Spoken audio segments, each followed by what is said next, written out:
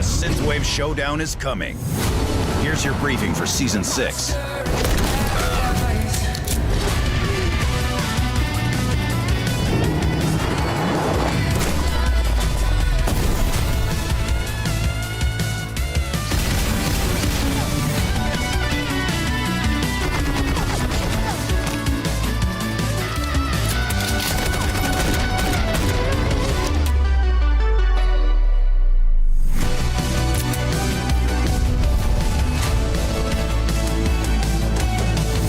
Time to suit up for Synthwave Showdown.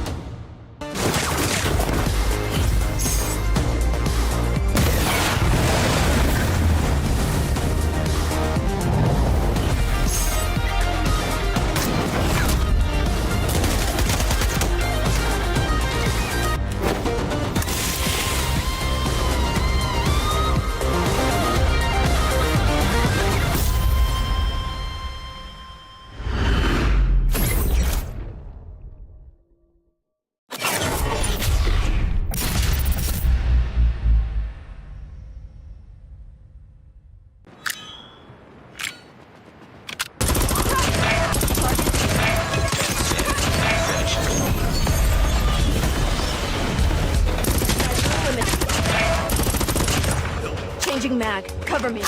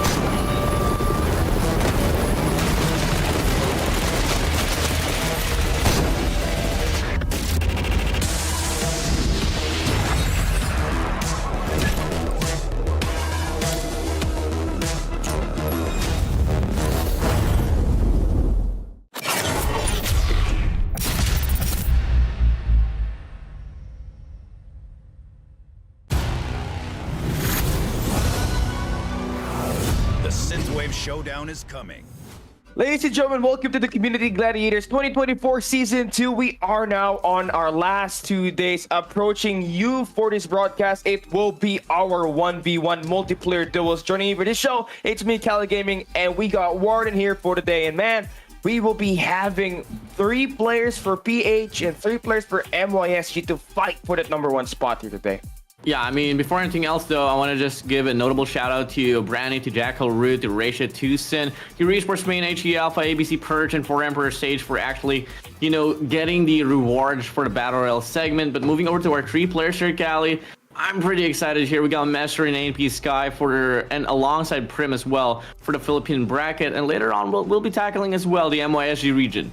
Yeah, I agreed with you on that one, right? Also, there's going to be a lot of notable names that we managed to be here, right? For this MP duel that we got, they had to go through a qualifier just to be here. That means they had to go through grueling days just to be here. And yeah, only 3 teams remaining here. We got ANP, Sky, and Messer fighting today off the start. And Sky is one of those players in the community scene that has been participating in a lot of sniper tournaments. And he's here today trying to make something for himself at the community level.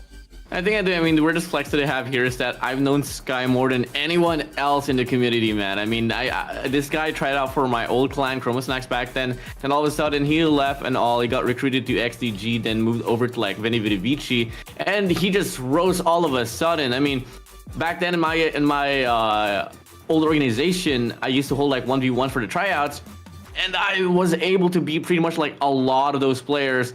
One of the only players that was able to take me down was Sky, and guess what? He turned into this 1v1 god, specifically for the sniper category here, though. So, hey, this 1v1 tournament that we have here for this Community Gladiators is not just restricted to snipers. You can open up SMGs, shotguns, LMGs, even melees. Yeah. So this is going to be adding more depth into the mixture for these 1v1s. I want to see that melee round that we're going to have, right? I feel like there's going to be a lot more hype with that, with the spare or the prize fighter that you want to choose, right? You can also take the Kali sticks, which is not my sticks, but it is going to be useful for us to have those curveball rounds that might just potentially be a way for you to capsize the momentum to carry over your side, or to just mess around the rhythm there for a little bit. And then we're going to be giving you guys a lot of that action here for today, so don't you dare miss it. We got 3 games for Philippines in this 1v1 multiplayer duel. We got 3 games as well for MYSG, and yeah, this is going to be a great day for us to have. Yeah, I'm pretty excited here. I mean, we did talk about Sky. Let's talk about Master, which is his opposition here. Looking like during the qualifier, sure, Cali, he was able to go up against Curves and JSAS. But the big comparison that between Master and Sky has is that Sky hasn't dropped the game, not just yet. It only has been Master dropping 2-1s for, the round number 1 to round number 2, all the way down to the semifinals. I agree with you on that, right? Before we start our multiplayer duels here, let's just give everybody, a roll to call to the 2. Like, what? What is it all about? He's like, it's a mixture of a Cordite and a Type 25, hence the BP50.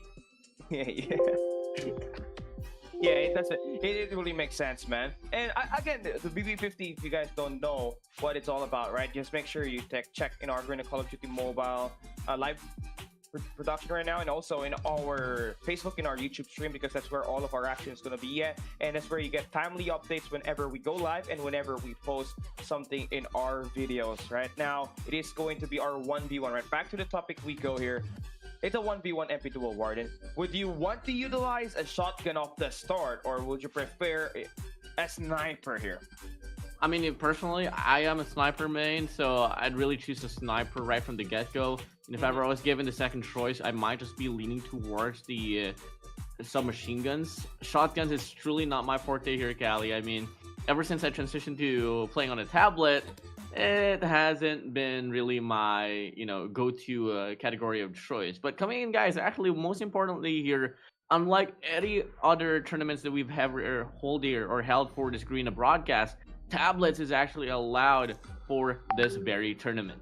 It's nice to have everybody just have an opportunity to play, right? And here at Community Gladiators, we want to be able to give everyone a chance to play and compete at a great level. And in this community tournament, right, we have 4 game modes that we were able to play. On the first 2 days, we had the solo battle royale for MYSG and PH. We got the squads yesterday, duking it out, and it was tons of pilots that we were able to really create, especially the Philippines and the MYSG region. Both had their own personality, and they were able to give us so much of those highlights yesterday that is making us want more of that action. This time at the multiplayer level, a 1v1 where you get to pick a gun roll before you start to play in a match where you have to win a lot of times, right? You can pick either an AR, a sniper. You gotta pick maybe a shotgun. For me, though, I'd rather pick a melee as well as the rockets, man. I want the FHJ, I want the SMRS. So if ever you're going to try to utilize those, you know, it's going to be 50-50, Warden. Yeah, it's gonna be the L. It's not gonna be like the L typical like 1v1s where one category gets forced out throughout the whole game. First 20 snipers in the midst of you actually winning the respective map. You really have to find the means to change the category and try to fit it to your playstyle. And for once as well, we got to see like a melee be forced out, and that was pretty funny. And it goes to show as well that you really got to prepare what kind of melee you want to use, because if you want to like dabble around like the prize fighter, the spear, the Cali sticks, they have their own respective personalities here, Cali. So you really got to prepare for it big time. Moving over now to the maps that will be played here for this first series here, Cali. It's going to be docks because we did get to see that already in the intermission. Moving over to match 2, it is going to be stacks, and if ever it is necessary for us to reach the end of the line, that is going to be king for the decider of it all. Yeah, they ban out the most classic maps that we got here when it comes to playing MP 1v1s, right? So you're going to enter docks again, which is going to be more of a vertical, a very very horizontal map. So you're just gonna have to make sure that you hold down a lot of head glitches on that map. And I think this is where snipers really come into play. I don't really like it to be a shotgun map because there's a lot of nooks and crannies here where you can hide out and just try to play surprise and gank your enemies. So I feel like it's all going down to camping in this map number 1 here, Warden. Yeah, and I think exactly the polar opposite on the match too. But as soon as we add trade as well to King, Dox and King shows a pretty similar nature in regards to how to play this. I mean, if you take a look at like King or Dox, I mean, it seems to be more symmetrical than how it has been going for the side of stacks. But at the same time, it is what it is. I mean, I've been able to see a lot of these players play on these respective maps already, and there's like a lot of those community tournaments that's actually expanding their growth in the 1v1 scene. So hey, I know for a fact AMP Sky is more than ready to put up the fight. Unfortunately, in regards to like TNC Mesor, I don't really have much to say about him. I just want him to prove himself up against AMP Sky because we all know what Sky is capable of. So we conducted an interview as well on these players, right? AMP Sky, his favorite sniper player is going to be Nian. And obviously for Messer, it's not a sniper that he idolizes in the pro scene. It turns out to be Mihawk from Galoris in the South American region, where he's not more of a long-range player. He's a savvy SMG AR type of player. So there's going to be some key differences in terms of the idols of these players, and there's going to be key similarities on the playstyle that might just be able to add into the play in this 1v1 MP duel. You got Sky there, a very renowned sniper, and Messer potentially going to be an SMG or an AR god. Once they clash on this docks map, it's going to be a battle of playstyle. Long range versus close range might just be the thing that that's going to be determining what's going to come out on top here, man.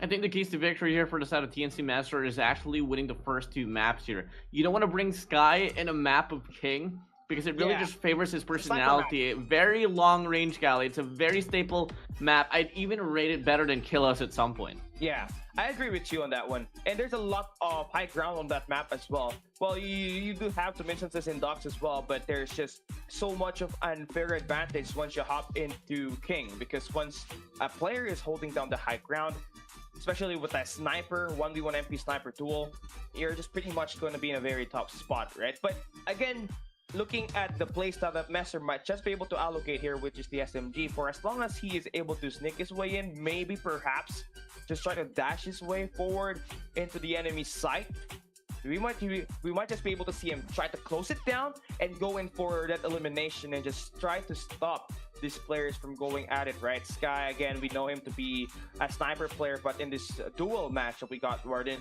you gotta pick a gun roll per round itself. So you gotta be able to be savvy with it if you're gonna be Sky.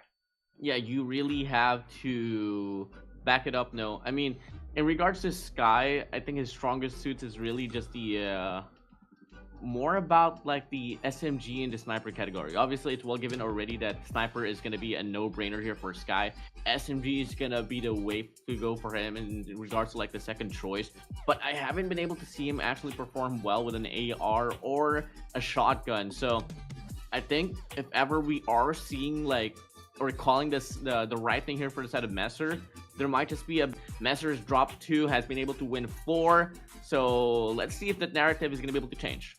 I mean, Sky is going to be the clear favorite here just by looking at the statistics you just mentioned. And Oh yeah. yeah, Sky is definitely an insane kind of player, right? I mean, he's very known in the community, but he's just fairly unscathed in this community tournament that we got here in Gladiator Season 2. And yeah, it's just all about finding that right rhythm for him.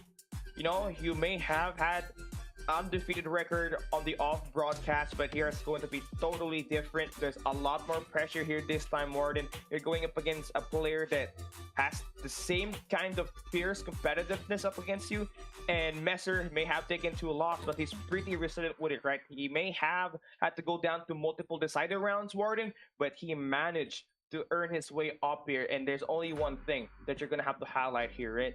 It's going to be a third map that will be involved if ever we're gonna see this team clash right now. You want to know a fun fact? Sky was actually a former teammate of one of the players of Elevate right now. I mean, he used to play with Chloe actually in the early stage of the competitive scene as well. What team was this? I'm trying to recall right now. For Low Kings? No, it wasn't Low King. Sky was, in the topic for Low Kings back then because we were in the search of like looking for our placement for Ryukich back then, and I think Sky did try out, but it didn't really fit into the needs as well because one thing about Sky is that he is a search and destroy specialist, and when we were like looking for our replacement, if you look at Luffy, you would know why Luffy got chosen over by Sky because Luffy plays hardpoint, and that's the most important part for us. With you on that one, right? And that's the same thing that's been running around ever since the build-up for M4 20 Low Kings, from just being community kings, by the way, and becoming the kings of Garena themselves. MSP is such a huge thing to really talk about here. Hardpoint has been one of their main thing, although their S&D is quite shaky in there. It's just the response is on a different level with Coach Olea in there, right? And judging by that storyline right there, Warden, you can clearly tell the narrative is going to favor Sky. And I feel like everybody's going to try to root for him, right? But never underestimate an underdog here in Messer. He's not going to be a guy you want to mess around. And obviously, if you have Mihawk as your favorite player, that's very specific, by the way. There's only a couple of players that idolizes Mihawk from South America. You could have taken PJ, you could have taken Anzai from China for Team Wolves, or you could have even taken someone from India in Trunks, but you pick someone all the way to the western portion of the world in Mihawk, who I believe is heavily underrated, Warden. I feel like he's going to be able to show what he does have here in play. He may not have like the same profile as your boy Sky, but if there's one thing, it's about proving himself here in the Community Gladiators Season 2. As we take a look at our tournament format here, see our schedule. We're already done with June 27 and 28. Our solo battle royale and squad battle royale has already concluded with our winners earning the 100,000 COD points prize pool. Today we are in the multiplayer side. We are playing the 1v1 MP that you guys have been catching on. We are telling the narrative between Sky and Messer, and that's going to be the first match here for the day. On June 30, tomorrow, on our final day, we got our 5v5 search and destroy. This is going to be the main event, honestly, for me. You got the team in EA Thanatos in there, who is one of the rising community teams this year. So that speaks a lot on how much they're trying to earn it up, right? They want a piece of our prize pool. 200,000 COD points on the line here. And on the multiplayer mode, they get that 100,000 COD points. Specifically, on the 1v1 MP duel, we got 20,000 COD points to be distributed from the MYSG and the PH champion. and its second place players. On the total 5v5 S&D prize pool, we got 80k COD points with 24,000 COD points to be given to the champion on the MYSG and the PH region itself, Warden. I mean, all I can say is think about how much battle passes you can buy with those CPs, Gally. No, And man, I did actually the calculations. It's 654, assuming it's all. so you thought about it. I mean, I about can't blame you because we did, try to like put up the intention as well that what if we try to qualify for Community Gladiators?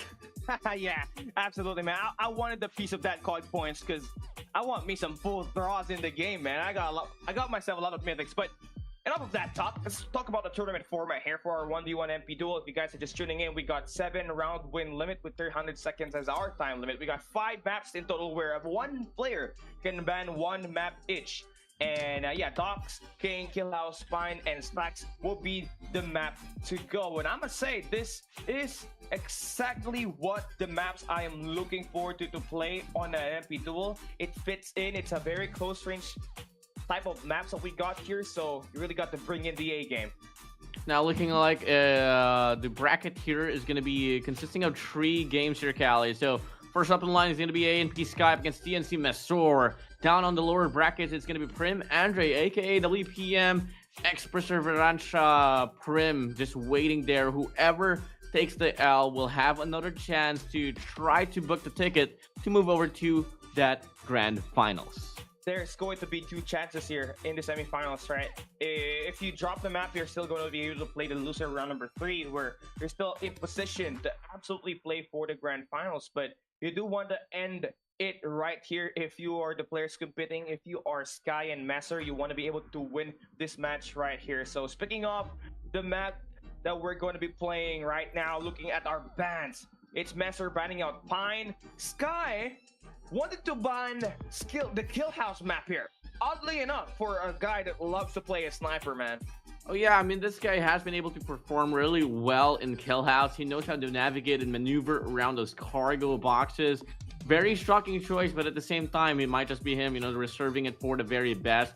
We don't exactly know. We don't know any narratives. We don't exactly know what kind of mindsets are they going to be offering here. But I'm loving the fact that Killhouse is going to get forced away because we get granted with a different nature of this very map pool that we have here, Callie. I agree with you on that. And Docs is something that we've had back in the Call of Duty Fall Invitational Sniper Challenge, where we had our King of Sniper Whoopi try to play that map as well. They played very well on it. So let's see, how will the community take it on? We got our first kill already done. Looks like we got the sniper to start it all off. Sky is going to have the full advantage on this. He is the better sniper in this 1v1 match. Already building the first blood. Yeah, finding one. The first connection there was coming from the L car. Come again, utils could be possibly be used here, and now looking like Mesor actually is going to be on a CX-9. So the goal here for the side of Mesor right now is just close out the distance and make sure that Sky won't be into his comfort zone. There is definitely, a serious narrative around here. Sky being that more of a sniper player than Messer with the SMG type, just like this idol has, right? Mihawk is going to be an SMG god, but Sky holding on the high ground here.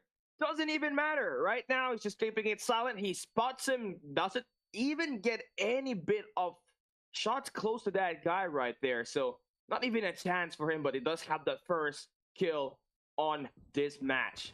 This is why I absolutely hate playing against Sky, man. This guy doesn't stop moving at all. Messer is trying to find the means to hop up possibly and get a better angle off this engagement, but if you give him that open shot, Sky is not going to fail to convert, and he finds 2 in a row to start off this game. Hey, Master, you're going to have to think this one through. You still got 3 live counts here, right? Got to take care of it moving forward. It's just all about chaining it. You're currently down below. Just got to be able to take down Sky, but easier said than done. Mr. Sky, a.k.a. Anya on his PFP. Just having full map control. If you're Master, just want to have the high ground here, but those cylinders to be top. Now he brings out his own weapon, giving Sky his own dose of the medicine. That's going to be the Tundra now being brought out by Messer. Can he go for a 2-piece? Get this thing done. Let's go. We're just about to find out. And the magic wand is out here. Messer, if you can, take him away off that SMG. Use the same force as well. And now, it's going to be a battle between the snipers. 2 more to go to find an equalizer. You hop up, he finds the hit marker. Sky's gonna be pulling away, ensuring that there's no confirmation at all off that L-car. And that is gonna be a big call here for Sky. And looking like he is successfully pulling off this reset. Still gonna be retaining this top side. And he's gonna be able to find another one. Quick shot there on the Humvee. One last shot to connect to win this round. I'm not sure why Messer is just skipping himself down below. He should be contesting Sky up top. That's how you work in this Tops map. You control the high ground, you win the game because it leaves you with the axes on the left and the right side of the map. Now, for round 2, it's going to be shotguns, close range fights. Let's see how can Messer mess around with Sky and take this round win here. Come again, I made a call already that shotguns is really not the forte here for the side of Sky, but looking like he is going to be using that HSO 405 to have the best range out of every shotguns out there. For the secondary, that is going to be the L-car, but the nade flies through for the side of Messer. And that is going to be scoring the first blood here. Now, all Messer has to do, retain the top side of the map, and only till then, he might be able to build up this momentum, but he decides to drop down. It's just going to be tough for him right now. It's going to be an equal field here. He's just trying to land those HSO 405, but right now, it's just going to be Sky going in for the aggression. Hits that guy down to the ground, and it's going to be equal. Yeah, all equal here. 1-1 we go. And looking like Messer here wants a challenge from the opposing side. All there on green. But Sky's going to be crawling here. Tacticalness. Something that you don't really get to see. But looking like he is just going to be playing passively here. After all, the pressure here is going to be on Messer. He did lose it first round. So he has to make the moves here. Looking like Sky heard him already peeking out. Find that little pixel, and he gets confirmation as well. First time connects, second will drop him down, and it's going to be 2-1 now. Sky takes back his lead. Nice shots for Sky. Now he continues to get that winning ways done here on this map, right? Just get the high ground. And Sky's just going to try to position himself in one of the tins here. Messer needs to get that smoke done as a somewhat, a distraction, but it doesn't even matter for Sky. He makes the right read over there, and now he's going to have a great chance at messing around on this map. But nice straight off with Messer taking down Sky, but still going to have to take care of him here. The L-Car 9 being utilized by Sky. Not exactly the weapon you want to have here. This is a shotgun battle, Warden. Sky's playing dirty. Yeah, shotgun who? I'm just going to use my... If I can't connect with the shotgun, I'll just commit with the L-Car. I mean... Hey, Callie. Still, it is allowed. So you got to do what you got to do to win. And now he's just going to be using this L-car for longer ranges. Use the nade to possibly pressure him outside. Pops it to the right. Makes him peek to the left. But he's not able to find a kill. But he is still getting a lot of connections off this L-car here, Callie. And you can tell Messer is frustrated. Yeah, and again, it's going to be tough to deal with this gunfight if you're a Master because you only have a shotgun. The L-Car 9 is the better mid-range weapon here, and it provides you so much of that damage over time. But you do have a one-shot, one-kill here, but if even that happens, Sky's gonna bring out the HS weapon, and now you're in trouble. You only got one life left here, and it's going to be a kill there for Sky. That's going to be 2-0 now. Our score is up to 4. So there's still a great chance for Messer to bring it on. Okay. We got the melee round. Let's get it started. Okay, it's the prize fighter. Up against what is the question? Looking like on the silhouette, it is going to be a spear. So, hey, boxing gloves up against a spear. On paper, Callie, who wins? It's going to be the spear for me, man. He got more range on that.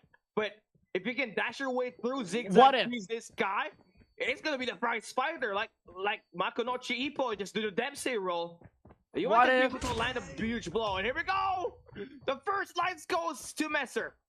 Okay, Callie, let's say you have a spear, but on the other side, the guy with the gloves is Manny Pacquiao. Who's gonna win?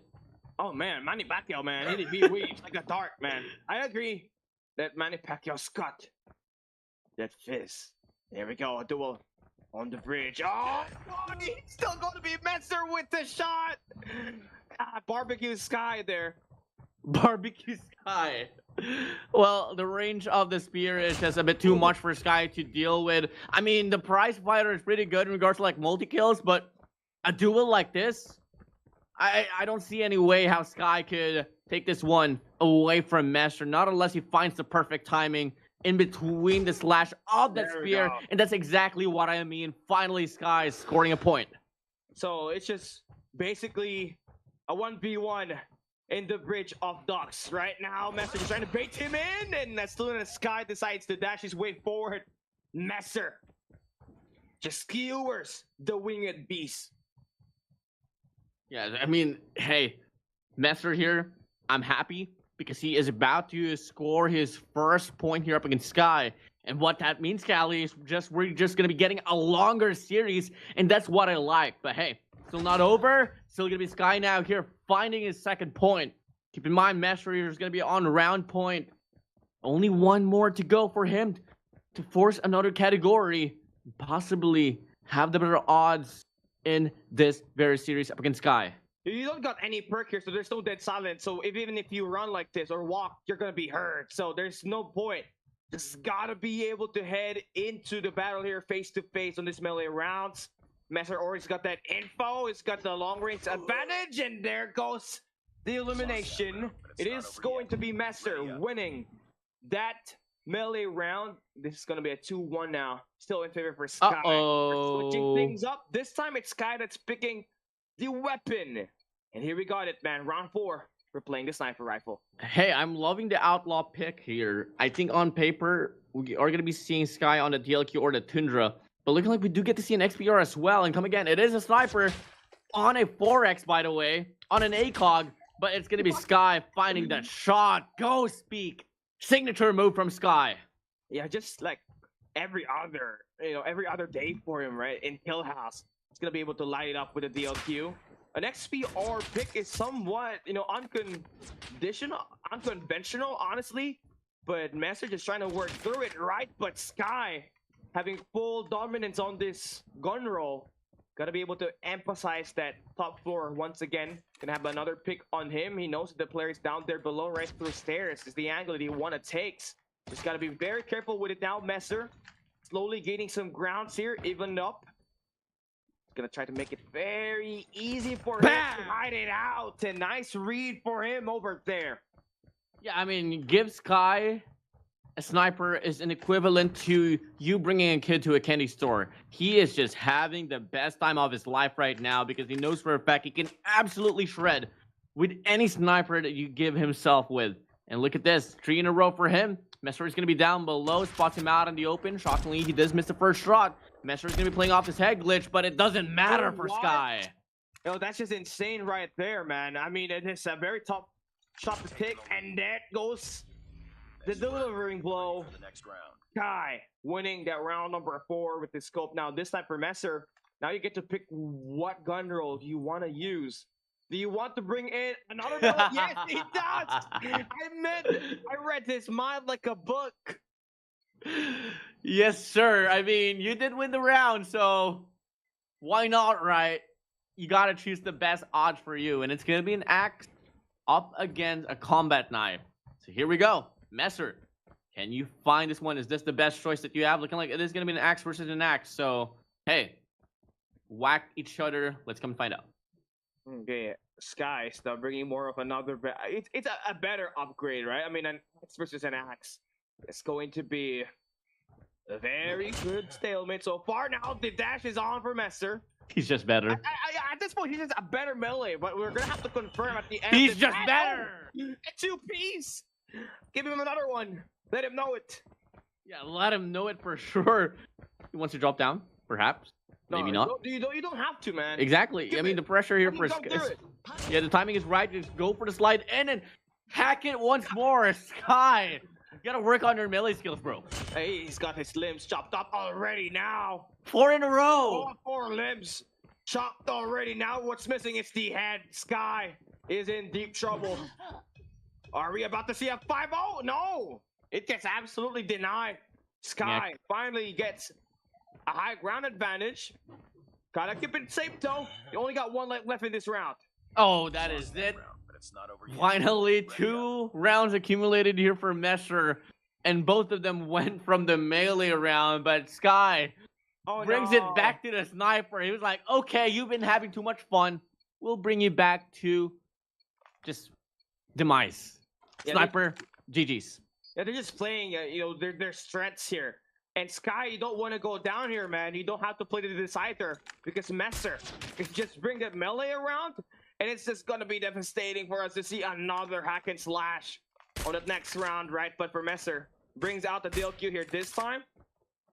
Sky's is going to have full mid presence right now through the bridge and just sliding in and out, missing all the shots like Killhouse. But Sky at the end gets it. I don't know if that was a body shot, but hey, Sky is going to be able to Reload. get the first kill, and now looking like he wants to change this one as well to a second, but both hit markers here, and Messer finds the kill as well. Okay, as we all thought that the sniper is going to get whipped out, it should be a goner here for Messer, but he is able to find an equalizer, and if I was Sky, you'd want to win this one here. You don't want to force another round because Messer's going to whip out the melee, and looking like he gets the call. He's mad, he's hungry, and he takes the lead right back. Yeah, he shot that body, man. That was clear. intentional. Yeah, Caught that in was 4K. clear. If you get body shot, somehow you get 100% boost in your accuracy. And Whoa! Messer, that's going to be through on the last two engage. After the body shot, he has won everything so far. Has the lead. Just a 1-point differential, not a lot. Now he's got the high ground. Sky evens it up with that shot. Switches the rounds there, Warden. That was the first spawn trap I've ever seen in this map right now. But can we see him find the chain? Looking like it's not going to be the case. One last kill here for Sky to advance to the grand finals. Can he do it? Looking like Messer is going to be down below. Sky knows exactly where he is. Can we find a shot down, or can Messer force another wave and get 2 in a row and force another round? Man, Sky, just hearing all those sounds down below. Bam! That angle, and that's going to be game said and done for map number 1. It is going to be a nice win there for Sky to dominate that, but still going to be a lot more chances for Messer to earn his way back up here. You did mention earlier, Warden, that Messer, all of his games had to go to a decider map, and that's going to be, I think, the personality on this one. Sky may have taken his map number 1, but he'll never be too sure. He has to close it out, though, win that map number 2, because Sky is just one map away and heading into the grand finals of the Community Gladiators 1v1 multiplayer duel. Yeah, I mean, we are going to be moving over now to stacks. Come again, the score line was going to be 2-4, but stacks is something that I and you has been able to talk about as well, that this could really favor the personality here for Messer. I mean, right from the start, we were able to see that the CX9 was brought out, and we know for a fact Messer really wants to force the, the close range gunfights there, especially the melee. It's literally close range, not even range at all, just heads up, face to face, punch each other. That's how Messer would love to play. He's gonna have to continue doing that and just need to find another gun that is going to be very beneficial for him to win a round, because we saw it there when Sky won the first round. We got brought into a shotgun round where Messer was the one that had to pick the round down roll, right? But it wasn't really the case for him. He lost that one because of the LCAR 9 being utilized there by Sky to give him a 2-round advantage off the start. But the melee round is already, I think, the better role for Messer if he does want to win this map number 2. Yeah, come again, guys. This is going to be a best of 3 here, so it's still going to take one more map here for Sky to advance to the grand finals. So we just got to wait and see if ever Sky can close it out. I mean, come again made a call that if ever Messer is going to be longing to actually win this very series, he has to win the first 2 maps. You don't want to bring Sky into the map of King because he is absolutely balling in this very map. A quick recap as well in regards to the ban. Messer took away Pine. Shockingly enough, Sky took away Killhouse, and we do get granted with Dog, Stacks, and King. Just trying to, keep his opponents playing in a different field means that he's going to have the upper hand here. And I think we saw that with that sniper that he was utilizing earlier. There was no chance for even a player like Messer to reach that 4 points on all the sniper rifle rounds that we got on that map number 1. So some things just really need to change here for him. If he cannot really win the sniper battle, he has to bring in the LCAR 9, get close to the opponent that he's fighting, man, because that's what Sky did up against him on the first 2 rounds. I mean, at some point, if ever Messer does just get I'm not encouraging this because I want to see a fair 1v1 between like snipers and shotgun. But if Mesford is going to be longing to try and win up against Sky on those snipers, just make sure you have an Elcar equipped probably, and just, you know, try to pull off an Elcar run on a sniper category, which is, you know, a bit of a dual edged sword type moment where, you know, things could go backfiring towards your way. I gotta agree with you on that. And not only that, right? If not, you can equip that Elcar 9, you use that in those close range engage. But I feel like there has to be a gun change here if we're on the sniper rifle. He has to change from a DLQ-33, which he was using earlier in map number 1, to a Tundra. The aim down sight speed is much faster for the Tundra this season, so it is just right for you to have something that has a faster aim down sight for you to be able to lock into your opponent as fast as you can. And it's got a nice bullet speed as well compared to a DLQ-33, which is bounces off, right? So it's just a matter of changing it right now in this game. Here we go, map number 1. Yeah, it's gonna be the first round here is gonna be a decider as well, and who's gonna be able to pick off the momentum, and Mesor won't even stand a chance trying to hop up, but Sky finds a clean head shaved down to the ground. And this is what I'm talking about, right? Just trying to utilize your close range fights if you're Messer. You have lost that long range, so now you're just gonna have to win with your winning ways. Their keys to victory, just get close up against Sky, put them into a bit of a pickle, and unfortunately they're in a gunfight. Sky brought down the Elcar 9. Messer just lost that gunfight, but there's still a lot of lives here to go away. But I mean, you're just playing right through Sky's keys to victory. If you're Messer, cannot afford to leave yourself out wide in the open. Gotta be sneaky on this one. Yeah, would you take a look at that? That reach out there from the side of Sky is just so quick to deal with. Come again, he spots him down. This is what he is notable for, is really those ghost peaks. Not really the Elcar, but he knows for a fact he has to whip it out. The spear is out here for Messer, and Sky is gonna go for a stare down. Wow. Later, he'll go for the body shot, man, if he does have more of this lead. But Sky, he can end this one quick, right? If he does manage to get this, it's going to be huge for him to go up 1-0 here. Keep that pressure onto Messer, who's just been losing so much of the round starting at map number 1. The CX line is one of those greater weapons in this update. Has a fast fire rate on the SMG department, and definitely can bring in the heat. But on this long range, Sky can just beat you down, especially in the angle he's got right now. Yeah, and that is going to be it. First round here is going to go to the way of Sky. Now let us see what is going to be the respondent here for a set of Messer. Looking like he wants launchers. What? Okay, here we go. This is what I was talking about, right? You can bring in the SMRS as well as the FHJ. Launchers. Yeah, Messer is just trying to mess around here. No pun intended. I'm not so certain if I've ever seen Sky use an FHJ or an SMRS all throughout my life. But hey, he is just gonna be crawling here, crouching. I don't think headshots is the way to go here, Sky. You really got to find a means to shoot the floor, perhaps, to have that AoE effect, and only till then you can inflict enough damage to get the kill. And looking like they want to go for direct shots. Yo, man, this is going to be in favor for Sky right now because he's got the high ground, right? Around Messer. This SMRS is not really a ground type weapon. So if you're down below, you're not really going to be able to hit any of the shots. So you need to be able to close that distance down. Sky taking his time, sees him, and yeah, shoots the floor. No chance whatsoever. It's time for Messer to take his time to get that kill. While Sky was on that reload, now it's going to be able to win the first round on this. The first kill in this round. I just love the way that Master is just choosing a melee, a launcher to cheese the hell out of Sky. And Sky is, I'm not sure if he's prepared for this. I'm not sure if he had any practice off those launchers, but looking like Master has, but he's just not putting himself into the right location to get those momentum. Come again, you need to have a lot more verticalities, but at the same time, they get tied up, they kill each other at the same time. Wow, this is what you want, right? Exactly with the SMRS, just trading blows. They're exactly on time on that one to get those 2 kills each. And Sky is the better mechanical player here, but Messer is the king of trolling around. Bringing out the MLA on the last map, this time the SMRS, the rocket launchers. On this round more specifically, now it's going to be able to just beat Sky down here. No. But he killed himself. Luckily, there's no points deducted to him. and an extra point added to Sky. And I think now he's gonna have a second look at this. Sky's got a proper setup there this time on the head glitch. They have a lot of rockets, is all I can say. I mean, they have unlimited rockets here, so we can stay here for quite a while here. 2 minutes and 40 seconds left. And again now.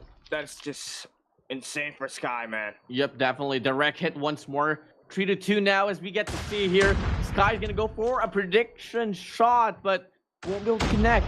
Come again, this is not where you want to be. If you are Sky, you'd want to get closer, probably on top of that bridgeway before anything else. But looking like he wants to go for another prediction. And this time it goes directly to the face of Mesor, and only 1 kill away to win another round off this very map of Stacks. Yeah, that's true, right? So now for Sky, it seems like he's just taking his time. He's just letting Messer guess where he is at. And man, this is where you start to overthink things, right? The longer it takes, the more you second guess. And for Messer, Sky hasn't made any move for the longest time now. And now he pops out of nowhere, goes in the SMRX. Now he gets killed exactly where he was seen. Nice shot there for Messer. Still needs 2 more kills to win this round and not let Sky get that 2-round lead advantage. 1 more to go here for him. Sky, you know for a fact where he is, and the AoE is more than enough to shut it down. Sky scores another point here on this very map, and he's gonna be halfway to go here to get this one through. What's gonna be the next weapon category here, Callie? I can't wait to see. It looking like it is gonna be the first submachine gun round that we'll be having for the series here, man. Yep. And this is for Master right now. This is gonna be your field. You got yourself an SMG now. You should be able to light things down. Sky has an MSMC. Core died now in for Master. Wow, this brings back so much memories. But honestly here, MSMC is the better close range gun. Core is more of a mid-type weapon. And honestly, now it's just all about trying to maintain the mid-map presence. Master, this is an SMG round. The rocket launcher was a thing in the past. So now you gotta dance, and that's gonna be a spray down. Master finally gets himself in the board. Yeah, I love the way that they are just going to be playing pretty classically here. I mean, you have a core dive, you have an MSMC. This MSMC here is going to be able to tag Master up quite a lot. Nearly halfway through. He's looking to dance around and try to make a push, but Sky gets the read. And looking like Sky wants to whip out the SMRs as well, but it's not going to be able to find anything at all. Yeah, that's going to be Sky now. Trying to spray it down. Almost killed Master. So now it's just going to be... Oh man, I feel like there's going to be some bad stuff happening here, man. So we're gonna be back in it to win it, right? Sky will maintain the dominance right there. There was a banned weapon that was utilized in the game, and man, if you utilize banned weapons, that means there's going to be, you know, punishments for that warden. Oh yeah, I mean, you don't want to use any contrabands all throughout any time of the series, and it's kind of unfortunate as well that it did happen already, especially with that we are currently at the semi-finals. You have been able to withstand every battle coming from round 1 to round 2, coming up to here, and then all of a sudden you use a contraband and everything just gets taken away from you.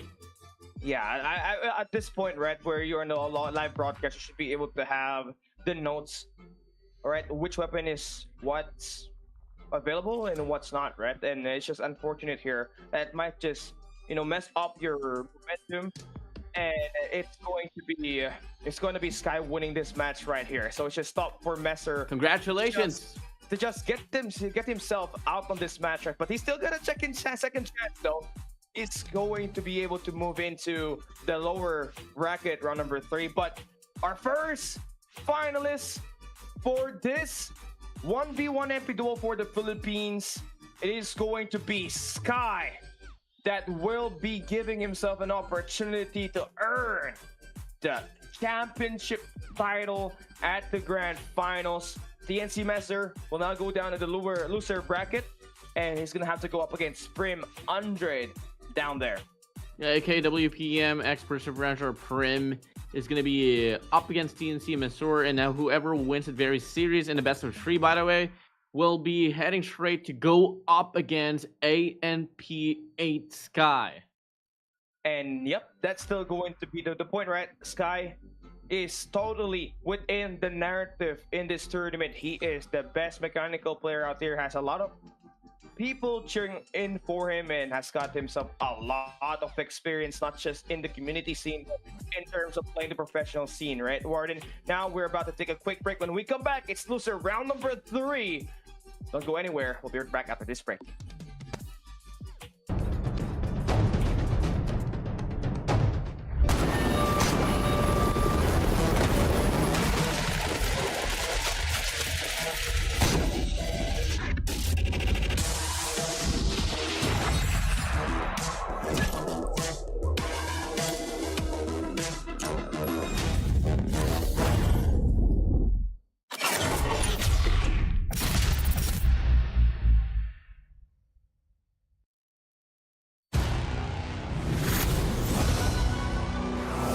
The Synthwave Showdown is coming. Here's your briefing for Season 6. Is going to be up against TNC Masur, and now whoever wins it very series in the best of 3, by the way, will be heading straight to go up against ANP8 Sky.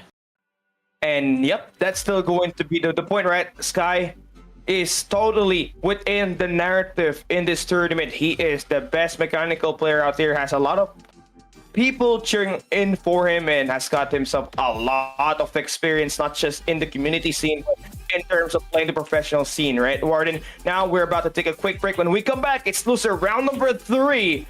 Don't go anywhere. We'll be right back after this break.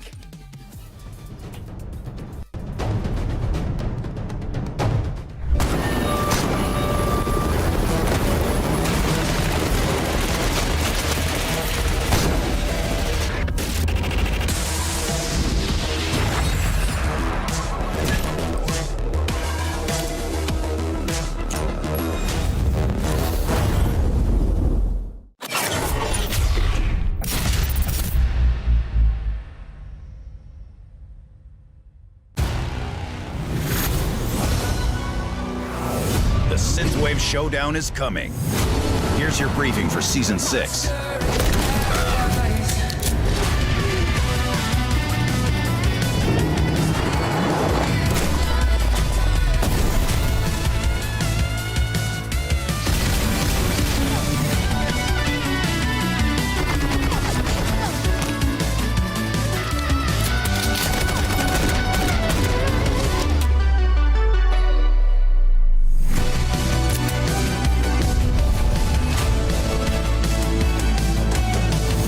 Time to suit up for Synthwave Showdown.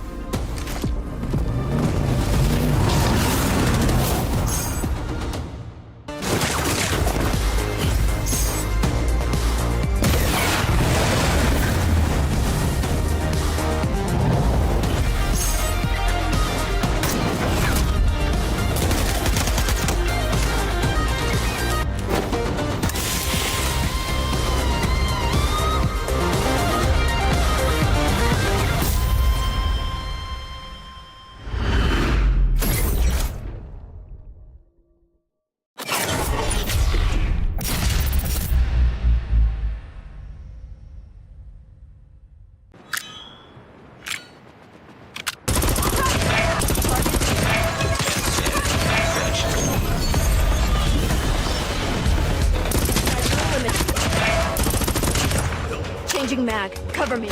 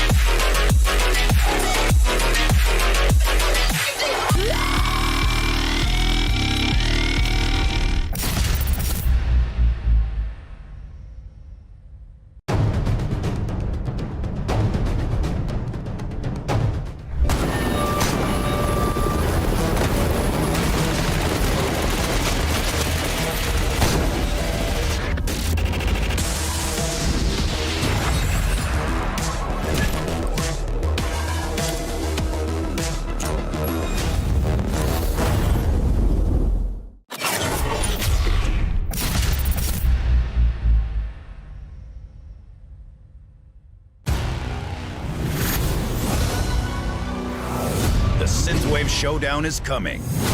Here's your briefing for Season 6.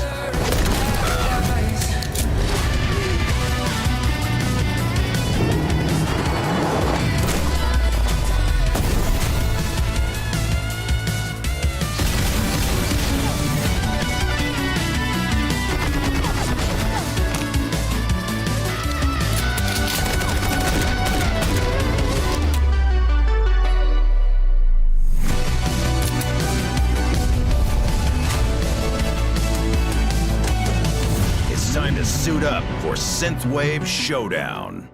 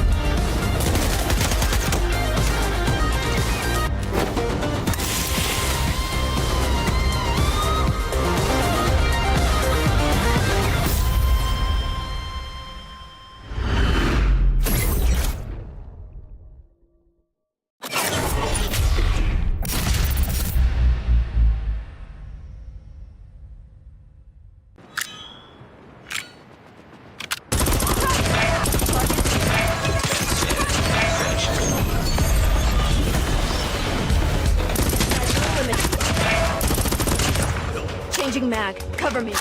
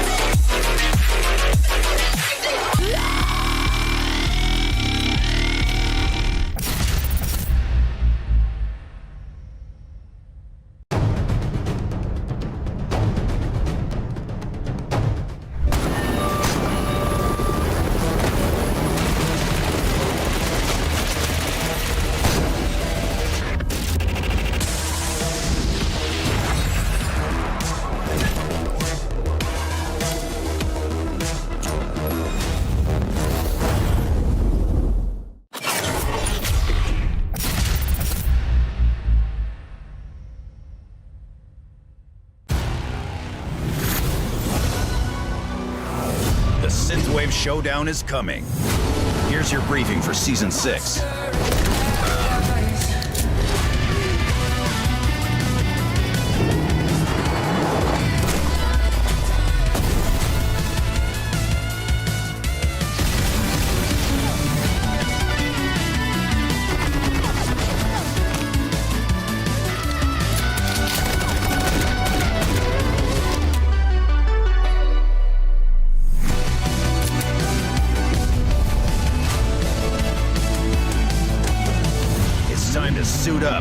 Synthwave Showdown.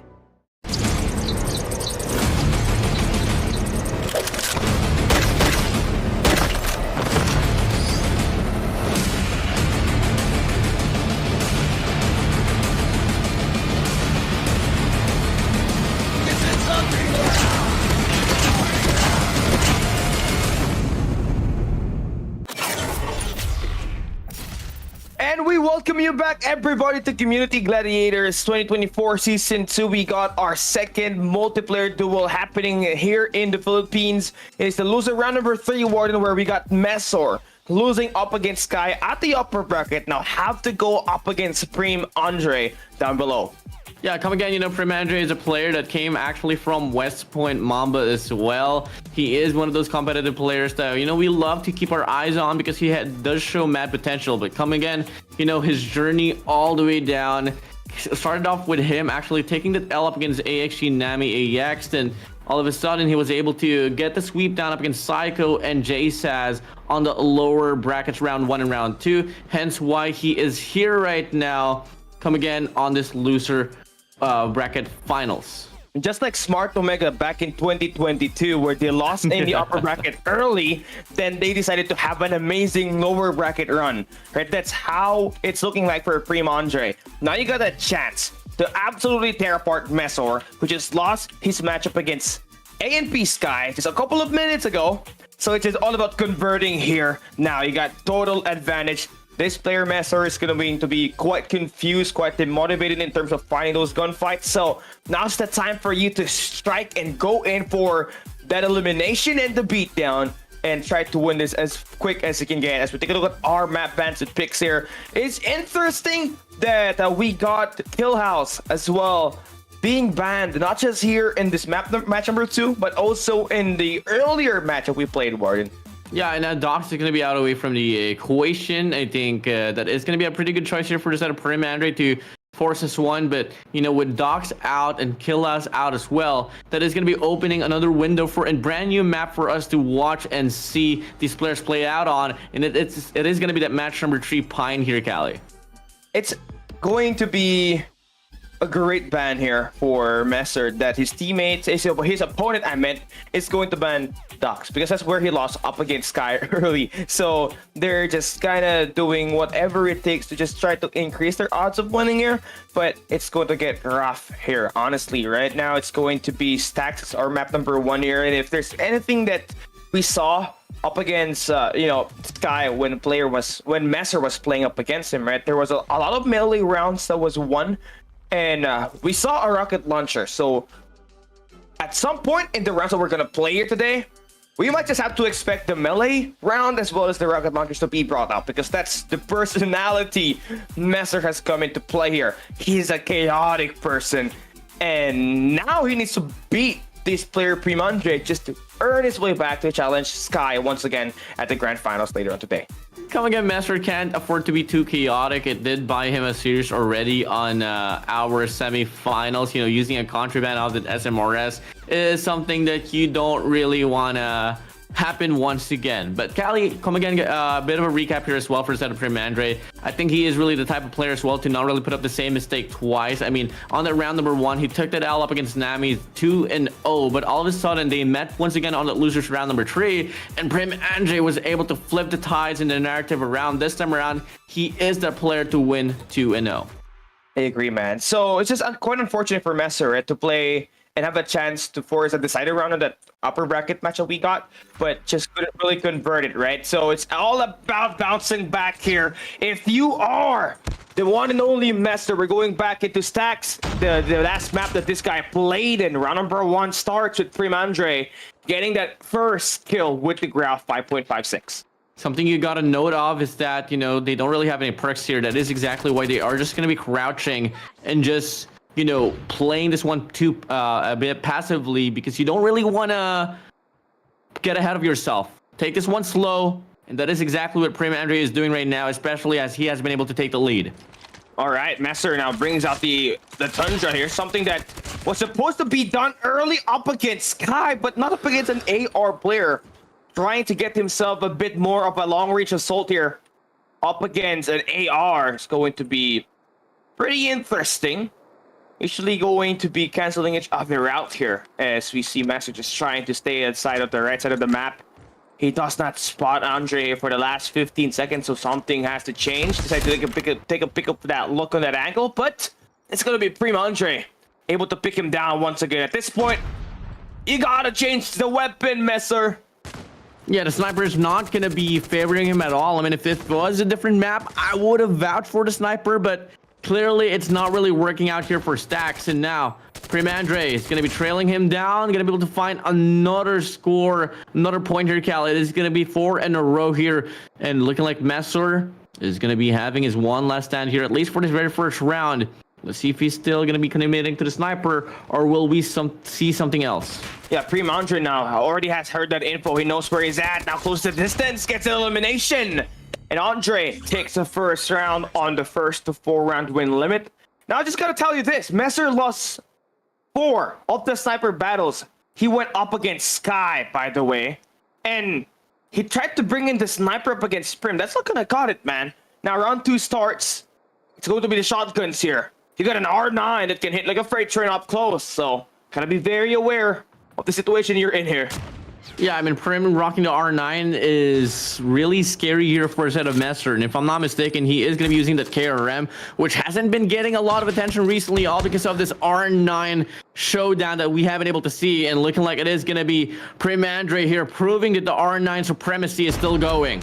Okay, Andre, he's just gonna get killed by the pistol. Okay, now Messer finally able to learn to what Sky did up against him. If you got range weapons, just try to utilize that just to close the distance down a little bit. Maybe put the other player back to their spawn and then you take that mid-map advantage. But Prim Andre, just too clean with the gunfights here so far. The R9 definitely is the heavy favored by the Western teams when it comes to playing on a 5v5 setting, while the Eastern teams loves to play that KRM, especially like the likes of PJ and Yopi from Elevate, right? So there's definitely a battle of concepts here. Now Messer finally gets to bring himself in the board with his first shotgun kill. Oh, and he's going to be able to find a chain as well. 2 in a row here for him. King of the hill for sure. Hey. He's able to find Prim Andre here. The concussion flies in, but Wow. it's still going to be able to go to the way of Messer. Only 1 more point here to score around on Stacks. He just swings it momentum to carry over inside, and there we go. That is going to be a sudden 5-kill output for Messer after losing the first gunfight. And now we move over to another round, round number 3 here, Callie. It is going to be a rifle here, ASM 10 for 1. Let's see what is going to be on the other side as we start things off here. This might just be favoring Prim Andre here, as we got to see earlier on the ground. He didn't really have any problems winning the gunfights. It's more of an AR player, right? But nice angle here for Messer to put himself in a nice spot to win the first gunfight. Now you're going to be able to read the spawns, get that kill onto Andre. Now he's on the other side, polar opposite. They're wrapping around. Now he's going to get some information, but it's just kind of too late on that rotation. Going to get red on by Prim Andre. ASM 10 battle here with Messer having a 1-point advantage. Oh, beautiful concussion, ensuring that Prim Andre won't be able to go anywhere at all, and he's going to be able to feed off that. And now we get to see Messer on the double point lead. 2 more to go for him to be able to win this round as well.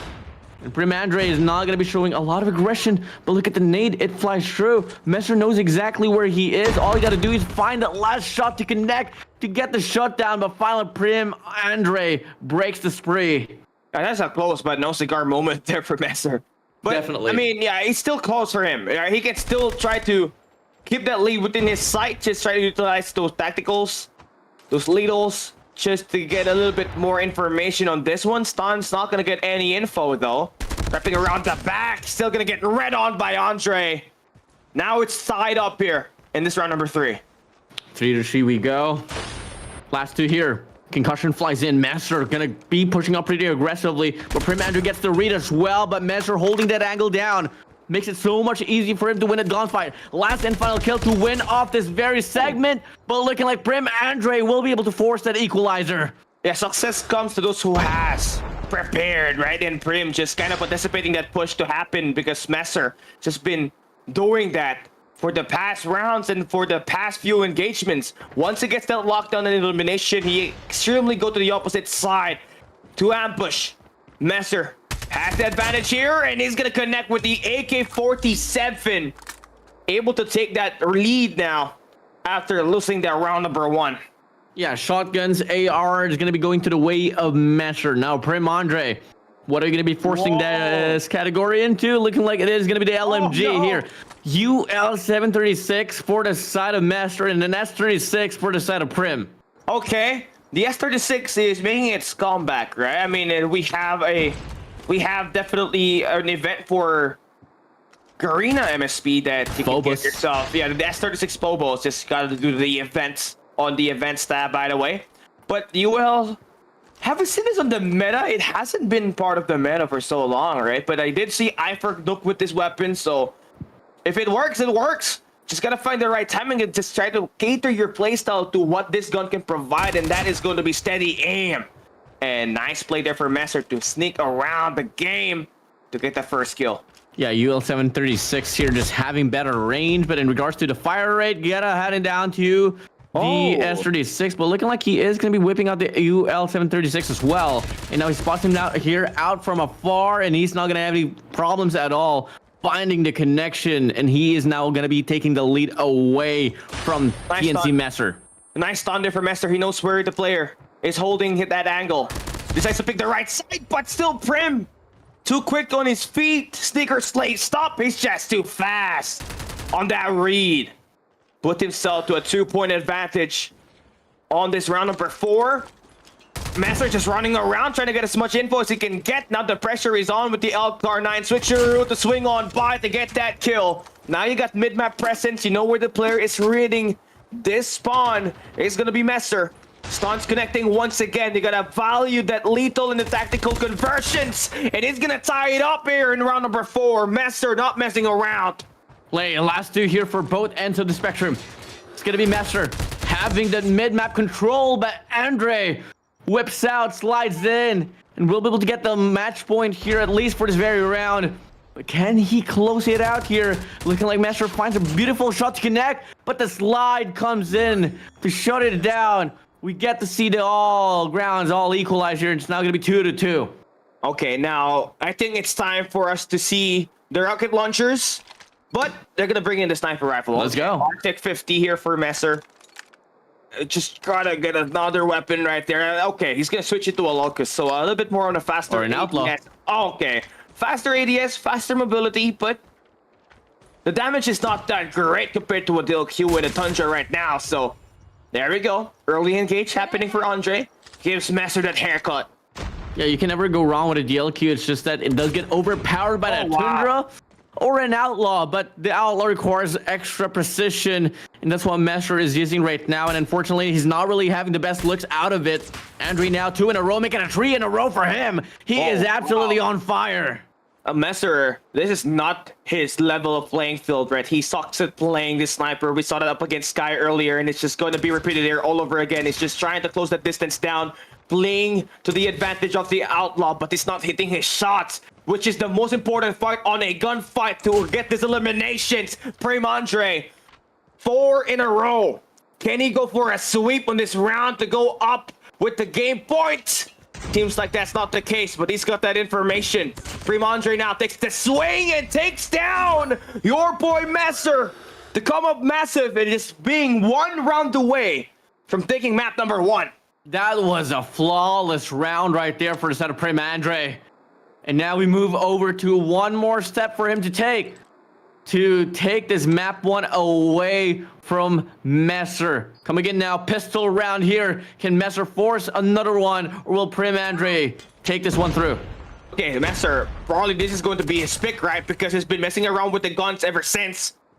But the J358, as for CBIT's recent buff, one of the highest mobility in terms of the pistol ranking department. So Prim is just gonna have a lot of damage in there too. Just have to connect 2 shots, Warden, just to take some eliminations there. And he won the first 2 engages, so that's gonna be huge for him. He knows where the spawn is at. Just gotta hit one more time. Yes, he does convert it. Yeah, I'm loving the build here for the set of Prim Andre. Look at how the recoil is reacting. absolutely non-existent at all. And now it's gonna be Master here trying to put up the same case, but Prim Andre is just going on a spree. 9 spree here for him. He hasn't gone down for a while, and looking like it's not gonna change at all. First map is gonna go to Prim Andre. You gotta be kidding me, man. Messer got swept on the last 2 engage, and that will be Prim Andre with 10 kills in a row before getting this win. What a sudden change of event. We thought Messer was going to be able to turn things around, but no. Prim Andre, he was just him on the last 2 rounds, Warden. I'm pretty excited now for the next map, as we're going to be heading straight towards King Galley. And come again, we have casted, some events in this very map of King, and this is a very symmetrical map. Offers good balance for either ends. It's really just all going to come down to these players. Are they going to be familiar on how to play this map? Most obviously they should be, as we are now talking about the last final few stages here to become the champions of this tournament. I agree with you. And again, for Messer, you're going up against a player that's been playing very well at the lower bracket after losing his upper bracket match. So he's got a Cinderella story running around right now in this duel. So you just gotta be able to keep it straight. You'll have lost your last 3 maps for today. Something's gonna change. Just get yourself away from a sniper on round number 1 and we're good. That might just be the problem here, right? Because whenever he plays on a sniper round, or when he plays with a sniper, more in generally, he just happens to fumble the bag.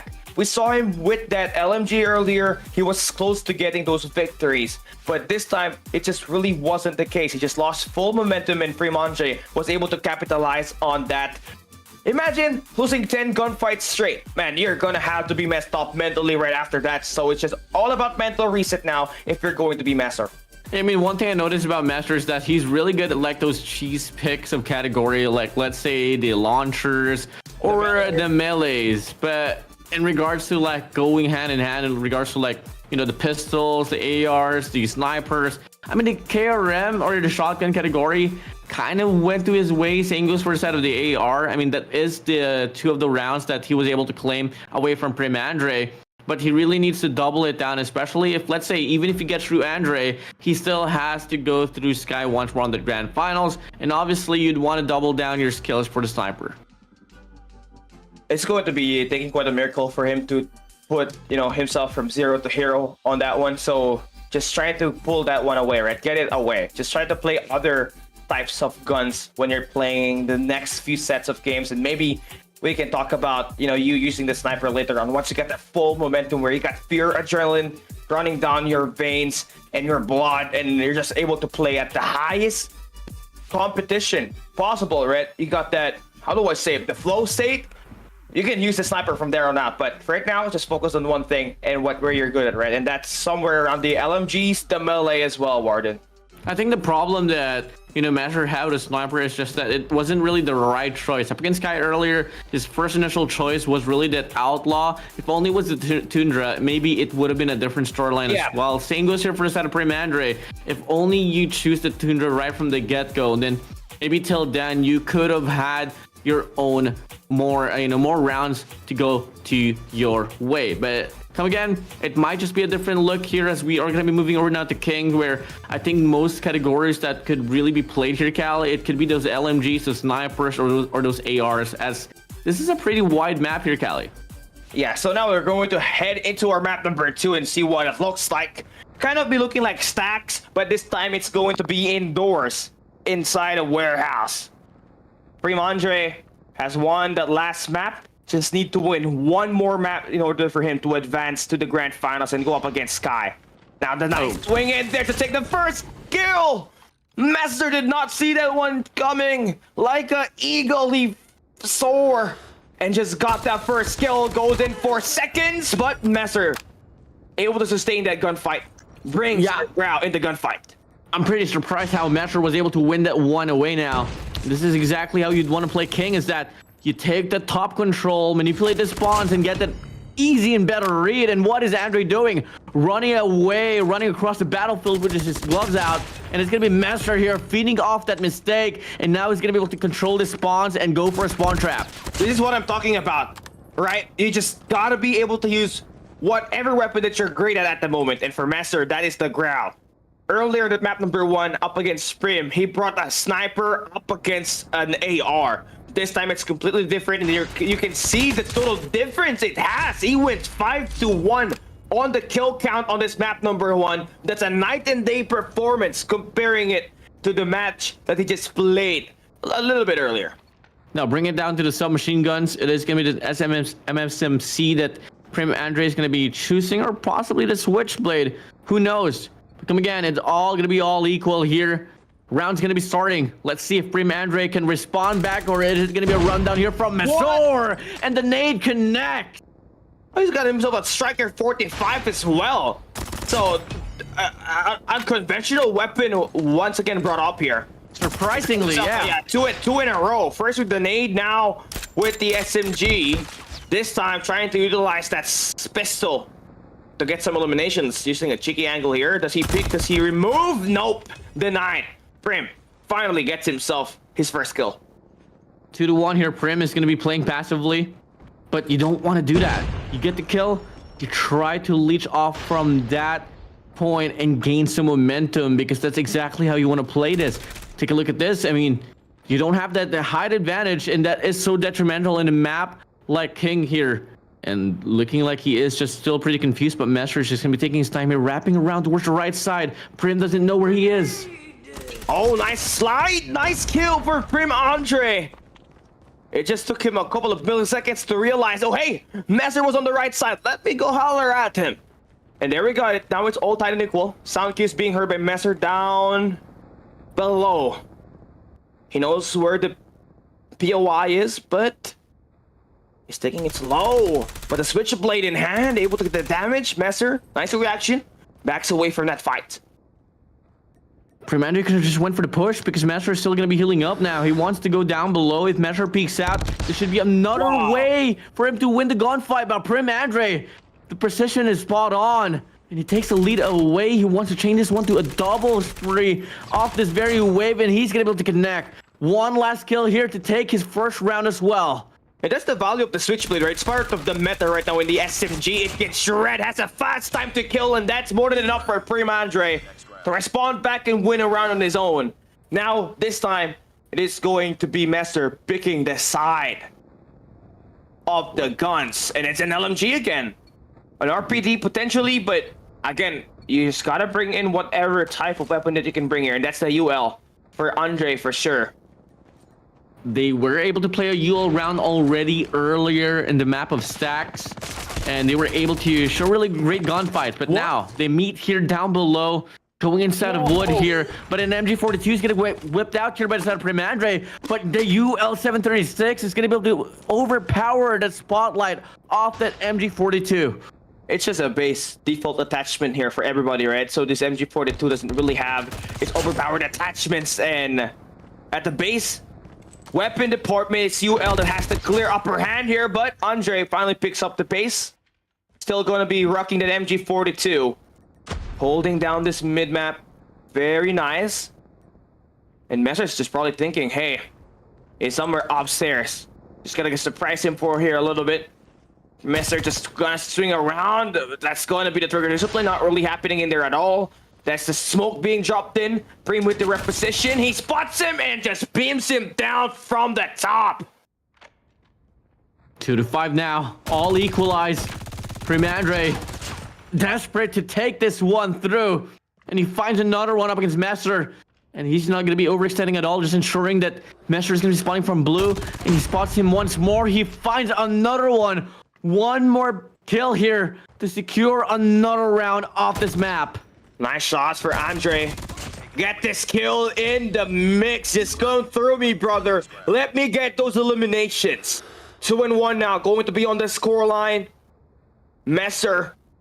He's still having it here today, man. Gotta turn things around on the weapon, and we're gonna be playing. That's gonna be the SMG here this time. Gotta be aware of the weapon choice here. Once again, Messer. You lose a map up against Sky because you were using a banned weapon. You're the side of Master. You would want to force Pine. You just don't want to go away like this. You've come so far. You want to have another chance, but Prim Andre has a different story to tell. He wants to book his tickets to that grand finals. Can he do it is the question here, and most probably he could, because he has the momentum, he has the odds, and he has the numbers on his side. A spawn Riddick, he knows where Messer is at, just going in for the throat, slicing, dicing through the mid-map and attacking Messer, soaring through Andre in a position to win another round. He converts for the third time to win this round number 4, and just one away from booking his ticket to the grand finals and earning himself a Cinderella story run, losing at the upper bracket, having to drop down. He has won all of his series. Now around the way, we go into a sniper rifle map round, and Messer needs to step up here. Messer drops the nade, will be able to find a connection. And he's going to be trying to roam around here. Just ring around Orosi for this time being. Come again, Messer, you'd want to prove the narrative wrong that you can perform with a sniper, and let alone get the first kill. Prim Andre now going to be on the trail. Off to a great start here is Messer. You know where the player is at? But again, the read and the faster ADS just dominates that gunfight right there for Andre. Immediately gets that information, then swing on it very fast, looking to try to hit the same angle and hitting the shots correctly. Grenade will be tossed on the opposite side, not gonna connect. Andre probably gonna hear all those noise, and is gonna get the read once again. 3 in a row for him. Yeah, this game is pretty much chalked here just by looking at the way that Prim Andre is playing this one. He has the confidence, he has the accuracy and the precision to close out the deal. But a bit of a dance here down below could come in here for the side of Messer. He needs to find a means to get the connection. He needs to get a kill here, but unfortunately he's failing. Both ends are failing, but at the end of the dance, it's gonna be Prim Andre only a kill away from securing the ticket to the grand finals. And he does it midair. A jump shot to end the game and book his ticket to the grand finals. Prim Andre has survived the lower bracket to finally win this and go up against A&P Sky for a chance to win the championship of the 1v1 MP duel. We got ourselves a match in this grand finals, Warden. A rematch here, a rerun at least here for Prim Andre on this upper bracket run, Callie. I mean, it's gonna take quite a lot to beat ANP Sky, but something what I like about here for Senator Prim Andre is that he is a very flexible player. He can rock the sniper, agreed. he can rock the AR, SMG, name it whatever you want. Same goes for the side of Sky. This grand finals that we have here for this Philippine bracket is bound to be pretty interesting here, Callie. I want to see this one forced to a decider round. That's all I can say, sir. right? I want to caster curse this. I don't want to see map number 2 grand finals. I want it to go down to the wire where every player is just trying to play with full adrenaline in there. And for Prim, he's definitely going to have a higher chances in just trying to earn this one through here. Coming off of a win, you were doing so well in your lower bracket runs. This is a Cinderella story in the making. You win this, you are going to take down a juggernaut in terms of playing mechanical gunfights in Sky, Warden. Yeah, most definitely, man. I mean, Prim Andre showed really good performance with the sniper, and for the longest time we've been asking as well on who is it gonna be that will be able to be on par in regards to like the sniper category up against Sky, and Prim Andre shows that he might just be on the run to take that spotlight. And looking at this gunfights right here that we saw, right, it is going to be Messer losing 4 maps straight. In today's broadcast, he was not really having it easy. He has to lose 1 map just because of, you know, a gun violation. So now he was brought down to the loser round number 3, where he had to go up against Prim and somewhat just really could not have what it takes to finish it out, win this map right here. And now we're heading into our finals. Another best of 3 with Sky and Prim Andre trying to fight for the championship title for the 1v1 MP duel for the Philippine region. You know, one thing I like about this 1v1 tournament format is that, you know, we get to see a lot of rounds per map, Callie. So you need to claim at least like 4 rounds before anything else, before you actually win this one true. And for most of it, we have been able to see it go back to back to back. And it's just a clear out ping pong battle. We don't exactly know who's going to be able to pull away, not until we get to see the very end. But yeah, Callie, before anything else, I want to hear your thoughts on this grand finals once more. It's going to be a very close match right here. Both are equally talented. Both are very savvy in terms of playing sniper. We saw that from Pre-Mountain. We saw that for Sky. I think it's all going down to a melee round, or a very clown game. Either a rocket launcher or a melee that will have to end the streak or the chances of this team, these players competing in this 1v1 MP Duel Grand Finals. Right now, we are getting into it right on the Grand Finals. It is going to be Sky up against Preem Andre. That will wrap it right after this break. Don't go anywhere. We'll see you after this break.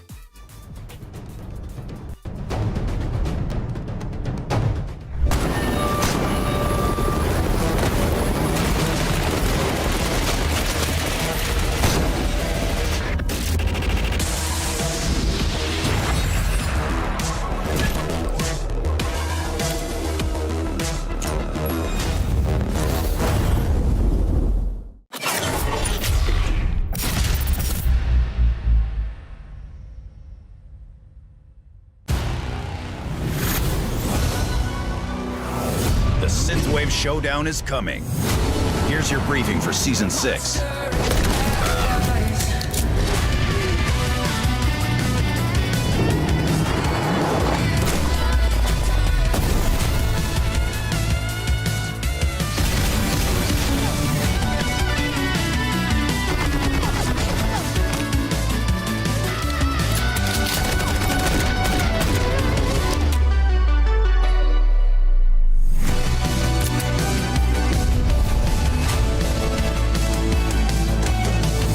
Time to suit up for Synthwave Showdown.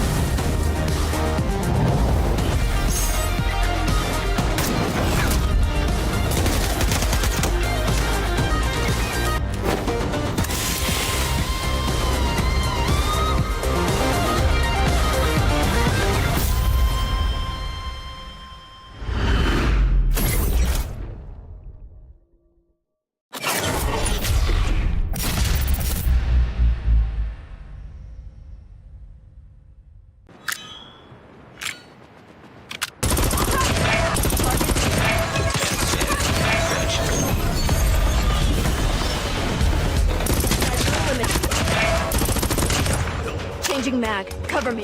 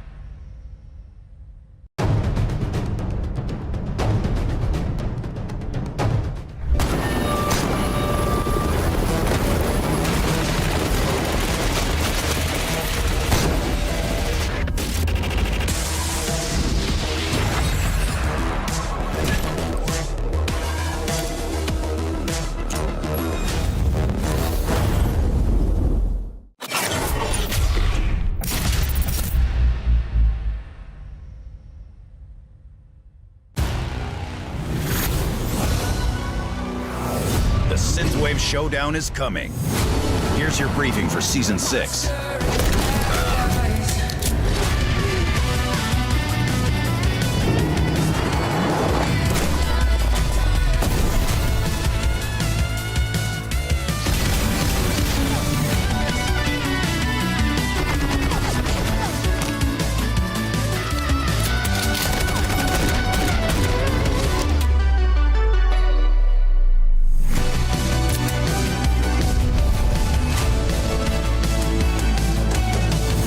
Time to suit up for Synthwave Showdown.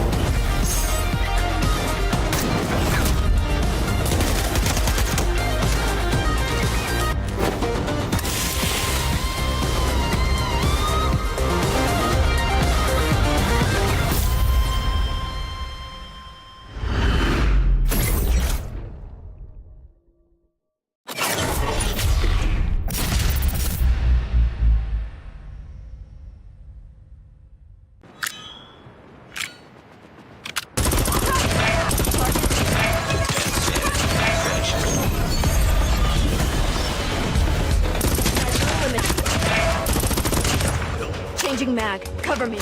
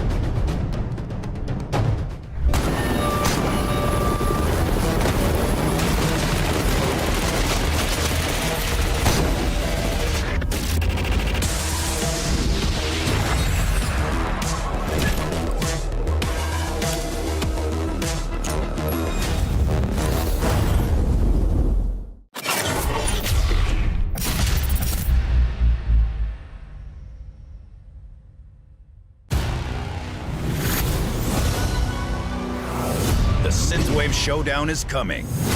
Here's your briefing for Season 6.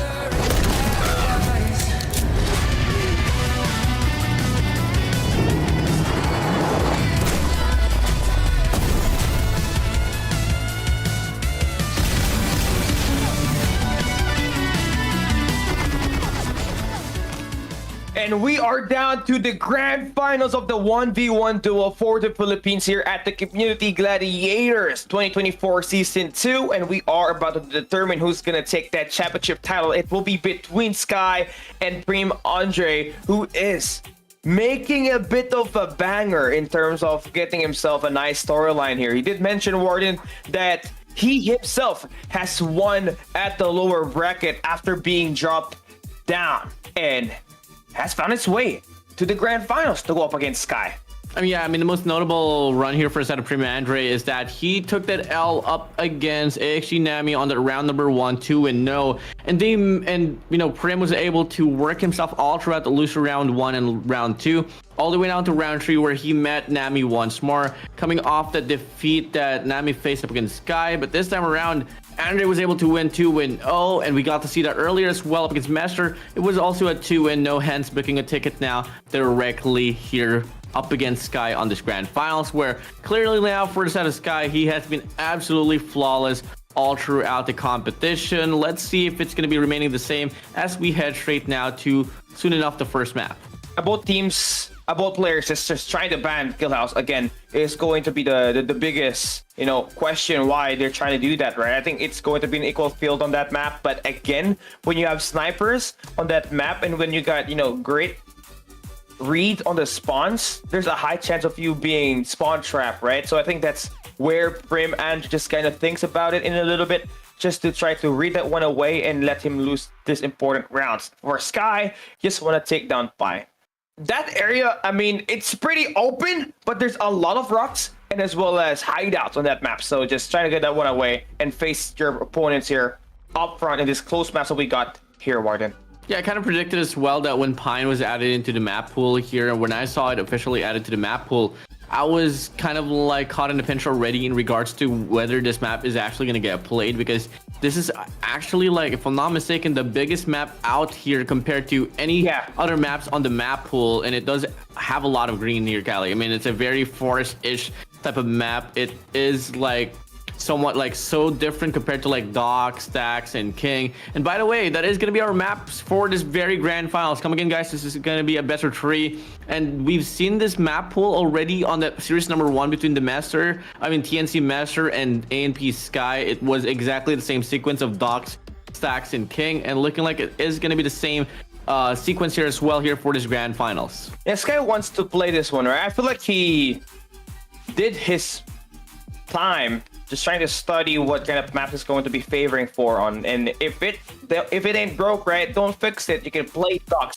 which is going to be a map where you took down Master and most likely other players at the qualifiers just to be here. You are in a position to win this grand finals right here, so let's see. Here we go. We'll be able to get that trophy home and be the champion. Sky dominant in the qualifiers, dominant in this broadcast, but today on this first engage up against Prim, he loses that, and now we got mid map for Andre. Oh, I love the way that Prim Andre just gets the read off the spawns as well, throws a concussion as well, and he knows exactly where he is. Look at this, he spots down another one, and so far this has been the most dominated that Sky has felt all throughout this tournament. 4 in a row for the side of Prim Andre. Yo, he's just feeling the pain of 5-0 potentially for Andre to open it up. What a way to enter the grand finals. Prim just had that mid map and just converted those spawn reads time and time again. Now we move to round 2 with Sky picking the sniper rifle. Yeah, Sky means business now as he whips at the LW3 Tundra. Same goes for the side of Prim Andre. A bit of a long-range engagement that could possibly happen here to get concussion fly through. Sky knows exactly where he is. Andre knows exactly the same thing as well, but Prim Andre finds the opener. All right, now it's just going to be a change of pace, right? Prim Andre has just got the read on Sky here so far, but now there's going to be some altercations done at the boathouse. That's going to be Sky now, able to get that mid-map, decides to take that read, that slide pick. And I mean, he may have or may have not get that info yet, but yeah, he's just trying to take his time here, which is what you definitely want. I mean, at some point my goal was up against Sky was that make it hard for Sky to win. Not exactly beat him, because you don't want to give him such momentum and confidence moving over to the next round. But if ever Prim Andre can win this one off, then it might just be a better look for him here on this grand finals as he finds a no-scope towards Sky. Down to the ground we go. He takes back the lead. He is now back on the driver's seat. Always just crouching, not letting the sound cue just be heard, but now... Nice toss up there. Not gonna get Sky. They're just going up nades here. No perfect medium rare. Hopping up on the Humvee. He has an angle right there. This guy's gonna go for that wide peak on top of the bridge. Is he gonna go for the drop down? Don't really have to do so. Ooh. But Prim Andre still finds a shot, and Sky was midair. Sky is the best sniper that we got in this competition, but Andre is just reading him like a book at this point. Now this light shell working there for Sky. Gets himself that mid-map presence once again. Does he have the spawn read here? The guy's spawning through vans. He should be able to get an idea on where the player is exactly at right now. Just utilizing the scope to his advantage, the high ground. Just picking and shooting, not really able to connect so far. Nade will be tossed out. That will force out Sky. Away from his position. Andre hops up. Nade will be tossed up. And that's going to be another conversion with the scope for Sky. Nice way to turn things up. Now it's going to be a tie game. All three in this round number 2. Now it's going to be this equalizer here. 3-5 for each end. Prim Andre has already made such a great fight. All he has to do now is gonna go for the closeout.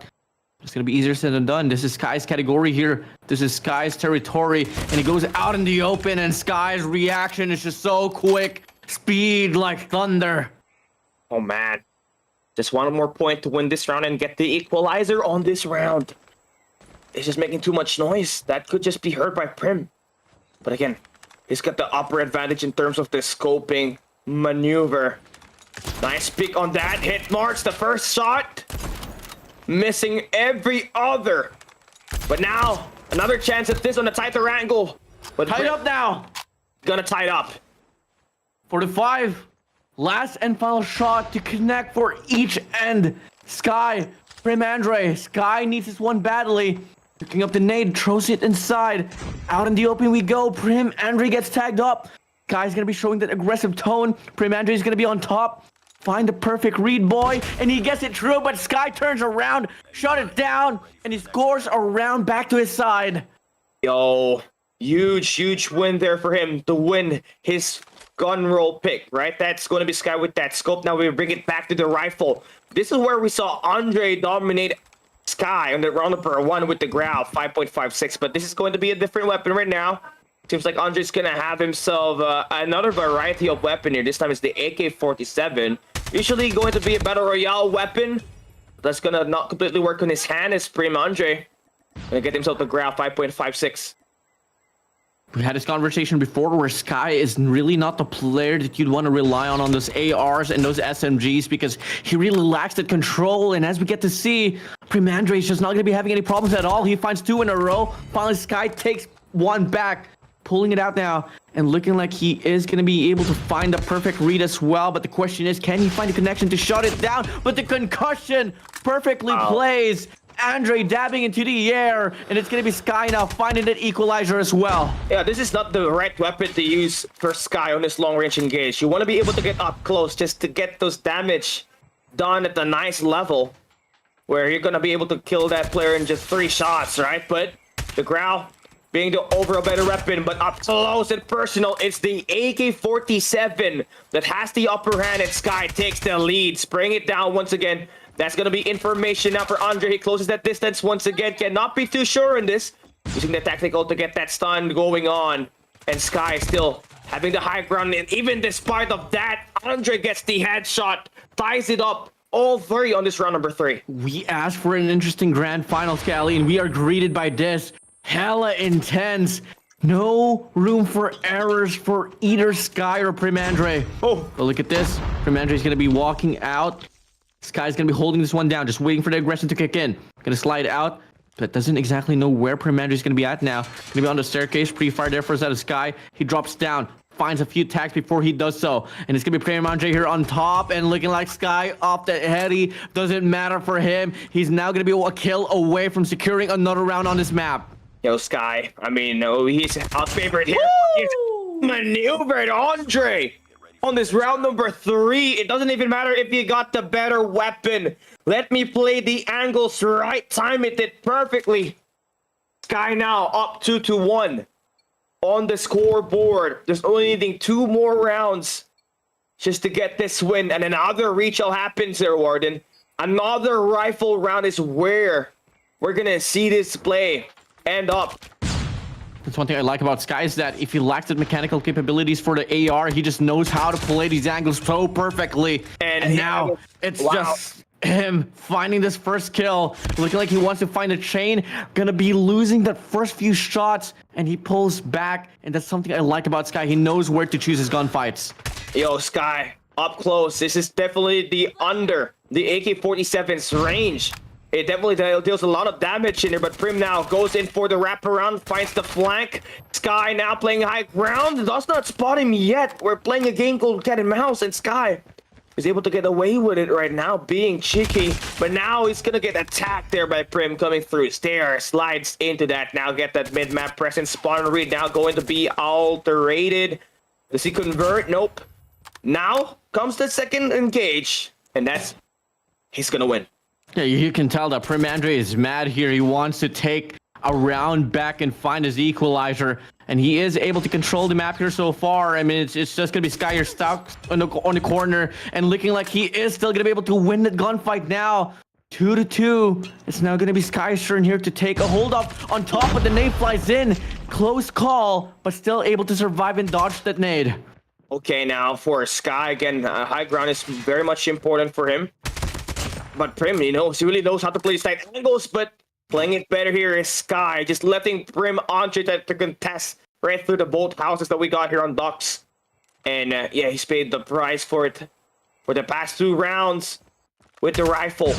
The only good round we saw from him was that map 1, round number 1, right? But apart from that, Sky has had what it takes with everything here. But a nice switcheroo here with the headshot from him. Trying to get this mid-map presence once again engaged to his side. Try to not let this one capsize and put that round win to his side. Everyone is just going to be taking this one slow. Nade's going to fly in. Looking like he wants to throw it up on the other side, ensuring that if Sky runs away, the nade will catch him, but it's not going to be happening at all. Prim Andre getting a few tags, but damages don't get you too far. It's all about getting the kills here, and Sky's going to be sliding out in the open. Prim Andre gets the call. Sky's gonna be down below. Not really the advantage that you want to have for your side, especially in a map like this. You'd want to be on that elevation. And looking like Prim Andre beats Sky right into it. But the question is, does he find a perfect read? Oh, it looks like it's going to be out in the open here for Sky. Now he goes back up away from the mid-map just to not expose himself in the open. We've come to a halt and everybody's just trying to play the angles right. Sky just came in there prematurely, and that's going to be Andre. One more. Able to get that read. One more to win this round to tie it up, get the equalizer. And that's just going to be, shot down by Drops the ball. Fully. It's going to be a 4-4. The next kill wins this round. And beautiful Sky tag. finds the angle right. Cannot get that kill so far. 1:40 seconds left here. And Sky's just crouching. Now he's on the push. Prim, he hears that info, and now he checks, and it's still Sky to win it. Nice work. He knew he was prepared for that. Prim just decided to check it one time, and he got absolutely turned down. Now it's going to be 1 round away. Last 5 kills for Sky to claim, to get this first map away from Prim Andre as we head straight to round 5. It's going to be submachine guns category here, Callie. That's new. We thought it's going to be the snipers here, right? But Sky's trying to respect the way we see Andre play that, so they're going to try to play it a little bit more unconventional. HG40 here for Sky, and he's been able to OD it up on the first 2 engage. Prim needs to step up. Massive setup here that he needs to do right now. And he's looking like he is eager to chase Sky down to shut him. But Sky still wins, and the denial comes in. The stare down comes true. Sky knows what's up. Man, Prim is playing the better weapon on this one, but Sky just getting this timing again. That was the key difference on how he won up against Messer, and is doing the same exact thing up against Prim on this engage. It's once again having the high ground, closing the distance down. He wanna be able to get that kill before that guy regens, but did not have that opportunity. A time for a restrike here. Once again, he's 3-0. He's been perfect here. Swings out to confirm that kill. One more to get this first map win, to go up 1-0 on this best of 3 at the grand finals. Wants to see the series already be straight to stacks. Sky is already eager to end this one off. Prim Andre still showing some aggression despite being down by the numbers. He's holding the doorway down, getting a few shots to connect. Knows for a fact Sky's gonna be right there, but still loses the gunfight. We're heading straight to stack. That's nice there for Sky to take that win. You know, this is going to be his map pick right here, and he feels pretty confident at it. Although he may have lost that map round one badly, he found his way back up, able to win his sniper round, as well as the controversial AR round that we got, where we saw a player in Prim just get that 5-0 start on that round number 1, where we thought it's going to be him that will take it home. But nope, he's gonna get denied off of that. And Sky, he was not winning with the meta weapons on this 1v1, man. He won an AK-47 round. He won an HG40 over a Switchblade. That's unconventional weapons that he just utilized to get that kill up against Prim Andre on this map 1. I just love the fact that Sky brought out that HE40. I mean, for a moment, I mean, like during the run for 2021, that HE40 was meta, you know, and it's great to see that it has Atlas potential to overpower the Switchblade. Who knows? Maybe it was just a Sky here. It was Sky that has been able to open a new window for a meta submachine gun. Overall, this competitive scene for Call of Duty Mobile is in a constant run for evolution. And guess what? HE40 might just be a viable weapon of choice. The distance that Sky was able to play from, close or far, he was able to connect like a lot of great damage, and that HE40 shows to be pretty viable. It's just great conversions coming from him, and I think that's been one of the most talk about things about Sky, right? It's not just about the gun here, right? No matter how great your gun is, if you don't know how to time it correctly, if you don't know how to play the positions very well, you're not going to end up winning the gunfight. And for Sky, he was able to control the pace of the game. You saw Prim, he was always the one at the bottom ground since the start of that round number 2 and up until the very end, where Sky just managed to win the next 3 rounds after that round 1 loss that he got, right? So that's great. Now Prim needs to learn from what happened on this map number 1. You lost the first map because you don't have those high grounds. We're heading into stacks where it's going to be pretty useful for you to have that mid-map presence, and once you're able to chain that first skill, go over towards the opposite side of the map, then go in for the spawn read, get the spawn trap happening. Yeah, I mean, I really like stacks, and I really like the way that Prim Andre has been able to play this very map as well. He knows how the spawns work. It's just that you are going up against a player that is just so well renowned in regards to like getting those picks locked in. Something about Sky, he loves to jiggle all around, and once he knows the direction where you are going to be coming from, he goes for the commitment, and he is able to get the shot down with his aim. Yeah, and that's going to be map number 1, and we're heading into map number 2. Let's see if we're gonna see some attacks happening here for Prim Andre as he goes up against the highly favored, sought-after player in ANP Sky, who's got himself an Odin with a scope. What? Sky, I know you are a sniper, but an Odin is not a sniper. But if you want to prove us wrong, then hey, No why way. not? Okay, that is an 8x. Scope. An 8x scope up against a red dot site. Let's see who wins this next few engage. Sky already has 1-1 on this long range. Definitely it's gonna be dealing a lot of blow, right? It's a 3-shot weapon. It's 2 shots if you hit the guy at the head.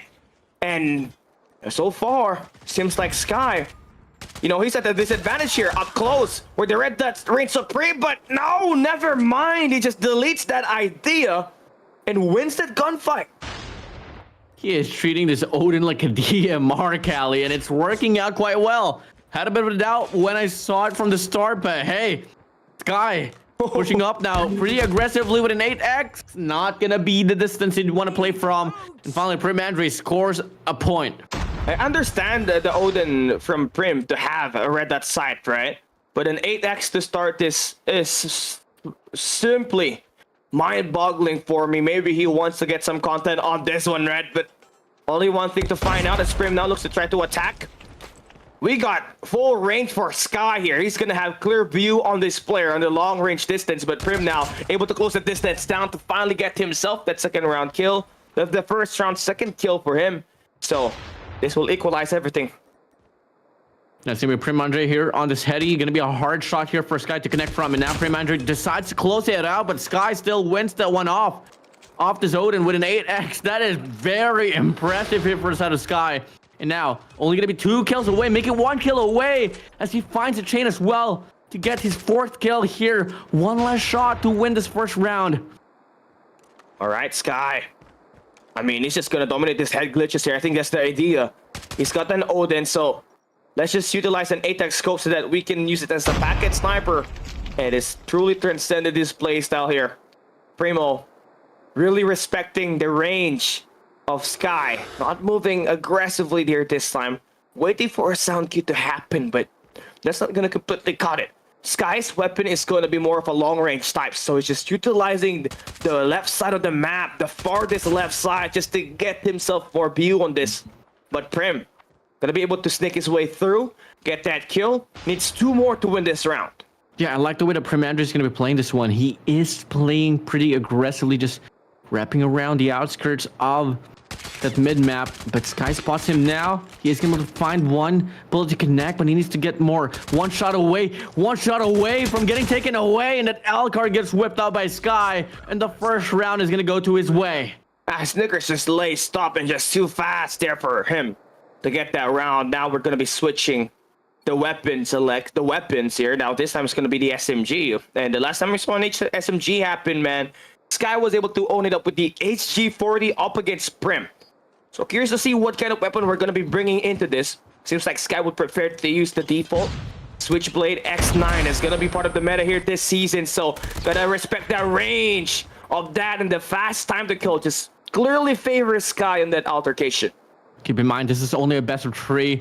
This might just be the last and final map. If Sky is going to be able to score another one here and claim this last 3 rounds, as he is able to find the first and the second kill here for the second round, Cali. He is going to be staying back here on towards the red side, ensuring that no spawns flipping will be happening at all, and that will be making his life so much easier to take this W away from Prim Andre. Okay, now closing this distance down is simply not going to cut it. You got to be better in terms of your execution as Sky got attacked there aggressively on the last 2 engages, and still managed to come up on top of those close range gunfights. Andre tosses up a nade. Not gonna kill Sky. Not gonna even make any impact on that altercation. Prim just needs to find his way into the nooks and crannies here for the second time, but even that gets read by Sky, who is just about to get himself a clean slate on this round too. 1 kill. It's going to be 5-0, a clean sweep on this one. Yeah, it's gonna be a run out here for the side of Sky. Prim Andre is going to be holding it back here towards spawn. Sky finding precious connections and only 1 bullet to go for to get another round in a flawless state, in a flawless manner. Sky now going to be up here on this very map. 2 rounds here, Cali. Yep. And Sky, you know, being undefeated at the upper bracket, just showing why he is just mechanically insane no matter what weapon. Now we get bring into a sniper rifle, round number 3. I just saw Sky with an M10. Oh, I don't know, man. I feel like he's got an EBR in there, but not entirely sure. But Prim does have a locus right here. He's gonna get himself some shots, and that's gonna convert right through. 1-0 start. Great start for him on this round number 3. Yeah, Tundra here for the side of Prim. Sky is gonna be on the locus. I've seen this man put up nightmares up against the opposition with a locust. Precious connection with the concussion as well. Prim Andre is going to be rotating towards mid, but Sky gets the flick, shutting Prim down. That it will be flipping the spawns here. Come again, scoreline is going to be 1-1. Oh, nice move there for Frim, right? Just getting the Tundra in its position. It's got a fast ADS. And also got a high mobility to top it all off. And Andre continues to take that lead, take care of it. Just trying not to engage as aggressive as he did on the last 2 rounds. This time looking for more of a priority angle. But Sky, you know, he's gotten that information, but Prim just too good on the sniper rounds. He's owning up Sky for the past 3 engages. One more to win the round. Can he get the read? Sky needs to slow it down, or else Andre, the giant, will get the kill. Cannot. Oh, he just got cursed. It's not yet the finish. You can't call Sky out in the sniper category, not unless it's done. He finds the hit marker, looking to get a follow-up shot, but Prim Andre goes for the ego chow. And shockingly, out of the 3 rounds, the round that he wins up against Sky is the sniper category, but Sky still don't want to back down off this. It's going to be another round of snipers here, Callie. Oh, ego chow.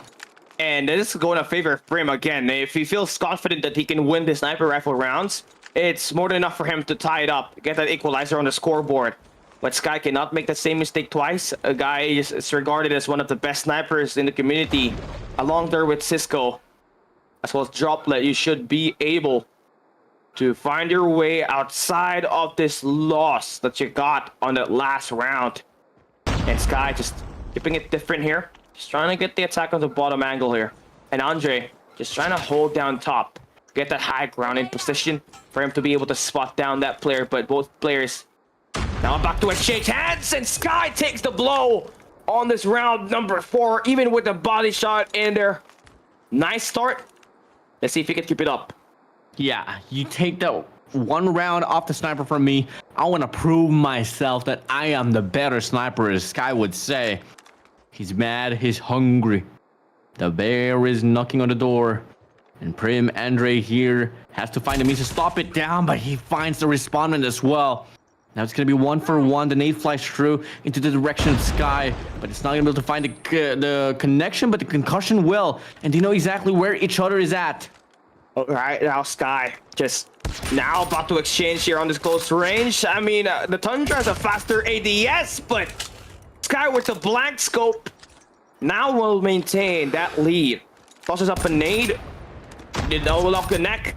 And that's just a misfortune there for Sky. Took the first shot, turned it to a hit mark, and Andre just converted the second engage to tie it up on round number 4. Again, Sky is just known for those ego chows, and typically he tends to win that. But Prim Andre has been so well renowned in regards to holding the angle down, but Sky goes for the peek out. Jiggle in and out, finds the shot to connect, takes the lead out. Prim Andre now here gonna be on the trail. The nade connects. He knows exactly where he is. Prim Andre with his own nade here looking to cook it up as well. But Sky finds the sound cue. He finds the first shot to not connect. Prim Andre will. He's gonna be down below here. Prim Andre is hungry to find his equalizer. Can he do it? No, he can't. And now it's gonna be Sky on the verge of winning this round. Can he do it? Can he close it out? All right, now just one more conversion done. It's going to be a hard shot to hit that heady.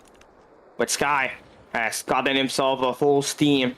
Can we see him just strike here one more time to win this round? Get that game point to win the grand finals. So far, nothing has been connecting. He has lost that touch. Prim just needs to fully take advantage of this head glitch. Now decides to swing on the right side to cover that flank, but will be flicked on by Sky. Now he is at game point, entirely match point as well. You win this, you bring home the title of the 1v1 MP Duel Champion title of the Philippines. AR category, arguably the worst category here for the side of Sky. It is the only thing that separates him from becoming the champions. The champion here for his Philippine bracket of this 1v1s of this Community Gladiators Cup. Can we see him close it out? Prim Andre gonna go out in the open, very eager to get the first blood, but Sky on the head, he will be able to shut it down, and Sky's gonna be holding this angle down as well. Another AK-47 being brought out there. I think it's just too intentional now, right? All the AR matches that we saw Sky play with the AK-47. He just manages to take the victory. Now up 2-0. He wants it badly. He wants to close out the series. Premandry has climbed far all the way up from the upper brackets to the lower brackets and back up here now, booking a ticket to the grand finals. Ooh. But Sky wants to put up a denial. Only 2 kills separates him from the championship itself. Can he do it? Nate flies in the air. Backwards we go. And he's just waiting for the aggression to come in here for the side of Premandry. He knows exactly where he is. Will he go for the challenge? Premandry wants to go for a trail. 1 shot away from lowering down the lead. Can he do it? What? No, he can't. Sky wins. No. Wiggle it down. This dare comes true. 1 shot, 1 kill for the championship. And no, you're not gonna win from me, says Sky. Now he's gonna get stunned, but he knows where the attacker will be coming from. He hits him on the first 2 shots, putting the distance down. Can he win this for the championship? No, absolutely denied. Still got a little bit more in him to convert this. Sky is now gonna need those lethals and these tacticals to create some information for him to get a general idea. He knows where Prim is at right now. Oh, he knows, but Prim gets a lot of great damage. Sky is down below, halfway through of getting taken down. But he does call for a reset. It's a battle of distance here, and for the most of it, we have been able to see Sky win this. Nate's gonna get flown through. Okay, will it be a connection? No, it won't be. But Sky's gonna be closing at the distance now. Premandry, I don't know, he knows that Sky's gonna be right here, down the tires. And they go for the challenge here. Come again, only a kill away from becoming the champion of the Philippine bracket of this 1v1. But Premandry still extends the game. Just trying to survive the onslaught from Sky. But only 1 error can lead to him losing the championship. This is crucial for him to win this next 2. Grenade will be tossed out. Sky knows this is for the championship. He's closing the distance down while Andre is still weak. Does he find that timing? So far, he hears the sound cue. It swings, but cannot win the gunfight yet. Andre Equalizer equalizes the stuff. Now he's got full general idea, but Sky knows. him. High ground in control for the championship. Sky knows. Convert, and you got your MP Duel Philippines Community Gladiators 2024 Season 2 champion. Sky wins it in 2 maps, sweeping everybody he sees, going undefeated. Sky is the real G, bagging home the title and the 6,000 COD points. coming in from ANP and Infinite Esports, Sky, with 100,000 following on his social media. Sky is the champion for this one. Props to you, good old friend. I mean, that was just intense. I mean, I gotta agree that Sky is the best player in this competition, but you gotta admire the mental resilience for Prim. He may not have won the championship, but he lost his upper bracket, then immediately won all the loser bracket rounds that he had to play.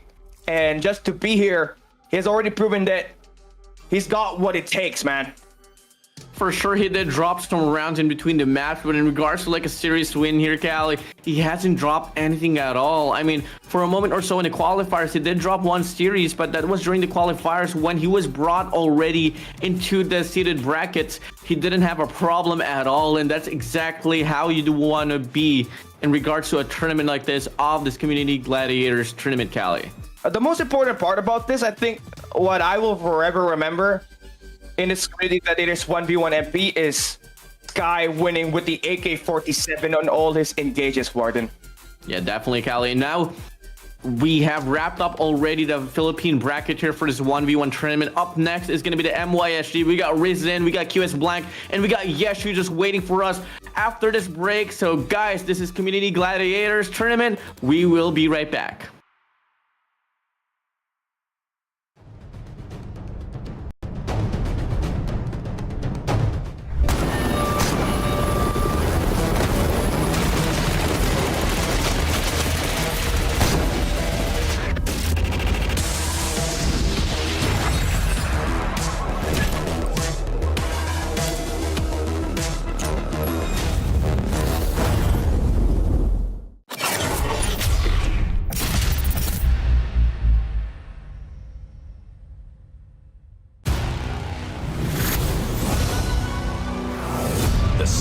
showdown is coming.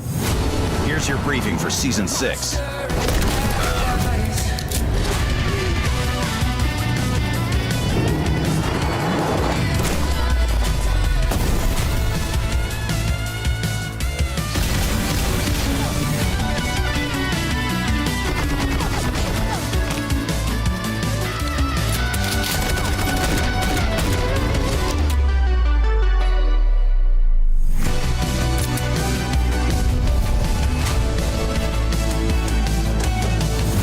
Time to suit up for Synthwave Showdown.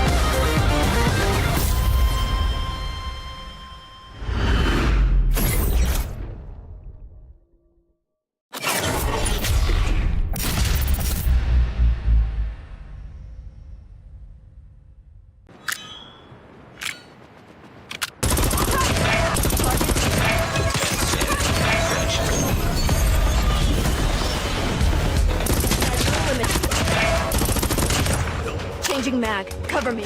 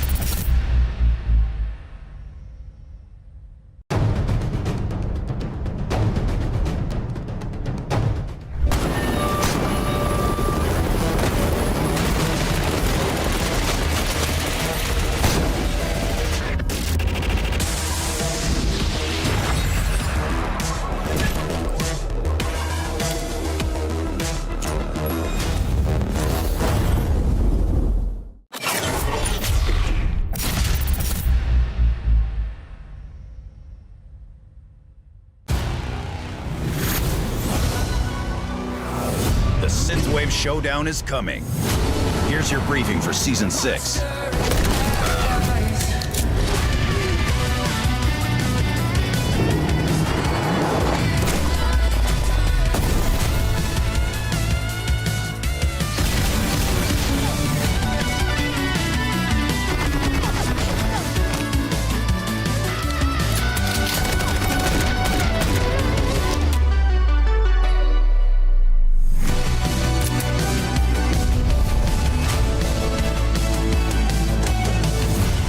suit up for Synthwave Showdown.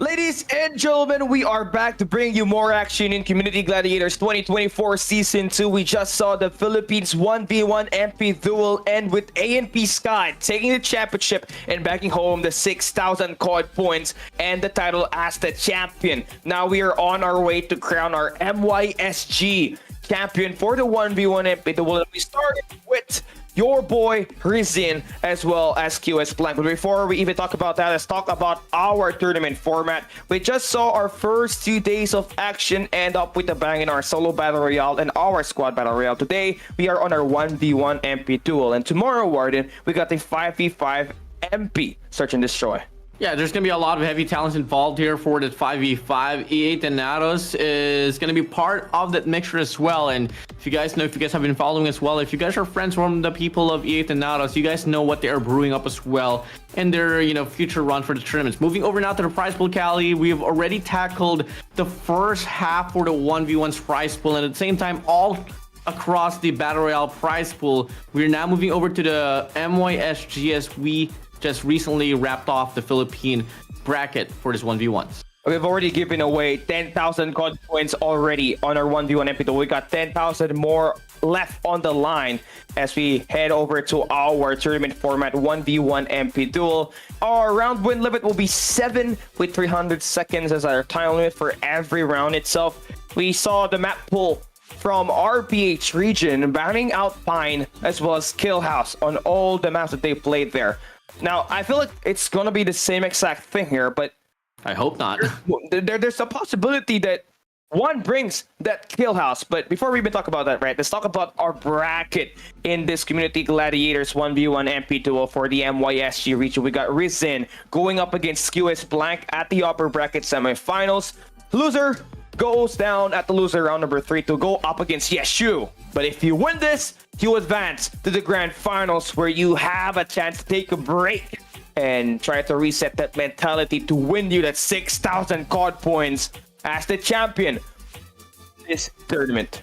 Yeah, I mean, on paper, in regards to accolades and just the experience as a competitive player, obviously you'd want to go for Rizin, but this is the Community Gladiators, and we are open for any changes whatsoever. Moving over now to the maps here, Callie, I think you were completely wrong here, man. We get to see Pine on the game 3, but the question is, can we even see a game 3? Because coming from like the first 3 matches that we were able to see, it all went down to a dominating performance from either ends. ANP Sky was just something else. Prim Andre had his own up against Messer, but here I feel like there's still going to be the same exact storyline where you got a very dominant player and an underdog in this upper bracket. QS Blank, he's going to try to make a name for his own, but he's going up against a Goliath in this match right here. And it's going to be Riz who's going up against it, who's been participating in Call of Duty mobile tournaments ever since 2021 when he was part of Team Gaijin. So this guy goes a long way back and has played in Garena Masters, which you mentioned to me at the back end, Warden. So he's definitely got everything under his favor. The question is, can he convert and win this match on this map number 1 that we got, Warden? Yeah, former player of Savage Doctors. It means quite a lot here for the MYSU Pride. And look at this DLQ, but hey, it's not going to do too much up against the CX9. Of course, up close, first round, it's just going to be all going to come down to them choosing their weapon preference. And looking like Rizin does actually change his loadout to be on par probably up against the CX9 coming from QS Blank. All right, so CX9 is very great in close to range, but the Type 19 has levels above in terms of just viability in every range, right? It's just got a great damage output, has a fast fire rate, enough for you to deal a killing blow, which Rizin does on his next 2 engages. Up 3-1, making it quick. You gotta slow it down if you're Curious Blank. Yeah, I mean, you know, Rizin whipped out the sniper. You take me out with a CX-9. Let me whip out my own automatic as well. And that is going to be the Type 19 here that is going to be able to overpower QS Blank here in this very moment. Going to go for the swing out. Rizin is not scared at all to make any aggressive pushes whatsoever because he knows for a fact he can just run it down and claim this first round with ease, just losing the first initial clash. And that's just a steamroller we just saw there. Gotta get something away from that automatic rifle, right? Get yourself a sniper rifle round if you're QS Blank. And oh boy, we got Riz with the loudest flames and actually one of the best sniper skins that we got in game. I'm tempted to buy one today. I already bought my brother one yesterday. I mean, happy little brother for you. Oh, it's not all, by the way. Hey, QS Blank gonna be on this outlaw. Haven't seen an outlaw perform really well against the DLQ, especially this Lotus Flames. Come again. Beautiful reticle, beautiful inspect animation, beautiful reload. Will it be converting to a beautiful shot share coming from the side of Rizindo? Looking like he is going to be wrapping around here, Callie. Oh, this is a hard scoper's heaven, right? This sniper right here, but honestly, the outlaw has a faster ADS on this close range. It does definitely pack a bit more an advantage, and there's definitely some instances where you're gonna have to be able to challenge this one at some point if you're Riz, right? So you might be able to change to something more mobile if you have any other of that on your loadout. QS Blank has won the last 2 engages so far, utilizing that outlaw, just playing this off angles. And again, he's just really winning it just through the fast, quick ADS that this one has right now. QS Blank now here, gonna be on this lead, shockingly, but finally Rizin finds his first shot to connect.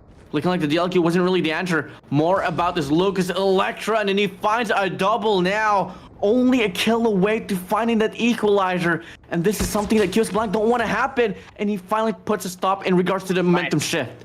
Yeah, nice shots there. Get the stun check as well. Now you got some information. You know where he is. Now it's all about playing angles, keeping it slow, letting Riz just get himself confused where you're exactly located. Just one more conversion to win around here if you're QS Blank. You need this important round. Do not let Riz earn up 2 more kills to tie it up. Now it's going to be equalizer, right? So going to be running into a little bit of a problem as you're currently getting read on by Riz in terms of the spawns as he wins that last engage. Sliding it up, getting the flank, but the jump for Blank is just too clean to earn himself a round win. As we thought that it might just be Rizin here actually winning the sniper round as well, because right from the get-go on the first round, he really wanted to force it sniper, but it didn't really happen. Now we switched the round, we switched the category here, and it is going to be this SMGs now that we gotta talk about. Grounds all equalized. It's going to be 1-1 here, Callie. SMG round now this time. Close range is going to be favored highly in favor for Blank on the first one. Hey, he's got himself a Fennec here, right? The Sakaya Biff Executioner. One of the best weapons that you're really going to have in the game right now. This Fennec has been part of the meta for so long, and you can't go wrong with a red dot on it. Just makes it a little bit easier for you to spot these players more visibly. You're doing a great job just trying to control the pace of the game here. Riz just trying to hold the head glitch. Here's just expecting this player up close, so just trying to take some precautions on this. But now, about to exchange hands, and that's Riz with the elimination. Yeah, shockingly, this PDW is going to be able to win this gunfight up against a Fennec, but not in this very case, though. Looking like it is going to be QS Blank now here, taking the lead once again. Rizin now going to be on the trail. Spawn's not going to be red so nicely here, but it's out of QS Blank, but he checks to the back now, and Rizin is exactly there, just playing off that heady. The way that you want to play this, honestly, for the side of Rizin, off the PDW, is just going to be steadily still on the heady. You don't want to go for the challenge, but never mind. He changes the gun to a cordite, and that is going to be on par because of Fennec now, and he wants to go for the spawn trap. Oh, just bring it down. It's got 50 more bullets in there, but again, up close, fast. There's time to kill in the SMG department right now is the Fennec. So you do want to be able to contest this maybe at a slightly longer ranges, because it can just shred right now. Riz just doing the exact same thing he did on the second opening on this round 3. Now he's able to rightly predict where Blank was trying to hold that ankle to tie it up. Rizin still holding this top side. Just blank, just on the heady here, just waiting for Rizin to make a mistake. He spots him down, but Rizin is gonna be able to get a few shots connected without getting damaged at all. Nate's gonna go fly through, but the trophy system is right there. QS Blank has to be the initiator here to make the play because Rizin is not biting this passiveness that QS Blank is feeling and looking like QS Blank gets the call. He wants to be the one to make the push. It's starting to look like this is the default attack and defense position. Riz just playing it passive, just holding that head glitch down. But look at where he's trying to rotate. He's going around the bottom of the map, just trying to wrap around, maybe get some information on Blank on that altercation. He's gonna get that Rice read. But now it's gonna be completely flipped. This time it's Riz on this off angle, and it's Blank on the head glitch. So what a nice reverse card here pulled up. But Riz responding better. Now gets himself his 4th kill. Just one more to win this round. And be 4 out of 5. QS Blank needs to be careful. Rizin is just going rogue here all across the map. I think QS Blank is expecting at least for Rizin to play a bit more passively, but he spots his head. He knows exactly where he is. Not the best situation here for the side of Rizin, but he can maneuver himself around deep inside his cargo boxes, and only till then he can find this perfect opportunity to go for the fight and get the shutdown. But QS Blank finds that equalizer now. It's gonna be all the game side up. Who can take this kill will be able to take the lead. Blank is just holding his own up against a pro player right here. This is what you call might and power. And very courageous at it as well. Just playing this one with the CX-9 now. He wants a little bit more of a mid to long range action here for me right now. So it's going to be a nice counter play. Nade. Riz, who's going to have a PDW in hand. The nade's not going to connect. QS Blank's going to be on top. But if he doesn't spot Rizin here, this might just be on trouble here for him. QS Blank is going to run away. Rizin knows exactly where he is, but look at the laser. Look at his attachment. That is going to be exposing his location here. And QS Blank knows exactly where he is. One good pick. 3 shots to connect. Should be able to take the lead off this very map of King. Oh boy. Huge player for Blank if he gets that head glitch attack, but it's easier said than done. Gotta really be accurate with it now. It decides to take that spray. Was successful on the first attempt. He's just really respecting it, right? We got 40 seconds left here. Time's about to run out. Yeah, it's going to be a very tight game here. And man, Blank now feeling the pain of that BTW. We got only 30 seconds remaining here. Someone's got to make that move. Who's going to go and try to be the primary initiator? Now Riz decides to move up. Now close range gunfight. It's Blank who wins the round. Huge play from him to take that lead up against Riz. I love the intention there for a set of Riz though. Try to put a lot of sound cues towards the left side, then divert yourself towards the right. But QS Blank doubled it down, found the read as well, and was able to cancel it out. Now he is going to be able to take this lead away. Moving over now to the round number 4. It is going to be this AR category here, Cali. All right, now CX-9's been pretty great here, honestly, for Blank, right? And honestly, for Riz, he might just be able to get himself a little bit more of a better weapon here, apart from the Type 25, right? I mean, you have a Type 19 available here, you should be able to utilize that, but the Type 25, you know, once you hit that first shot, it just automatically connects, so I think that's where the idea is coming from for him. It's a great 4-shot gun, and he's up 3-0, so if it ain't broke, you don't gotta fix it. Just keep on railing this guy in, and just going for a massive beatdown. 4-0 already, might just be able to go in for a sweep. An ace on this round. Just one more to connect. Blank on the head glitch, and even despite the advantage, Riz responds back with a round win. Yeah, okay, I can totally tell now what is the best category of weapon here for a set of Riz. I mean, on the first round, he whipped out the sniper, but he started losing the gunfight off that CX-9, and all of a sudden, he whipped out an AR, and he was just able to go on a spree. But moving back here to a sniper category, which QS Blank is just more prominent at, this is a revenge run here. This should be a revenge run for the side of Riz, but at the same time, QS Blank was able to win this one pretty dominantly, only giving Rizin 2 points on their first sniper round. An outlaw over an out versus an outlaw. That's gonna be the storyline here, right? Riz definitely was struggling up against this, so why not join the bandwagon and use the same dose of medicine as Blank has been using on the sniper round. So now it's going to be close, right? Fast ADS, but there's a high chance that one ends up as a hit mark, and that right there for a Blank could have been a confirmed kill for Riz if that was a Locust or a Tundra or a DLQ. So now it's all about repositioning. Oh, beautiful read for the side of QS Blank. And he's gonna be able to take this lead now.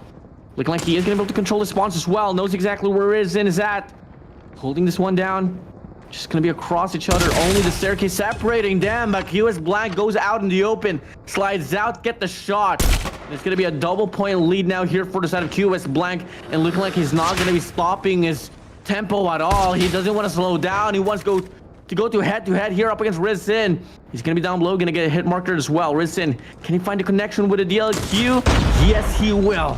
All right, nice way to just stop the momentum to carry over continuously for Blank. I mean, head glitch is very tough to attack here, so Riz might just be open for an attack on the upper or the lower side of the map, right? Just try not to get this attack from the mid-top side. Such's gonna be fired here. Blank just keeping the high ground. Never ever go down.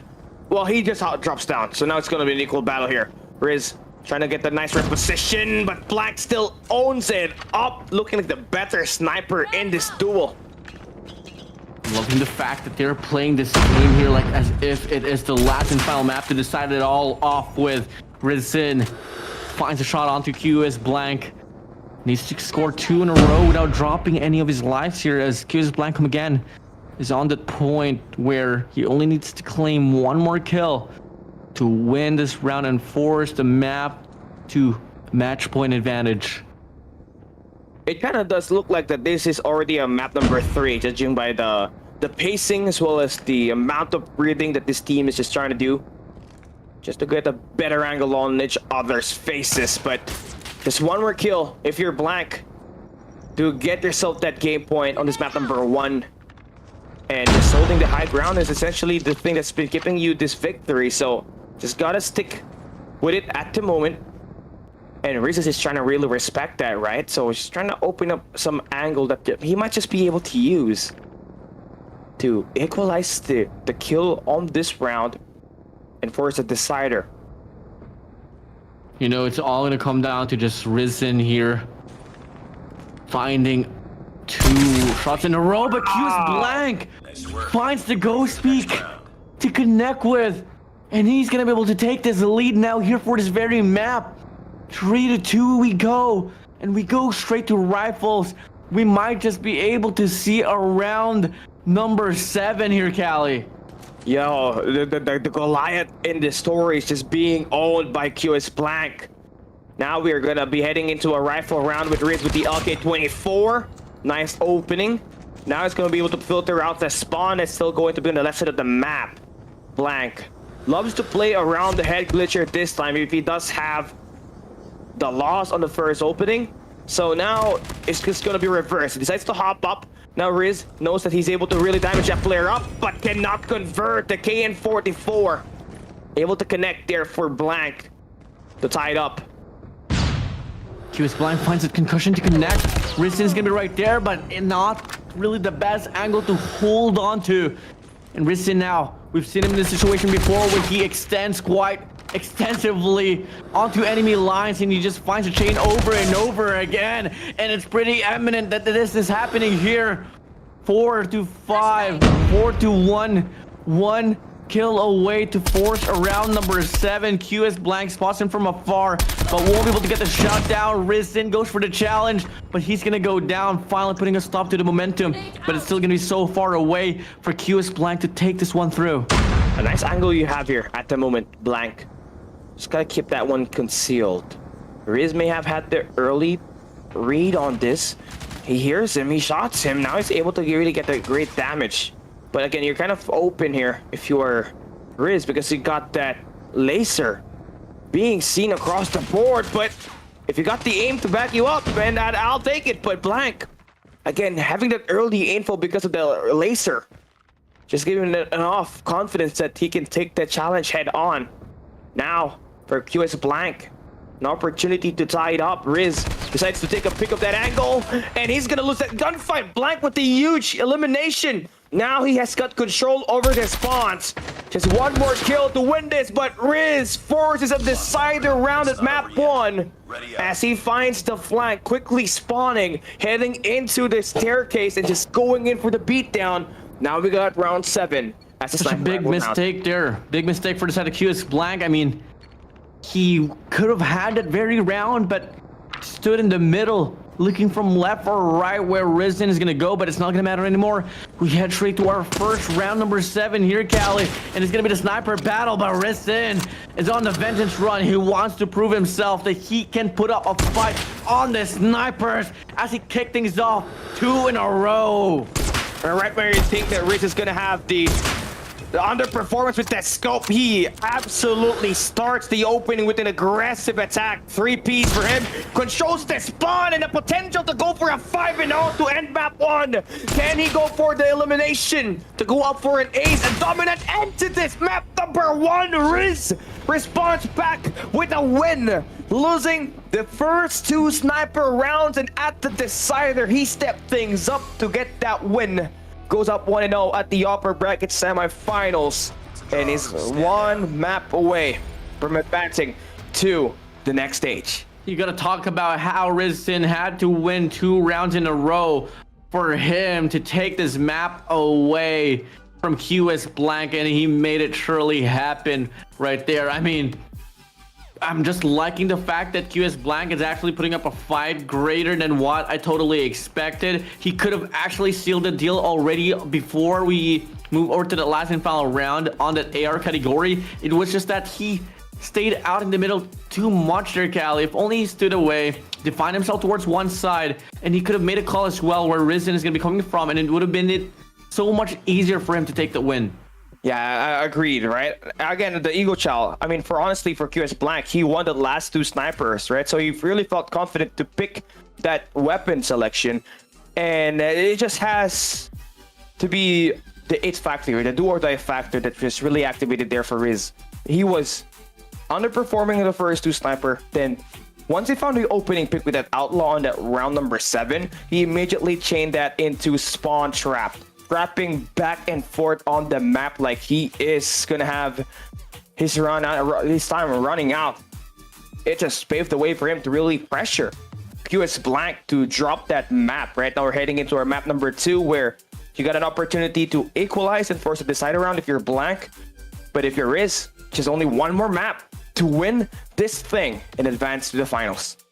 Yeah, advance to the finals indeed. I mean, for the side of QS Blank, if ever he does get taken down, though, he still has another chance, and that is going to be a matchup, if I'm not mistaken, going to be up against Yeshu on that lower bracket. So whoever wins that obviously brings himself back on the upper bracket, specifically on that grand finals. We are now going to be moving over to Stacks here, Cali, and we've seen this map already. It does involve a lot of those close quarter gunfights, so let's see who's going to be better at it.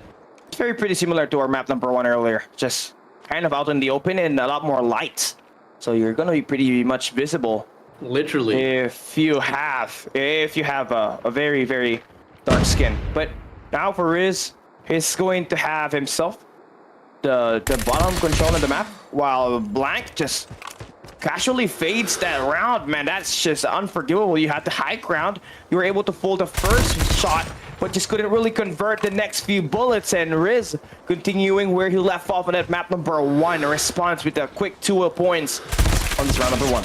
Yeah, Rizin is just showing that he is one of the best, if not the best AR in this competition here so far. 3 in a row here for him. He's just gonna be going from left, right, front, back here without having problems at all in regards to getting the gunfights to his way.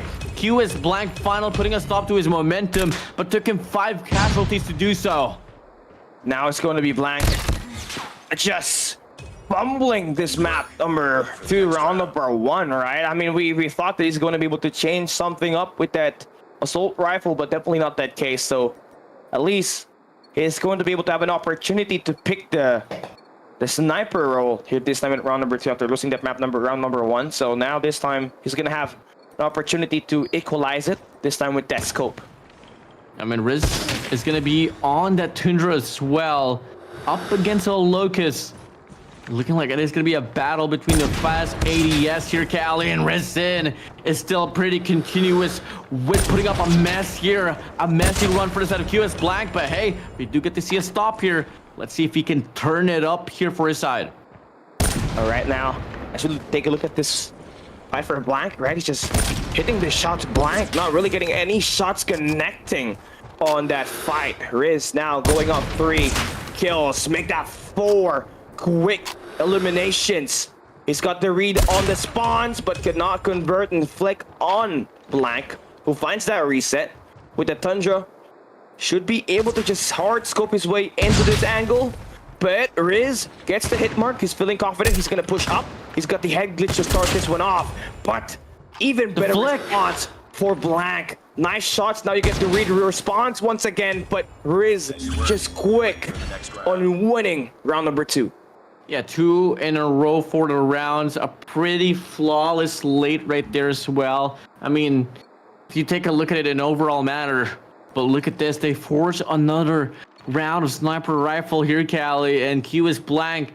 He needs to prove this one wrong. He needs to make a statement that I can absolutely perform on the sniper as well, and looking like right from the start, gonna be him getting the first kill. All right, that's going to be a huge opportunity for Blank to turn things around. But now you're gonna have to reset. Play it kind of slow. Do not just create so much noise where Riz is gonna be able to get that read easy. Now he's got the area locked down, which is all about converting at this point in Blank. Huge shot with the Tundra. Just trying to chain that into another kill. This is the first shot. Second is a waste, but third time is the char. 3 points now for Blank at round 3.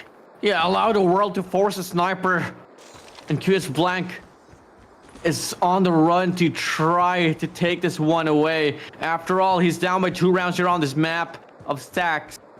He needs to get this one badly. Rizzin's gonna be wrapping around. Nate's gonna fly through. No connections, but if the timing is right, could have been the detonation, but it doesn't matter at all. QS Blank finds one, last one to connect with to claim this very round. Rizzin is just gonna be right there. Checks out, hold it down, but Rizzin gets the read, and he stops the momentum away from QS Blank. Still a doable round here for Rizzin. Yeah, 3:41 seconds left. There's a lot of time for this fight to come and just happen, right? You can just slow it down if you're Riz. But that's going to be a very impressive shot for him to really try to reset everything up. He's just snaking his way into the left side of the map. Do we have the read there for Blank? Yep. He does find that connection to put himself with 1 round win in map 2. Yeah, QS Blank here staying alive, avoiding and declining that possible map point advantage up against Rizin. As we draw things back here towards a run of ARs, we've already seen this multiple times, and for the most of it in the narrative, Cali, it always has been Rizin just dominating QS Blank. I gotta agree with you. And honestly, for Blank, now you're gonna be put into a little bit more of an AR fight. This is where Riz really shines, but the stun connecting there for Blank just stops that push from Riz. Now he's got the opening. He gets the early spawn read, but Riz with the BK-57, one of the weapons on the new update that got recently buffed. But nothing really beats the Odin, man. Once you connect the first shot, land the second, automatically the third one will be converted into one elimination. Yeah, something that Rizin likes to play off from is really those high fire rate ARs, and the BK-57 is on that mid part in regards to the fire rate compared to an Odin, but obviously you really have to go closer, especially if you want to overpower that Odin. And looking like QS Blank is just doing such a good job drawing enough distance away, but with the nade right there being played, this is exactly where Rizin would want to be. He goes for the spray down, he finds the kill, gonna call for the reset, and looking like it is gonna be a matter of just QS Blank guessing where Rizzin's gonna come from. All right, nice shots, nice pressure for Riz. QS Blank trying to respond back with his own shots. Covering fire is there. The conversion is successful to put him in the lead. Just 2 more kills to put himself with the round win here. Tie it up on the scoreboard. But Riz is going to do everything to try to stop that from happening. To try to put himself in a spot to win this match and advance to the grand finals. Not too shabby here for QS Blank. Still has what it takes. Risen gets spotted out. The distance is going to be favoring his weapon of choice here for QS Blank. His Odin Megalodon should be enough, but look at this. He's playing a bit too close. BK57, but QS Blank gets the first 2 shots to connect. Only one more to get the kill, and looking like he will connect. And now, can we find the equalizer? 4-5, but he is out in the open. Wow. He gets taken down. It's now going to be all tied here, Callie. Yeah, quickly spawning just to get that kill fast. And also the conversion on that last For the next round. final kill needed to win round number 4. The pacing just changed. Blank was not prepared for it. Just like how he lost that last map. Yeah, QS Blank here is sweating bullets. He can't afford to lose another round. He has to go 3 in a row for him to force that map number 3 of Pine, which was something that we all is asking for, but we're talking about a sniper category, which is something and where Resident has been able to change the tides and the narrative around, and looking like he is going to be able to get the first initial shot as well to connect. 1-0. Can we see the respondent for QS Blank? No, it won't be the case. 2 in a row for Resident. Yo, that's definitely one way to change things up, right? You would think that you'd have the best chance to win this if you're QS Blank, but Raze is just locked up and ready to get himself involved in the mix. But nice headshot there for Blank. Now you get that mid-map presence once again. Can you turn this into a 2-kill spree? Yes, he can. Now, you're able to take that guy on the right side. He should be on the left side of the map now this time. Trying to take up every read as possible. He knows that the guy is in the staircase. Buying time, not play too aggressive. Let him come through it, and then you convert the shot. Riz falling down. Now gonna be 3-5 here. I mean 3-2. Risen gonna be on the trail. QS Blank holding that angle down, missing the shots here. He knows for a fact where he is. All it's gonna come down to what's gonna be responding here for Risen, looking like aggression is the tone that he wants to put up, but that is gonna be his mistake right there as QS Blank finding that shutdown, looking like he still stays one. He wants to stay alive in this very map of stacks. Only one more round here to force another round, and Risen is eager. He's mad. Nothing to lose in this very round. Can he find another shot to connect and lower down the lead, or can QS Blank close it out? The flick won't connect, but the second won't as well. Blasting it all true, he is able to shut it down, and we're gonna be able to see a round number 6 here, Callie. Impressive fight back. Honestly, Definitely. Blank. Impressive gunfights. Now you're gonna try to bring him to a weapon you're strong at if you're Riz. So that will be the AR, right? It would be mind-boggling if Riz decides to drop us into a sniper map, and that's just gonna completely erase the odds of him winning this one right now. First possession. The opening pick will be won by Blank. Blank, can you do it? Can we see another force here? Risen is gonna be coming from the back. QS Blank goes for the slide. Big mistake for Risen. How do you lose that gunfight? And now it's gonna be QS Blank here, just feeling the momentum. Gonna be patrolling across the map while Risen is gonna be sitting back. He doesn't know where to go. An M4 already in. That's not gonna cut it, man. The Odin will just be the superior weapon here. And Black just needs to confirm this. Get the last 2 kills. Definitely. End this. Force another round number 7. Can we see it? QS Blank needs to win this map. Risen has been able to pull away already with the first of King. And now Risen spots him out. Gonna be on this heady. QS Blank gonna be trying to put some connections, but it's just not putting up enough damage. You don't want to have an M4 in this competition because you won't be able to shut it down, all because of the damage. Up against an Odin will leave you no choice but to go down. But unfortunately for Risen, he has no choice. He has to take this defeat and settle for that round number 7.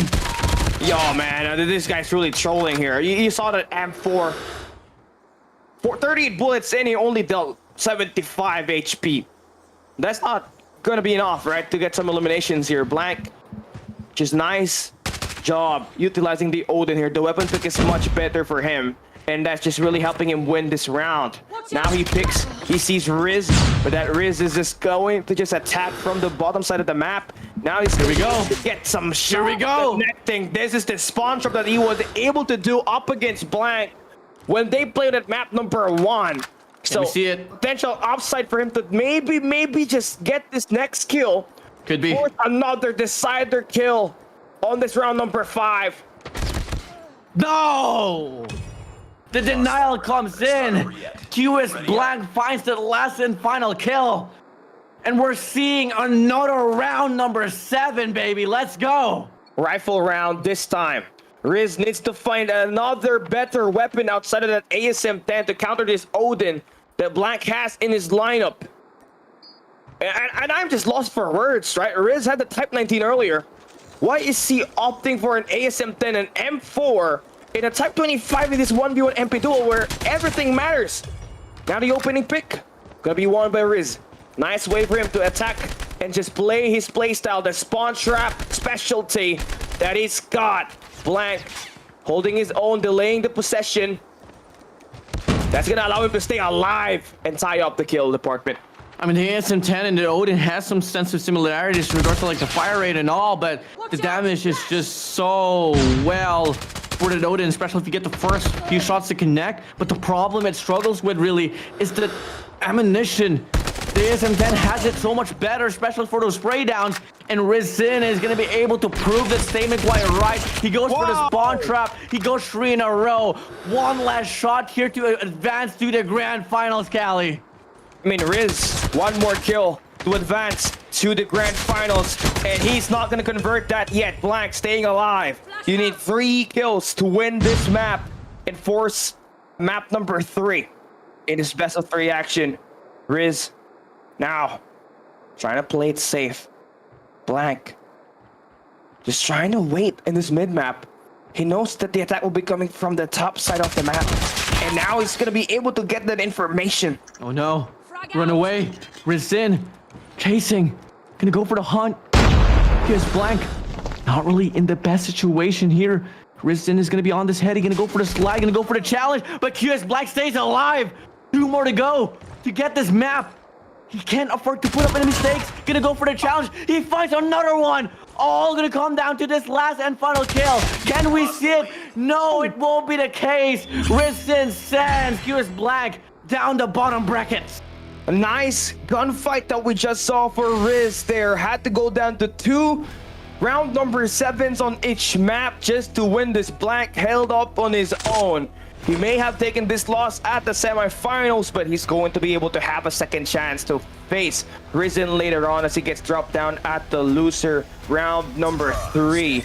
Riz, I feel like this game could have been a lot more easier for him if not for the gun selection that he's got there. At one point, he had him playing an M4 up against an Odin, a Type 25 up against an Odin, and I guess the gun selection needs to be a little bit better, and he needs to find adjustments as he waits at the grand finals to look for the winner at the loser round number 3. Well, you know, there was a lot of mix and match right there for the side of Rizin in regards to his like weapon composition, but you know, the experience comes to show in dire situations where he needs to perform, he is able to serve that to the table. But fortunately for the side of QS Blank, as he takes that L up against Rizin, he is going to be going up against Yeshu that has been waiting on that lower bracket. So the journey is still not over here for the fans of QS Blank here, Cali. Yeah, again, if you really want to take a look at him and his game, once again, you got to support him at the loser round number 3. It's not yet over for him. Got another chance to find his way back to the finals. Up against Yeshu. Does he have what it takes to mentally reset and not think about the loss that he just took up against Riz? And again, endurance is going to be a big factor here too. You have to play 2 round number 7s on each map. So you got to be ready, and you need to lock in after our break that we're going to have later on. Yes, you know that, Cali. And QS Blank, I hope it doesn't blank out here, man. Come again, a chance is something that you'd want to make the most out of. He almost just was able to take some games, if not like those 2 games away up against Rizin. It was anyone's ball game. Every single map went from king to stacks. Had to settle to a round number 7 for Rizin to close out on. Yeah, man. And you gotta really love the valiant effort from him, right? Maybe on this upper bracket, it was just not this time, right? Maybe later on, up against loser round number 3 player that will be Yeshu, he might just be able to find those conversions to finally give him that momentum, right? Now, We're just about to find out who'll be advancing to the grand finals. But after this break, we're going to be seeing the loser round number 3. That will be Blank up against SU. Don't go anywhere. We'll be right back.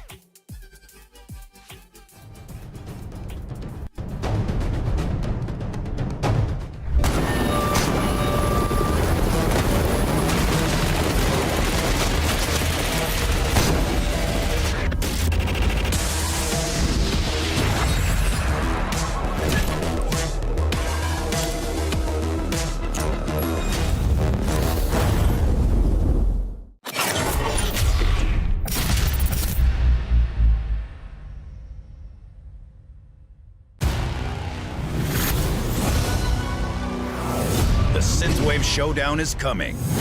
Here's your briefing for Season 6.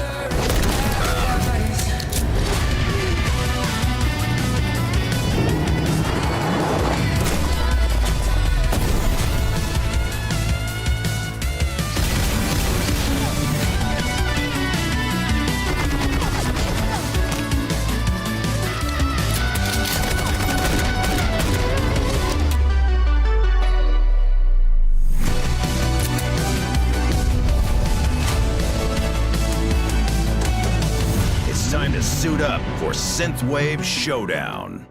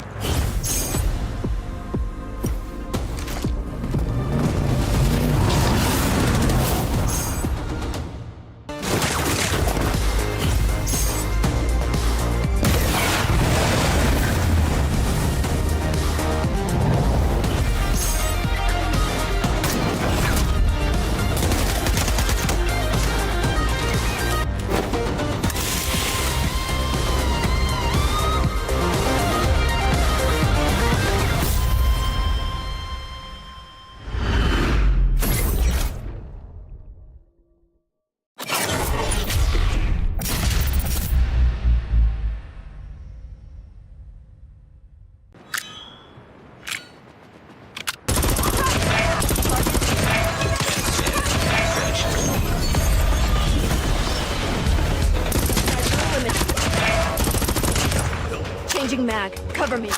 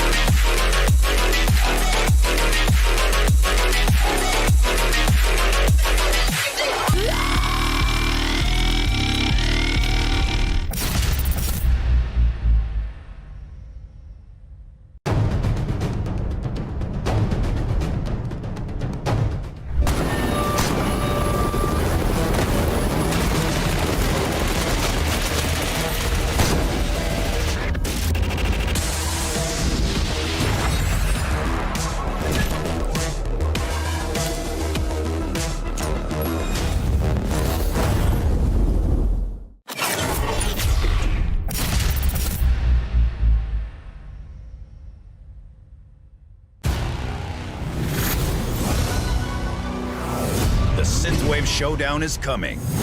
Here's your briefing for Season 6.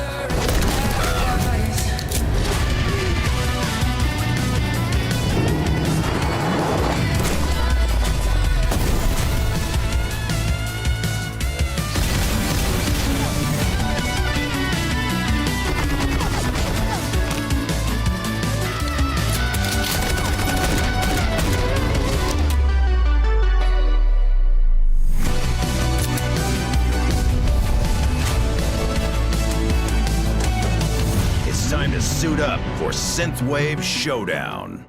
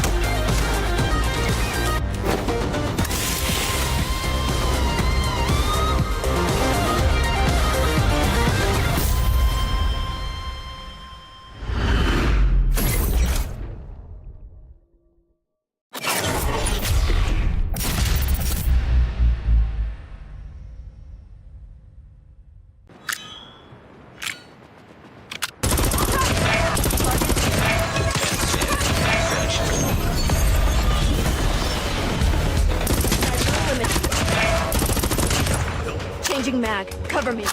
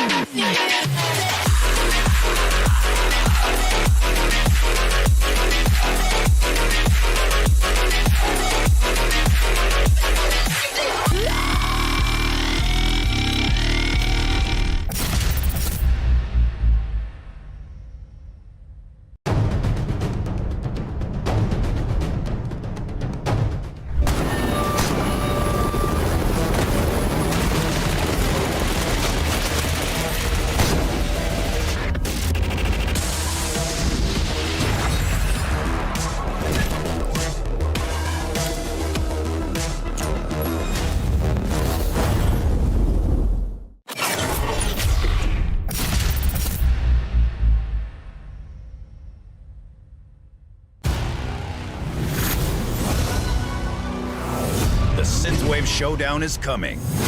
Here's your briefing for Season 6.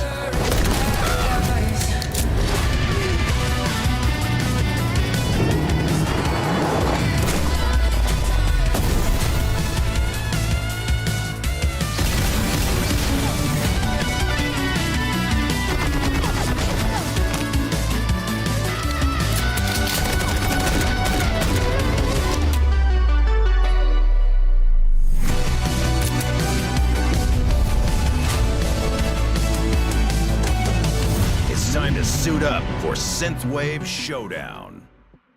And we're down at the loser round number 3 to determine who will make it to the grand finals. It will be QS Black up against Yeshu. And joining you for this matchup right here will be me, Callie, down here with Warden. And a lot on the line here if you're Yeshu, after just watching the performance for QS Black as he went up against a strong opponent in Riz, you're gonna have to be coming in 110% here, Warden. Yeah, I mean, Riz Income again, a former player for the set of Savage Doctors, had a hard time to close out the deal up against QS Blank. For Yeshi to see that gameplay play out, then it's gonna take a lot more preparation. And at the same time, Yeshu is down on the bottom brackets for a reason. So let us see if ever we can actually see Yeshu bounce back and try to put himself back on the upper bracket. I just hope that we get to see Killhouse at least be played on this best of 3 map that we got at the lower bracket, right? I feel like it is going to be unfair for us to not have a 1v1 at the most classic map of all, but it will all depend to our players right here that's playing, right? As much as possible, they want to just get it out of the way. And speaking of, QS Blank bans that map, while Yeshu bans the dock. So we're going to be starting on map number 1 at King, where we saw QS Blank almost win it up against Riz. So cards are not in favor for Yeshu here off the start. So you want to be able to go in here prepared, locked in, because for sure QS Blank is hungry to get himself back for a rematch up against Riz in the grand finals. I mean, let's try to stare down as well in regards to the maps. Fortunately, we get to see Pine on game number 2, so that is going to be a securement as well that we will be seeing Pine in this very broadcast. So I'm pretty excited about there, Callie. I mean, moving over before we head straight towards this game, comment down below who you guys are going to be looking out for. Is it going to be Yeshu or is it going to be QS Blank? All right, let's try to find out who's going to be the real winner of this as we start our map number 1. Off the get-go, Yeshu will have a Type 19 in hand, one of the most reliable ARs that you can get in the game, while QS Blank starts with his own signature weapon that will be the CX9. Let's off a stalemate that we got here the first 20 seconds of the game. Yeah, everyone's just going to be taking this one slow. Type 19 up against the CX9. It is going to be QS Blank here just holding the upper level side of this very map, while Yeshu is struggling to find his point of entry on which way to go. Wow, this is just different to what we saw from Riz and Blank on map 1 on our first match of the day. They're a lot more holding out, playing more passive attacks here this time. Nice finding opening pick there for Yeshu to find QS Blank. Now the spawn trap is activated. All about conversion here. Nice wall bang to find himself 2 eliminations. Yeah, 2 in a row for the set of Yeshu is now going to be coming in a bit of a surprise here up against QS Blank. And I'm loving the way that Yeshu is going to be playing this one, not too aggressively. He does spot QS Blank, but with Blank right there just behind the box, that is going to be serving as a heady to make it so much harder to win the gunfight. Now it's going to be QS Blank here on the driver's seat. Nice nade there. Just tosses up in the sky. Does it find any connection? Nope. Not a perfect medium rare for him. Yeshu is just really trying to let Blank just come through him right now. Holding down this head glitch. Just like what we saw for Riz. This is a perfect counter up against a very offensive player like QS Blank. So this is how you entirely want this. You have the score in your favor. Now it's just all about waiting. Playing the patience game. Still have 3 minutes and 5 seconds left to play with. QS Blank throws that nade. Yeshu's gonna drop down. QS Blank gonna try to make that push as well, and that is gonna be the perfect read here for him to find an equalizer. And now it's gonna be Yeshu's lead mitigated away. 3 more kills here for each end. Might just be QS Blank once more winning this gunfight, but the angle just favoring Yeshu here. He knows for a fact his attack away. He wants to go for that aggressive play, but the concussion denies the shutdown. And it's going to be QS Blank now here on the lead. Wow, that guy wasn't able to move. Blank there, nice tactical utilization to make this game. Tied up right now is Yeshu.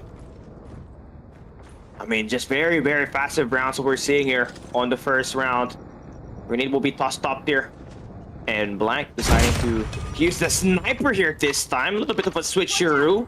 Now it's got the map control. Nade will be connecting to this. The stun will be there in as well. And Yashu's just trying to make himself a little bit more predictable here just by staying in this one angle right now. That's gonna be an easy pick for Blank. Staying on the staircase for the last 4 possessions. Bro, gotta find another way to make an opening for yourself. And it's crazy to think about in this tournament format, that is only the first round of this very map. And they're playing this one like it's already the last stand here, Callie. Moving over to round 2.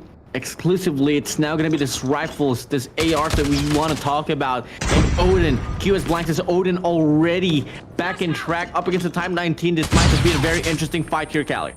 All right, now for Yashu, just all about finding the conversion here from this head glitch, right? But QS Blank knows about this strategy for so long now. And he brings in the Odin, the classic one that almost got him that victory up against Riz earlier. But again, 3 shots to the head. That's going to be the problem here if you're Yashu and you just try to expose yourself a little bit from that Odin right now. Nice shred, but not enough to go for the finish. Not enough to get the kill as well. We haven't seen the first kill here on this very round, not just yet. Nearly a minute and 30 has passed here already. And QS Blank, Yashu, so finding the kills. They don't want to miss out on this chance of winning. Yashu, gonna be on the staircase. QS Blank just on the mid map. He's not going to be overexposing himself because that heady from Yeshu could be pretty dangerous. All the option he has right now is to hop up on the railing, probably expose the body of Yeshu even more, and only till then he might just have a clear shot to get the kill. You can wrap around bottom or top side map, then just try to get the angle on the staircase where Yeshu's holding at right now. I think that's the only way to do it from a player just loves to play tactical positioning. Keyword, tactical positioning for Yeshu. This is crazy. They are so passionate. They're so eager to not get dropped first blood. But this might just be it. QS Blank, can he go for the peek out and get the shot down? Yes, he can. Now, the question is, can we or will we serve the same type of nature where everyone's going to be playing passively, or can we find anyone to go for the chain? And so far, leading that crusade should be QS Blank, but Yeshu finds the backstab, and it's all equalized now here, Callie. Oh, QS Blank just trying to utilize the same angle that Yeshu is doing on this map right now. Hearing all the sound cues, hearing all those runs coming in for Yeshu is going to be huge here for Blank as he finds the altercation at the bridge. Bottom side is going to be the angle to go as he goes in for a tiny spawn trap. Quick 2 kills for him, or the last 10 seconds. Watch out! Flash! Can we do it? 2 minutes and 28 seconds left on the clock. QS Blank gonna be inside of wood and cargo here.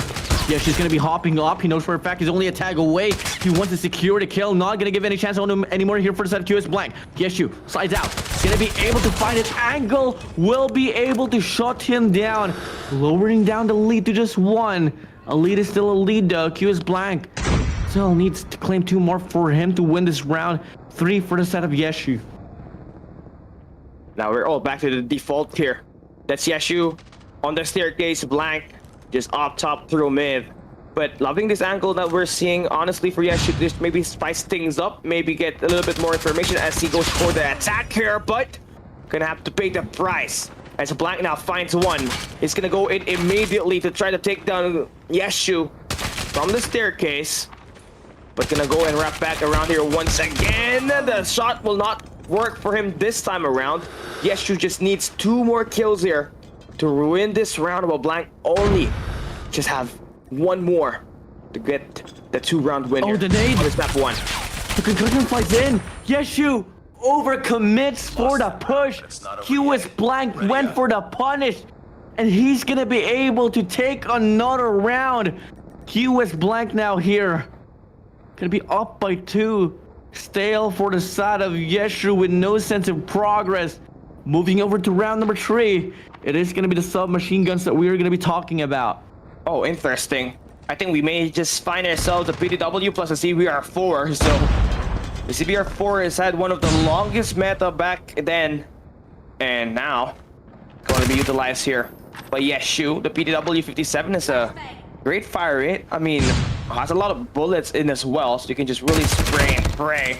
But you got a laser sight on it, so whenever you try to take an aim down sight on whatever angle you got, that's easy information for Yeshu. It's just trying to find that long flank. Yeah, Yeshu is like a lost cat out in the open. Just so desperate to find any means to get the angle locked in, to get the kills. But QS Blank just showing better mastery off this map of King.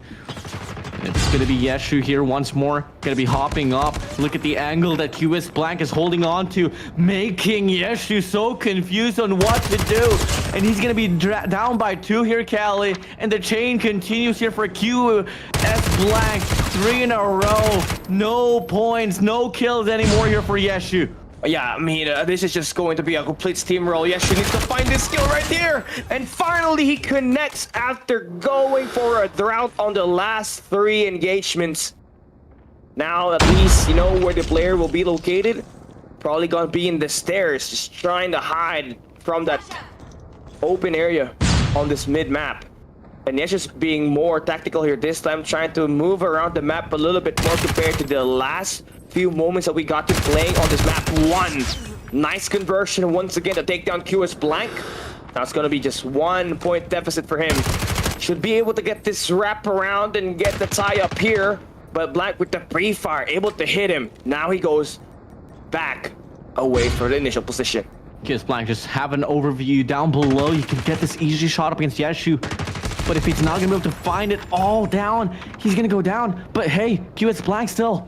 Reaction so quick, pushing Yeshu down, only a kill away from winning another round. Yeshu is struggling to move and navigate across this mid-map, and QS Blank is going to be able to make the most out of it. That is going to be match point advantage now here for the side of QS Blank. Oh man, Yeshu just needs to step things up. Now we're going to be headed into a round 4 rifle round.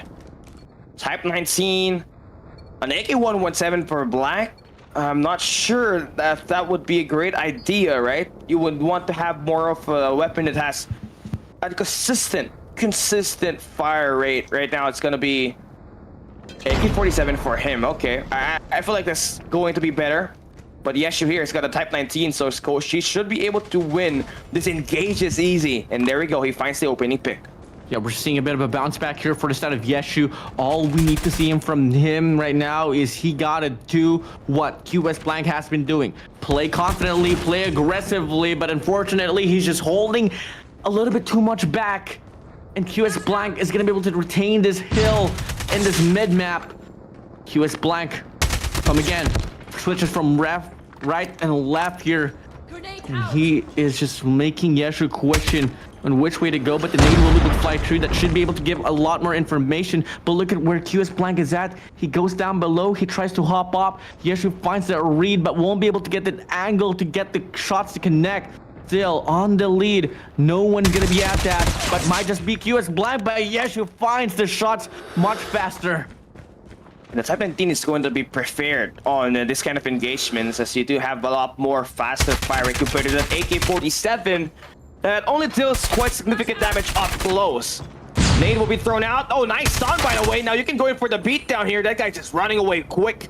Shoelace up, and now it's just gonna run fast through it, but losing the gunfight.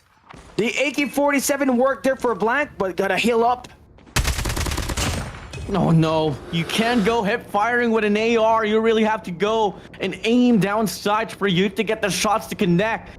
That was a big mistake there for Yeshu. Should have been the tide so in favor for him. But now it's gonna be QS Blank here. Might just be getting the last and final laugh. Come again, no rounds has been accumulated here for a set of Yeshu. And he's gonna try to go for the shots. Finding 2 to connect. Won't be able to get the kill. QS Blank, this is where he's good at. Going for those resets and looking for a better opportunity later on to shut it down. We just Blank staring at the right corner here. Yeah, Yeshu's just trying to get himself a little bit more of a default rotation once again. You don't want to end up with getting killed by a nade here. It's going to be a switch back and forth there for Blank through mid-map. And Yeshu decides to hop in the fray. Now he wants some of this goodness, making all the sound, making all the noise. Now he's gonna lose the high ground advantage. Decides to wrap around, picks the wrong angle, and Blank is just one kill away from winning map number 1. Has a good look on that. Repositions, peaks.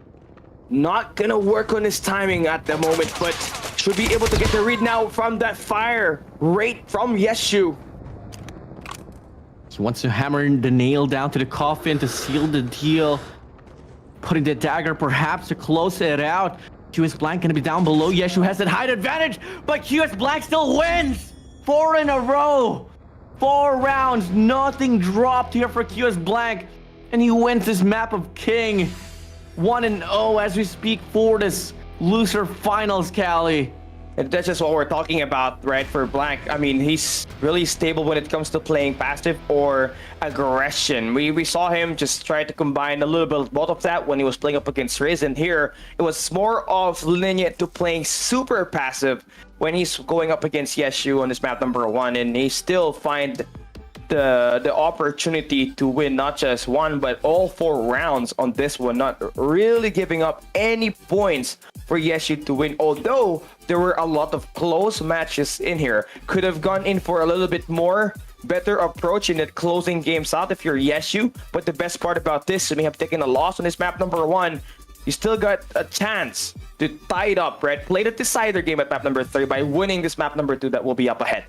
You come again, Yeshu climbed pretty far. Unfortunately, you know, his run for that upper bracket really ended when he went up against Rizin on the round number 2. Was forced to go up against Farina on the losers round 2. Went 2-0. Moving over to round 3 was also 2-0. That is going to be his first loss here in this lower bracket, Cali, and it is served by QS Blank. As we wrap things off for King, we are now going to be able to get the first exposure of Pine here, Cali, in this very broadcast. So I'm pretty excited for this one. Let's see what's going to be the answer or respondent for any of the players that we have here for the series.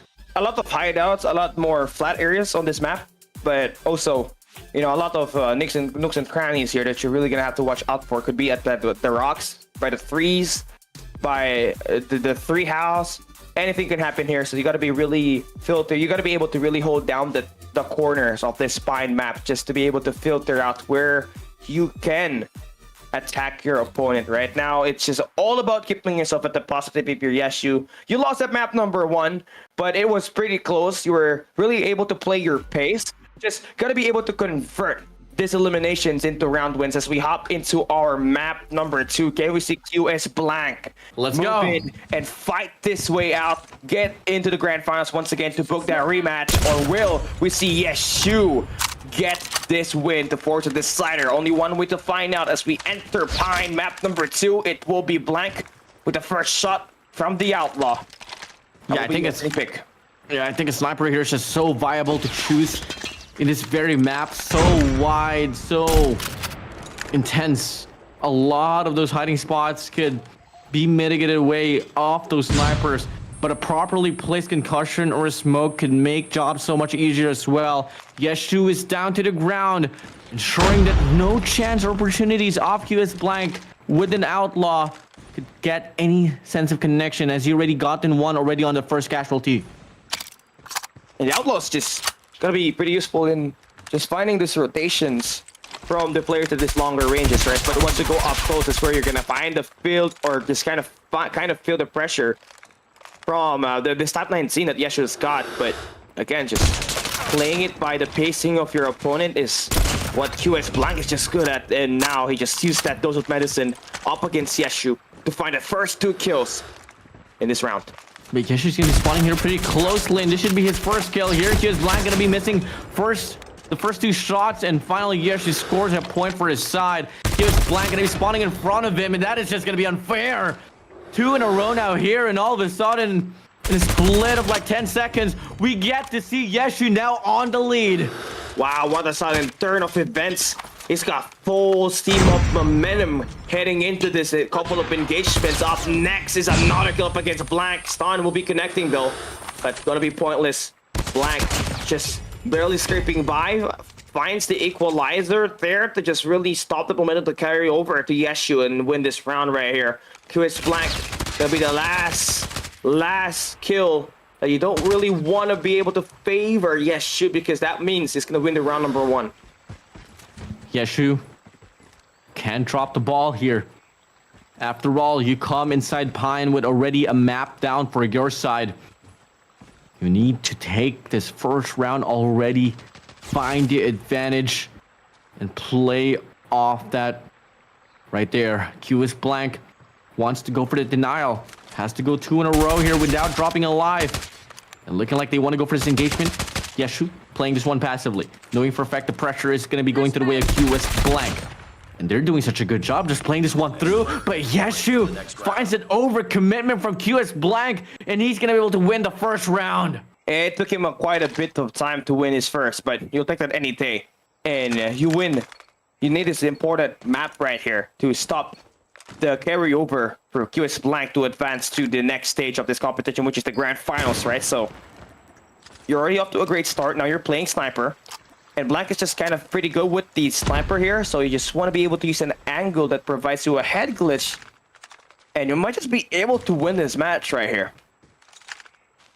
Might just be the word here, but it is still a bit too far.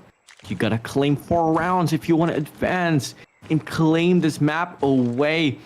But on the sniper run, QS Blank, come again, has the better numbers in regards to whatever has been accumulated off this category of weapons. Yeshu, haven't seen it, not just yet. So let's see if he can choose or find something different in this map of Pine. Engagement comes in, and it's going to be QS Blank finding the first connection, but it is going to be a hit marker. Yeshu now at least knows where the player might just attack to, so just kind of keeping himself prone so that he recovers back those health points. Nice shot there to get that pressure.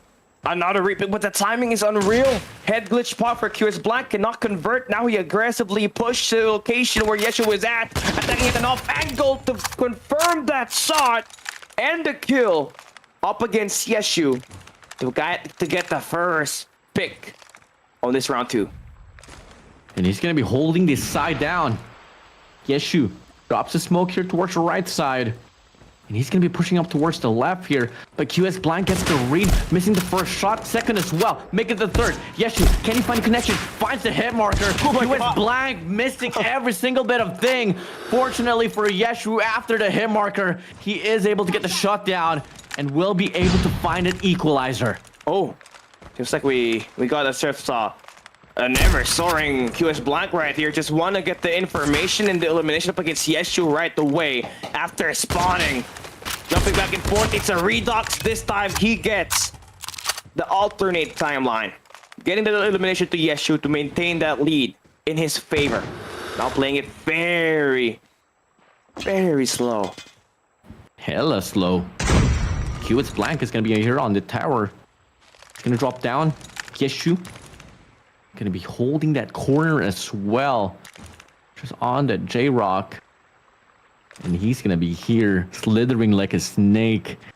Taking the time of his life. I mean, he knows for a fact QS Blank wants to leech off from the momentum. And he wants to get the kills, but it's just not happening at all because of Yeshu here just holding things steadily still. But he still gets spotted out. And what a respondment there for the side of QS Blank. So quick, so fast. Now Yeshu's just trying to hit the spawn trap.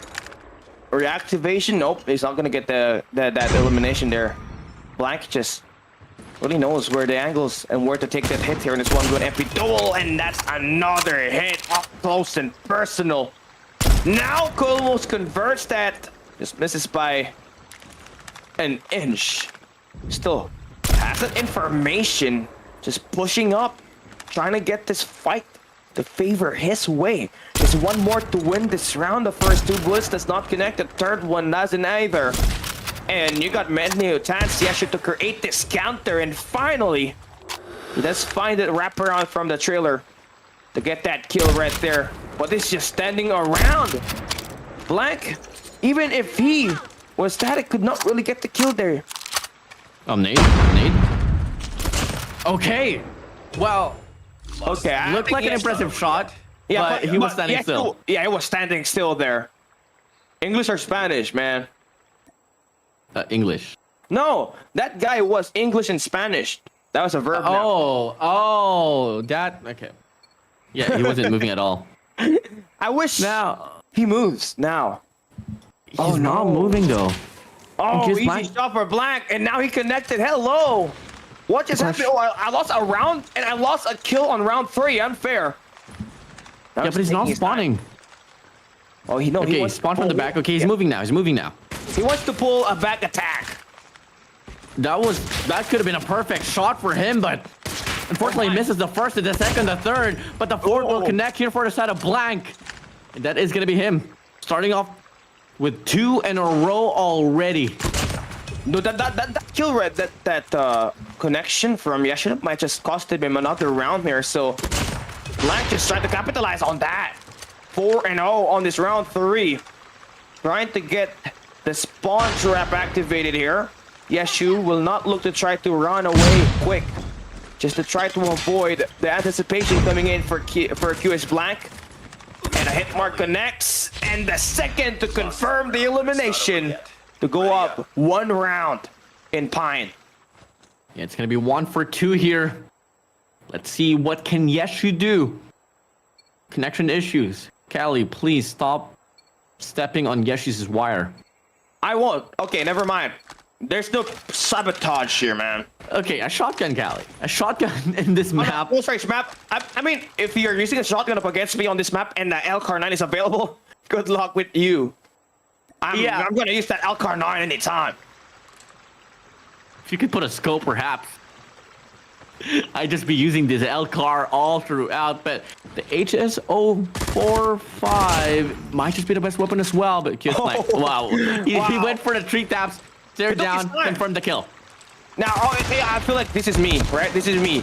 If I'm gonna play map like this, I'm obviously gonna try to pull away with a LCAR-9 on this map, right? But I'm not the ones playing here. It's up to them to just really dictate what happened on this map, and Blank just doing whatever it takes to win this round.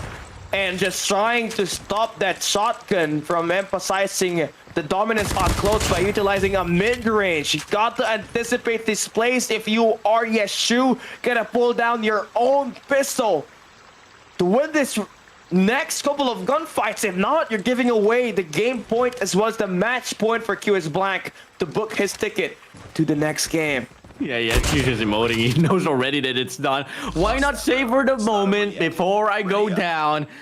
Well, with that being said, pretty dominant, could I say, LCAR round for the side of QS Blank as he wins that, Callie.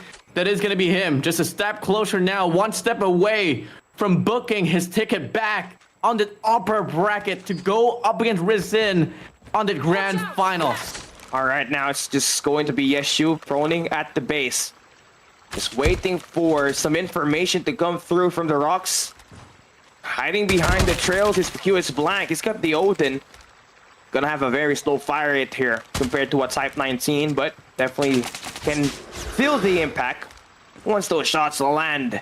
Even better if you got the Odin Divine Smith, by the way. That might just give you those extra bit of health from the added scope from it, right? But Blank doesn't even need that. Just need this Megalodon skin to just earn him this impact. Now up 2-0 in this round 3. Yeah, it's gonna be 2-5 here, Callie. But Yeshu finds 1 kill though. Proning down just behind his trunk. QS Blank is just gonna be right up front. What can he do? Yeshu finds a peek out, and he finds an equalizer as well. Yeshu is not backing down. He's not moving as well. He has a trophy to support him. But QS Blank is just holding where he is coming from. And looking like QS Blank just knows exactly where he is. Nate's gonna fly through. Will it find any connection? Looking like it won't. And yes, you have to find the means to diversify more in regards to his gameplay, because QS Blank had an Odin, and you know for a fact that this is the best weapon to hold an angle with. You just quickly reposition here, Yeshu. You can wrap around the bottom of the map here. You should utilize that Trailer as your cover, because this is not going to completely cut it. You try to contest Blank on this angle where he is holding down the potential head glitches on this area. You might just put yourself in a very bad spot, right? And you only have an AK-47 to play around with, and that's not going to cut it up against an Odin who can just deal so much of the impact and the damage. Now going in for a spawn trap here. Cannot get that lockdown as he was low on HP. Nice fight there for Yeshu. Huge to keep this one tied up. Yeah, it's gonna be 4-5 here. One last kill that separates QS Blank from booking his ticket back on the upper bracket and head straight to the grand finals up against Riz Sin, and he does it successfully in a dominant faction. Cali, Yeshu is out, QS Blank is back. That's going to be a nice rematch that we're going to have, right? But a nice fight for Yeshu all the way through. He made it to the live broadcast, and you gotta give him a shout out for making it here. Had to go down at the loser round brackets that we got running around in the upstream matches, and just eventually made it here. Just really couldn't convert. QS Blank was just a different beast in this map that he played up against Yeshu. So now we're going to have a rematch from the match number 1 that we got here from MYSG, and that will be Riz as well as QS Blank, and I'm all for it, right? I feel like the best way to end this Community Gladiators Day number 3 is we have to go down to a decider map at the grand finals, where it will be a round 7 to dictate what or who will be winning this entire MYSG bracket. We take a look at our dual 1v1 MP bracket for this MYSG region. Risen was able to take down QS Blank. He dropped him to the loser round 3 while he advances to the grand finals. While QS Blank had a tough loss, he took down Yeshu just now to earn his way back there for an amazing revenge, potentially, should he bring his AAA game up against Riz. I mean, need we to recall as well on how it went down on that semifinals match between Rizin and QS Blank the first time around. Keep in mind, before Rizin has been able to close out any match whatsoever, it all went down to around number 7, Cali. So if you guys are doubting the capabilities of QS Blank up against Rizin, better not, because he has absolutely every skill set that he needs to take down Rizin. But it's going to take quite a lot up against a veteran player coming from the side of like Savage Doctors back then. This guy has a lot of experience to close out the deal, and that's where, you know, Rizin is just so much better up against QS Blank, at least on the semifinals run. I mean, looking at the profile of Riz, right? He's been playing ever since. He was part of Gaijin back in 2021, so there's definitely a lot of competitive experience that he's got. But QS Blank, despite not having some of those, he was really able to bring in so much of that game. All had to go down to round 7. So let's see if he's going to be able to earn his revenge up against a Goliath like Riz in the grand finals. We'll be right back right after this break.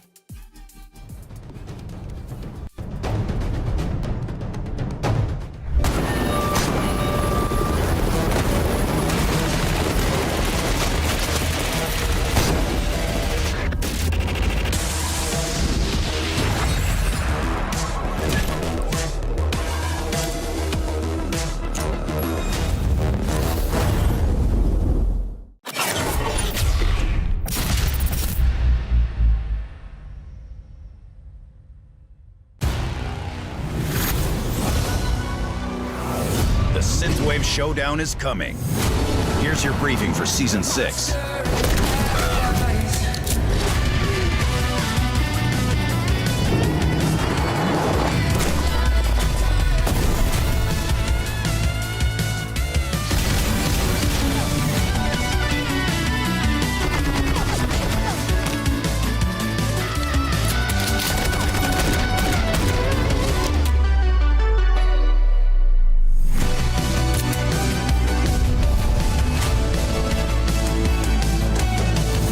Time to suit up for Synthwave Showdown.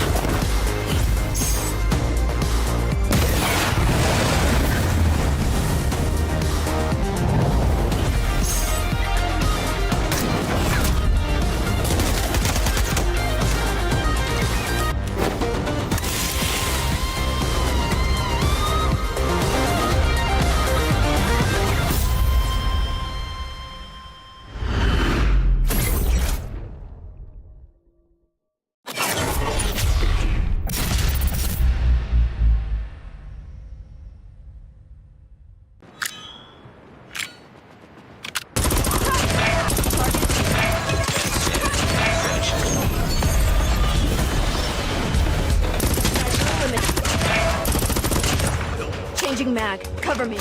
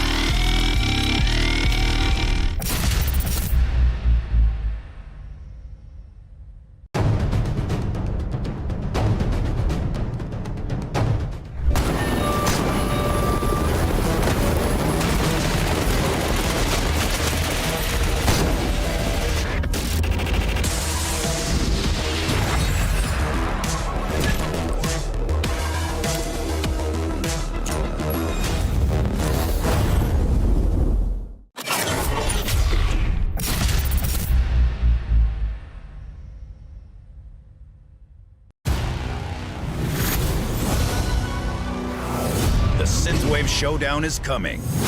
Here's your briefing for Season 6.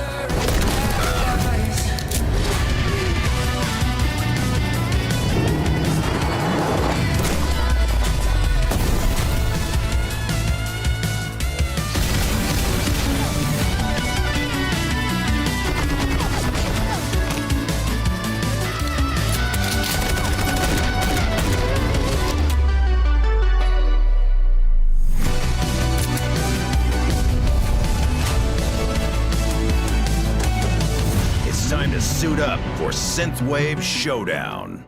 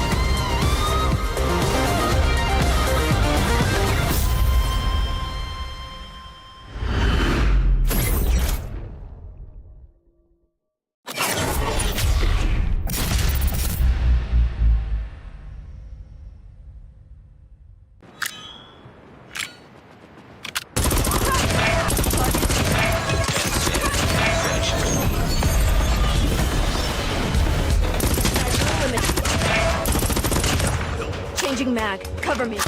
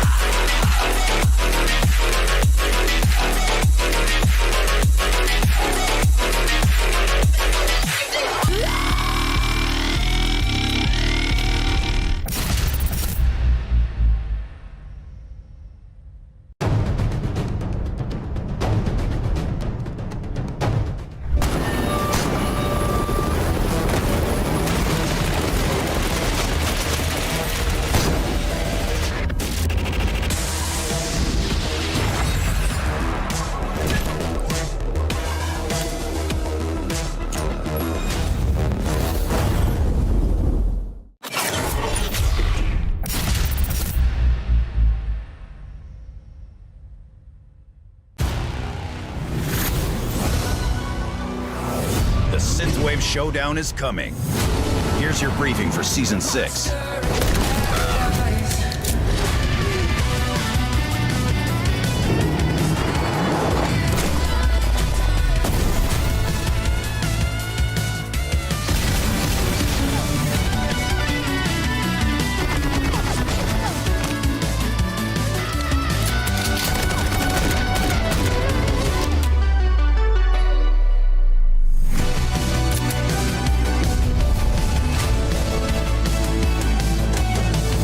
Time to suit up for Synthwave Showdown.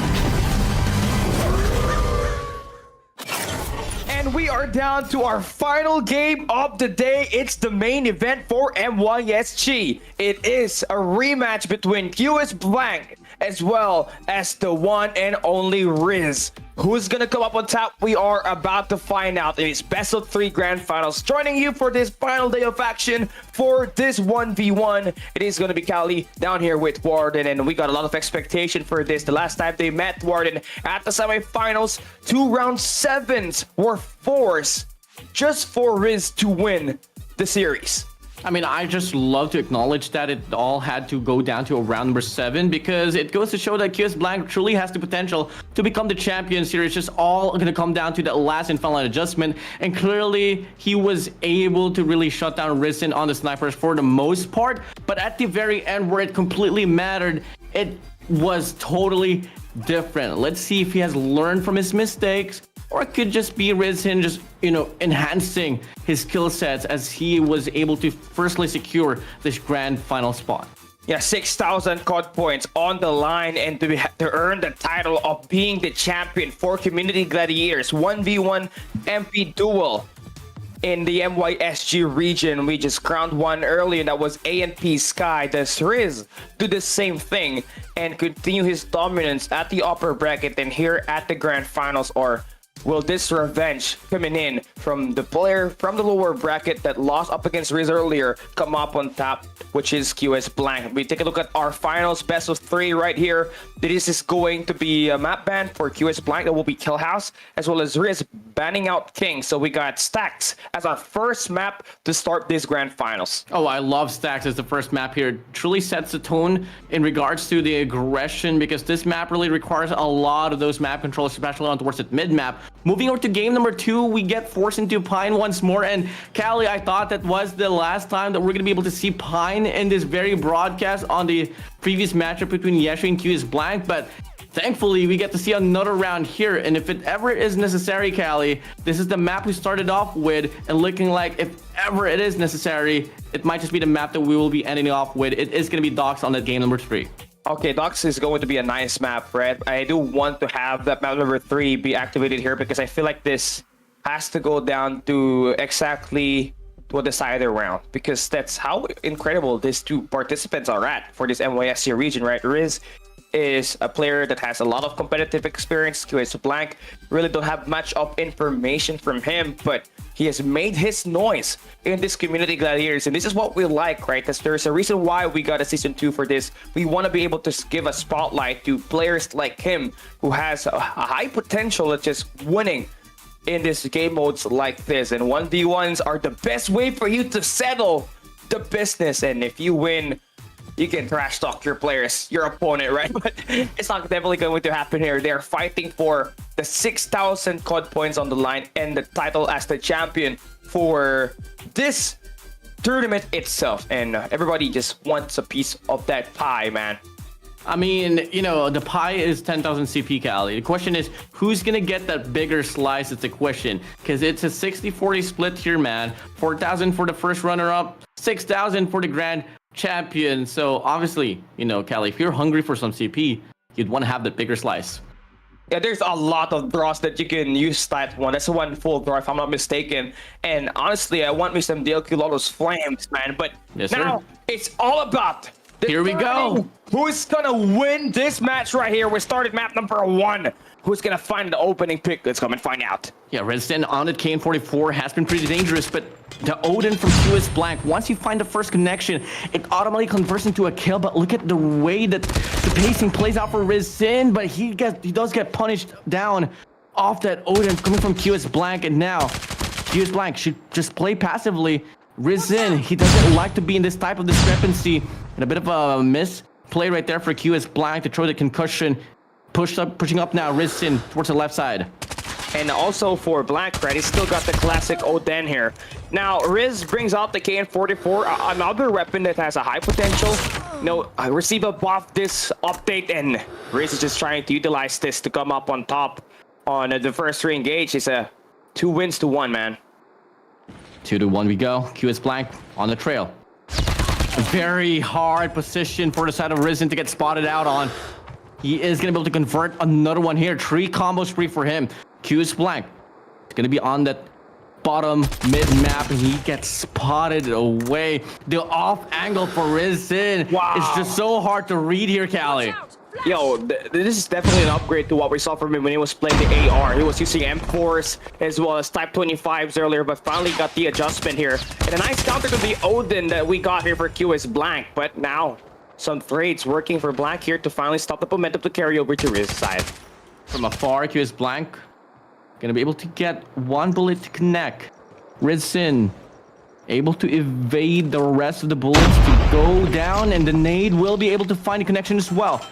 It's gonna be him pushing up here towards the left side, and he's gonna be hopping up as well. This is his position. This is his favorite position, but this time QS Blank gets the read. All he has to do is just play passively and outread Rizin, and now all of a sudden, but surprise, we get to see the odds much more better for the side of QS Blank, but Rizin denies. And that's going to be enough for him to secure the first point, first round on this map. This is just a huge upgrade again for Riz. The only problem that he got up against Blank was that AR. Now we're going to be switching into the sniper rifle. This is where Blank really loves to play around with the Outlaw. Finds so much of that value up against Riz as well. Back when they met at the semifinals, but this time trying to play that LW300. But a nice shot from the DLQ, jumping like a rabbit and getting that first pick on this round 2. Take a look at him bunny hopping here. Rizin, Lotus Flame. DLQ on hand, gonna be a slide in here for the side of QS Blank, but the blank shot for Rizin is a bit too fast for his liking. And he finds the read, but hey, QS Blank gets the cancellation as well. Should have been 3 in a row, but make it some more here for the side of QS Blank as he continues to go on a spree, but Rizin denies. It's a back and forth ping pong battle, Cali. Wow, this is where really grand finals work here right now. It's gonna be Blank throwing up a tactical. Riz going in for the aggression and turns that guy to Lotus Flames. DLQ 1 point on this altercation on this map number 1. Sliding, attacking, aggressive, jumping back down is Blank, but the slide shell working for him to get that kill with the Tundra. 3 and 4 cannot afford to lose one more gunfight here to lose the round. Beautiful play for the side of QS Blank. Gonna be able to find a concussion as well. Rizin dabbing in the air, blinded. QS Blank has to find, just hold down that angle. Perhaps just wait for Rizin to walk into your crosshair. And he's going to be cooking the nade here towards the left side. Totally the opposite where Rizin is at. Looking like Rizin wants to make a push. Slowly but surely slithering like a snake. This might just go down to the wire once more. But QS Blank needs this one badly. He needs to go with 2 in a row for him to get the shot down. Rizin, one mistake is all it's going to take for him to lose this momentum. And this is going to be a huge time of Riz with the jump shot, just like that. Nice timing to get that elimination. And even the sniper rifle looking even better for Riz. Nice adjustment from the break that he had before the grand final started. This is looking to be the grand finals form of Riz Sin Cali. 2 in a row for him. We go back to another round of snipers. I'm not so certain about the choice here. QS Blank. Can you take this one through? But look at the tempo, look at the nature, look at the way that Risen is going to be playing this one out. He finds the first shot, but it is going to be the hit marker. Won't be able to get the kill. The challenge comes in, and QS Blank will be able to connect with the Punisher. All right, now this is going to be a reach out for Black. He just wants to do better this time with the Outlaw. The signature that he has when he played up against Riz right now. Trying to counter the DLQ. Using a faster ADS weapon. Riz is going to miss that first shot. Going in for a reposition. Blank there now has the first and the second shot. Successfully done for him to go up 3-0 on this round number 3. Can be 3-5. QS Blank. Can we see him get this one through? Risen just holding that angle down. QS Blank doing the exact same thing, but a bit of an impatient take here for QS Blank. He does peek out, but Risen won't be able to get the shot. Second shot flies through. No connection. Risen wins that clash. And now, we get to see finally his first point here on this map of stacks here, Cali. 1-3 we go. All right, now for Riz. Just using a faster ADS weapon here this time. Just to try to counter Blank, but not gonna happen when he's got the better scope in this round. Having full steam up momentum to carry over his side. Fails to connect that headshot on that head glitch, but still has got himself a great lead to take care of. Riz coming from the rails. Not gonna connect that. Tries to wrap around the flank. Slides in. Misses it.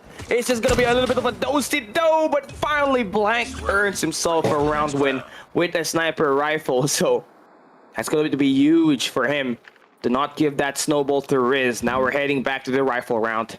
Loving that slide cancel, that counter slide right there for the side of QS Blank to secure the deal.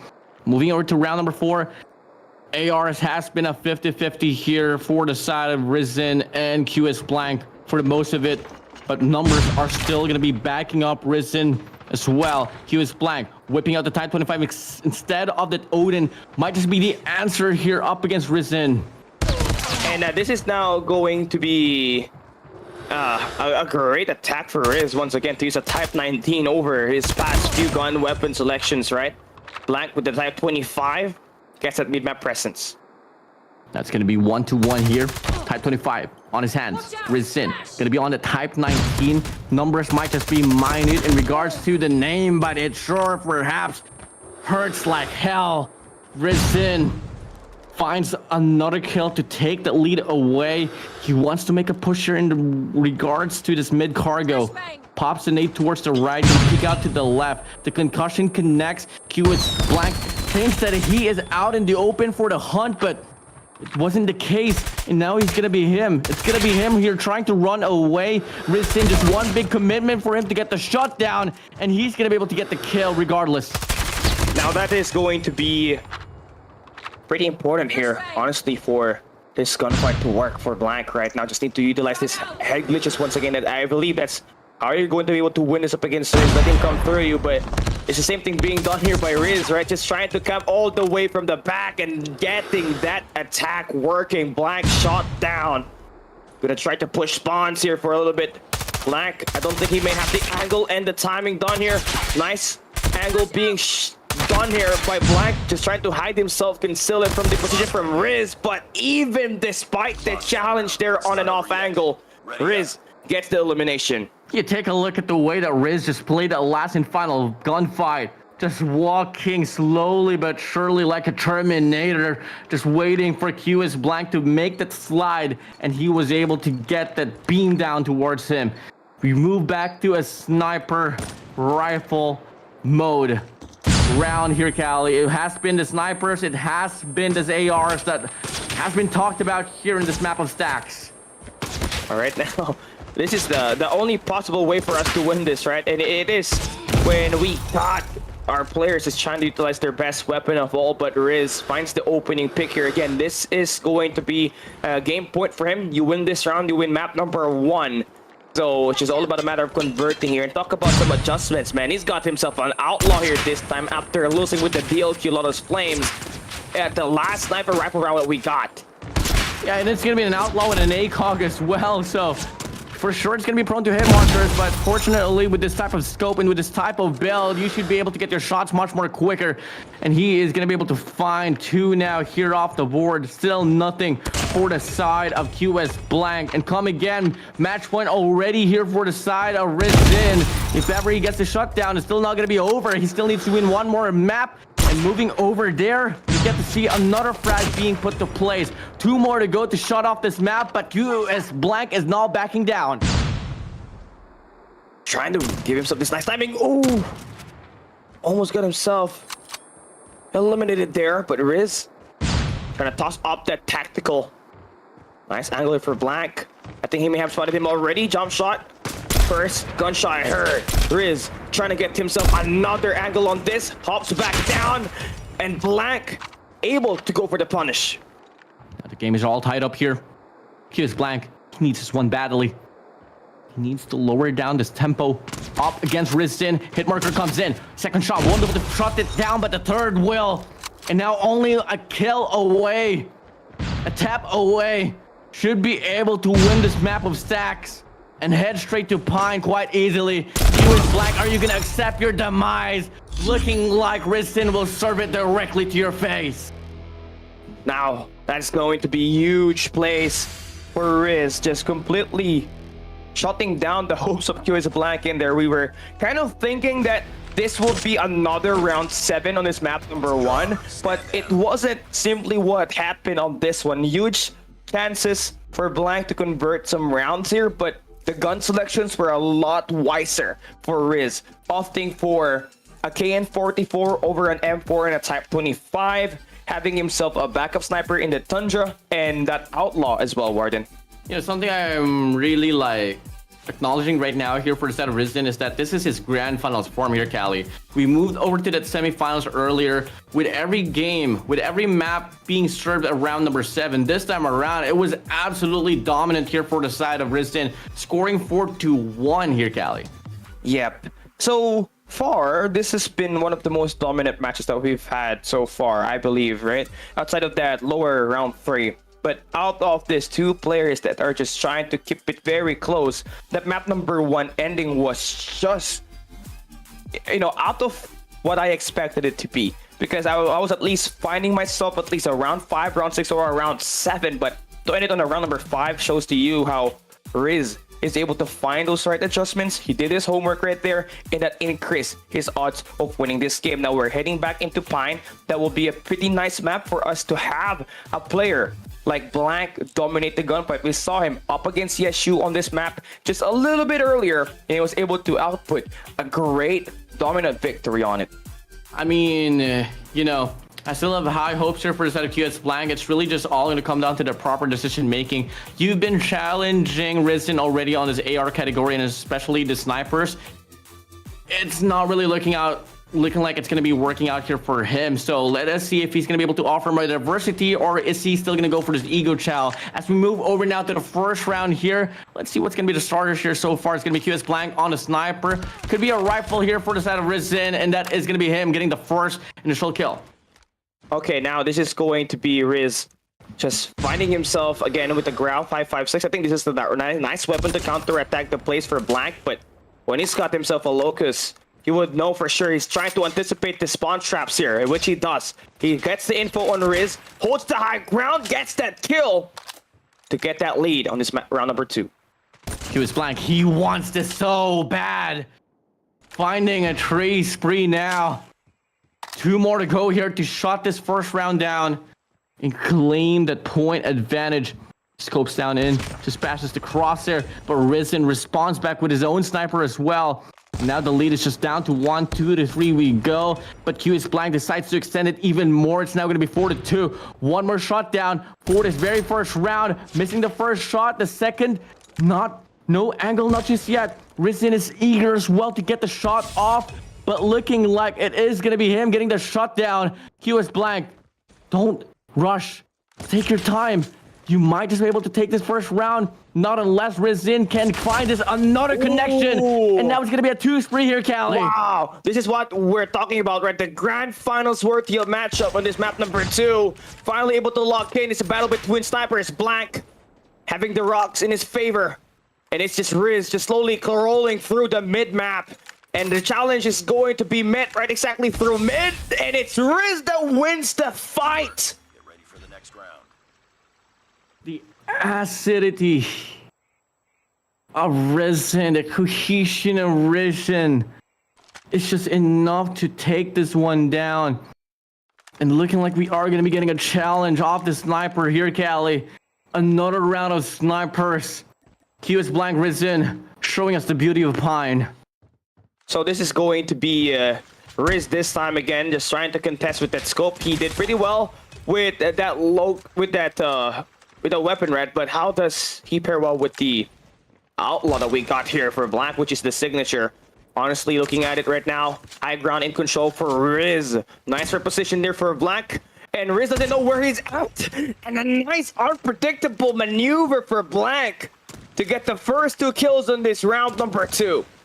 And what's so good about QS Blank is that he knows exactly where the spawn is at. The problem is he can't find a connection right from the get-go, but in regards to the mid-gunfight, he is able to find a connection. 3 in a row here for him. Rizin still struggling to put a score on the board. And it's going to be him. Pretty stale here. 4-0. One more kill to get the wipeout on the second round, Callie. And now that's going to be the sniper just being brought down here. It took him quite some time to just really win around here. This time, the DLQ, interesting. It's got a sight on it that's not a default. Usually, you're going to want to have the default iron sight over there. But if you got Outlaw just running loose on the map, you got to change things up a little bit. Find a faster ADS on your weapon. Blank just dancing in and out of the gunfight. And that's going to be a 3 on the round wins, as that sniper rifle round favors QS Blank. 1 for 1 now. We move over to the ARs. The Odin is absolutely practical in this very map. M16 Rizin, are you kidding me? Yep, it is what it is, man. M16 Valentine with an ACOG. That's classic. Black Ops 2 and Black Ops 1. That's green classic laser. Black Ops 1s. Yeah. It can work, man. I use that kind of weapon attachment at a public match. He has the automatic mode. Okay, that makes more sense here. If it was the burst, I'd be laughing my booty off right now. But hey, QS Blank still actually gets a respondment here. It is now going to be 1-1. Odin up against an M16. Oh, very interesting matchup. Yeah, I mean, I talked about how Riz manages to find himself with a better weapon selection, and he comes out here with an F16. It could have been better if he's got a Type 19 or an Odin to just challenge a player like Blank right now in this kind of engagements. Nonetheless, though, for Blank, just scrolling through it, has the kill lead on this round 3. I mean, if you're on the side of QS Blank, you'd want to see another round of a map here, not just Pine, but looking like it is going to be him actually getting the kill here. Odin able to overpower whatever weapon that Rizin has. And now it's going to be 4-1, Callie. One more shot here, one more kill for QS Blank. And he's going to be able to extend the lead here by 1 in this very run.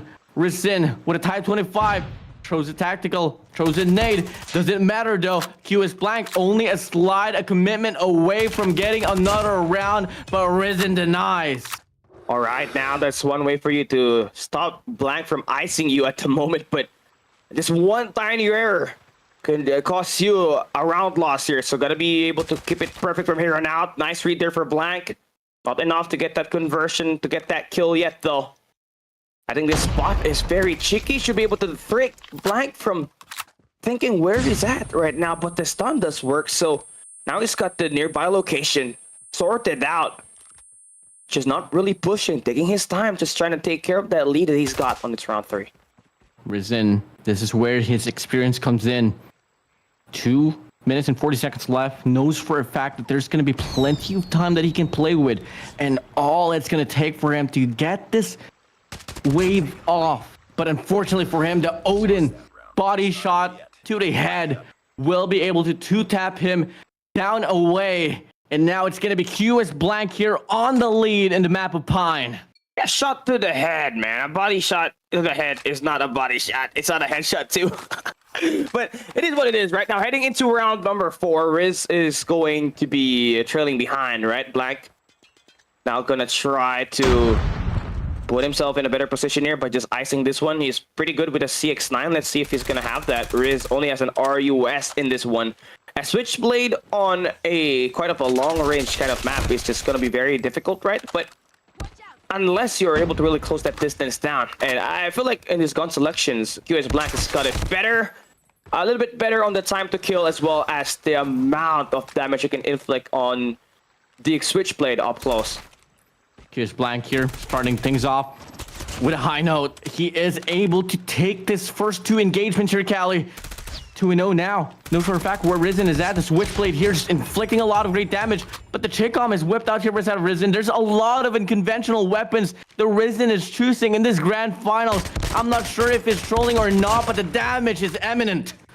But Chicom is one of the best SMG weapons in the game right now. It received a buff, a 1.3 multiplier on the body right now, so that is going to be useful. But when you got the tactical laser on it, it's pretty difficult for you to keep yourself concealed in this kind of gunfight. So you want to be able to chase these players head on in these fights, which is what Riz is kind of doing in this map right now. He's got a great sight on this player. There's not a lot of recoil on this Chicom, but it does struggle when it comes to playing with range.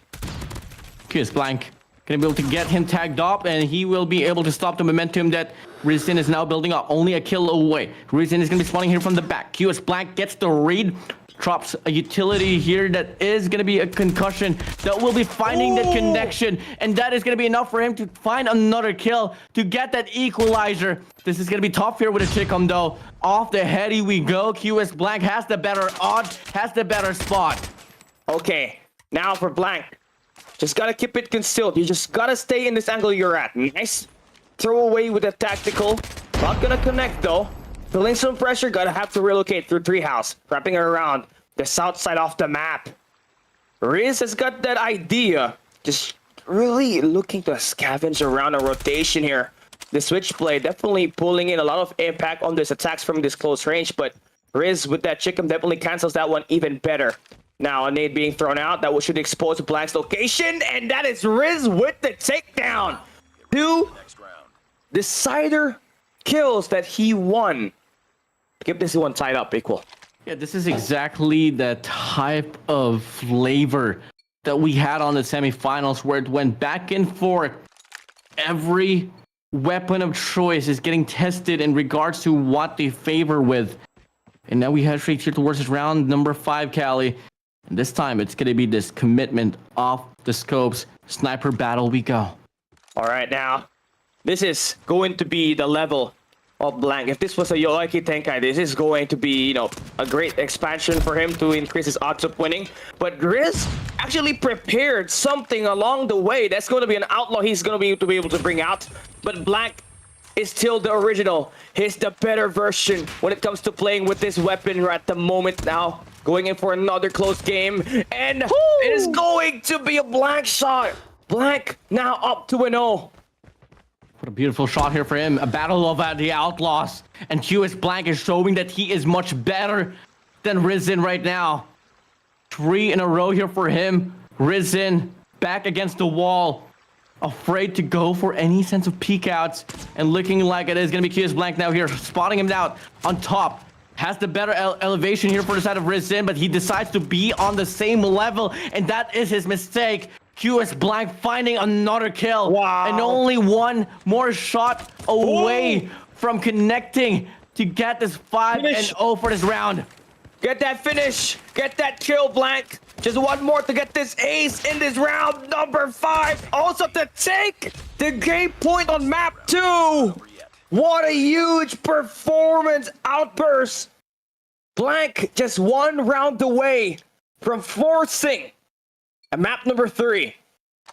And we get head straight into a light machine gun category. Round number 6. all gonna come down to this LMGs. Q is blank. Can't let this one slide. It's gonna be a coast-to-coast battle here, Callie. Okay, now we're talking. Riz is gonna have that information on the 3 house. Okay, nice shot with the UL736. I wonder how good it really is compared to a Holger that Blank has at the moment, because right now it seems like it's got a better ADS and a better sight on this gunfights. Never mind. Blank's Holger just connected through the tied up. Blank here. Gonna be a tag away, Rizin. Perfect peek out. Gonna be able to find the perfect angle, and he knows exactly where QS Blank is gonna be coming from. Rizin drops the concussion. He knows for a fact he found the connection, but QS Blank decides to hop up, finds the perfect angle here, but the question is, can he find the shot down? Yes, he can. Retains back a kill to take this equalizer. 2 for 2. Reason that he needs this one badly to force a round number 7. Okay, that will be a stun connecting there nicely. Blank knows. Got some info on it. Just most likely gonna have to stay in this position. I think it's the optimal way. If Riz does come to this trail, should be able to get that head glitch spot right here to convert that shot. But even better if he can get the nade kill. And speaking of, he does connect and find that. Riz gonna have to tie it up here. Need this to stop QS Blank from winning this map too. And he converts it. Yeah, a momentary lead here, but look at the spawns. QS Blank is gonna be spawning from behind. But looking like Rizin is well aware as well. He's gonna go for a challenge. The drop shot from both ends. But Rizin wins it. And only now a kill away from forcing a round number 7. We get served with it, Callie. Wow! What the play for Riz to win that map and the round, to win the round right there. Now we're going to be back with the sniper. The last time these two met with a sniper rifle at round 7, it was Riz that won it with the Outlaw.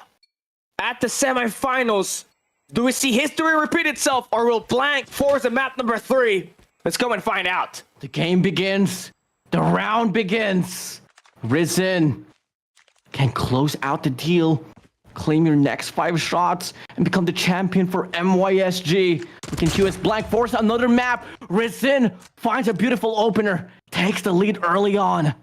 All right, now he's gonna have some opportunity to control the map here. Stun, and the nade's gonna be available for him to utilize, but going to be a huge shot there for Blank to win. A couple of more gunfights here, but unfortunately a hit mark now. Just gotta be able to convert the second chance. And he does. Now up by 1 point. Loving the honor here, but both sticking to the scopes. No secondaries involved. Played fair and square. Show who's the better sniper. Rizin gonna be on the trail. Q is Blank. Gonna be playing around the rock. But Rizin still finds the heady. Wow. And that is gonna be another equalizer here, Callie. Well, what an absolute difficult shot he just created for himself. A nice angle to counter that rock attack coming in for Blank. Finds himself a 2 in a row. Now up by 1 point. QS Blank, can he find an equalizer? No, it's not gonna be the case. And only a kill away now. That separates Rizin from becoming the champion of this tournament for MYSG. 1v1 title awaits you, Rizin. Can you find a last and final shot? May it be the God Nade. Could it be the case? A bit too far to the left. Won't be the case. QS Blank goes for the peak. Does not exactly knowing that it might just be his last and final second here. He hops up. Rizin playing aggressively. Can he get it? Peeks to the right. Peeks to the left. Hopping up now. QS Blank can't put up any mistake. Rizin holding this one down. And they're going to be holding on to the stalemate, but the nade flies through, putting the pressure down in. Rizin now going to be peeking out in the open we go. He gets tagged up. 1 HP left for him, haggling on, and the battle still lives on here, Callie. And now Blank just trying to get through this. But Rizin for the championship winning play. He's going to be able to end it in a round number 7 to take down QS Blank not once, but twice. In this competition, we have our MYSG 1v1 multiplayer duel champion. Rizin getting himself the best possible prize with 6,000 COD points. Congratulations still as well for QS Blank for being the second placer for this very event of this 1v1 for Community Gladiators. Come on, still valiant effort for you guys. And also a huge shout out to Yeshu as well, to Sky for being the champion of the Philippine bracket, and Prim for being the second runner-up. You guys are amazing, providing us such a good show here. And I know for a fact you gotta agree, Callie. Big shout out to QS Blank for keeping everybody on their toes up until the very end. Since the start of the MYSG 1v1 MP duel, we were kind of building up the expectation that he's going to be able to really close a map at least after playing a round number 7 on both maps up against Riz on the semifinals upper bracket that we had a little bit earlier today, right? But just that couldn't really convert it, but still a great fight that he did to earn his way to top 2 in this competition. Yeah, GG's well played. What a great matchup here. I mean, talk about Rizin climbing this whole upper bracket, 2-0 coming from the round number 1 to round number 2, semifinals, finals. Doesn't matter for Rizin. He is here to show who's the boss of this tournament. Right, that will conclude our 1v1 multiplayer duel for today, right? Tomorrow will be our final day, everybody, so make sure you stay tuned because we got the 5v5 search and destroy. All are going to be best of 3s. We got the PH top 3 teams and top 3 from MYSG last left standing to fight for the huge summer prize pool that we got there, which is 80,000 COD points on the line. And make sure you stay tuned here by giving us a follow on our Facebook and on our YouTube social media pages for you to stay updated whenever we go live or post some videos on our pages. Yeah, most definitely, Callie. I mean, it has been such a great ride, you know, already summing up like 3 days of worth of action here for this Community Gladiators tournament, and tomorrow will be the last and final one. So better make sure you guys are following, as Callie would say, because you guys don't want to miss out on the action for tomorrow. Callie, I'm going to throw this one to you. Any last words? I mean, it's great to have a little bit more opportunity for players like QS Blank to earn their way into this, right? We did not really expect him to have that kind of intense run up against a pro player like Chris, but he definitely put up such a great fight, and only time will tell when we will see him in the grandest of stage in Garena MSP. And someone better pick this guy up. His gun skill is pretty incredible, and I just hope that he continues to play, man, because the grind is intense. You're just going to get better as you put more reps in. Come again tomorrow, we'll be seeing the 5v5s here playing out. We get to see it is going to be the battle of AF Fearless, EA Tenados, and Disrupt for the Philippine bracket. And for that MYSG side here, Callie, we do get to see Sentinels, Classified, and Savvy 1. So there is still going to be 3 teams, 3 brandings that will be trying to prove themselves worthy in this competition for this Community Gladiators tournament. But come again, guys, that is going to be it. It is still not going to be the end for this very tournament. We still have tomorrow to go, but we gotta take some rest. We gotta have good nights, you know, and get ready for the battle that will be ensuing for tomorrow. So till tomorrow, guys, have a great time. Good night and peace out. See you all tomorrow.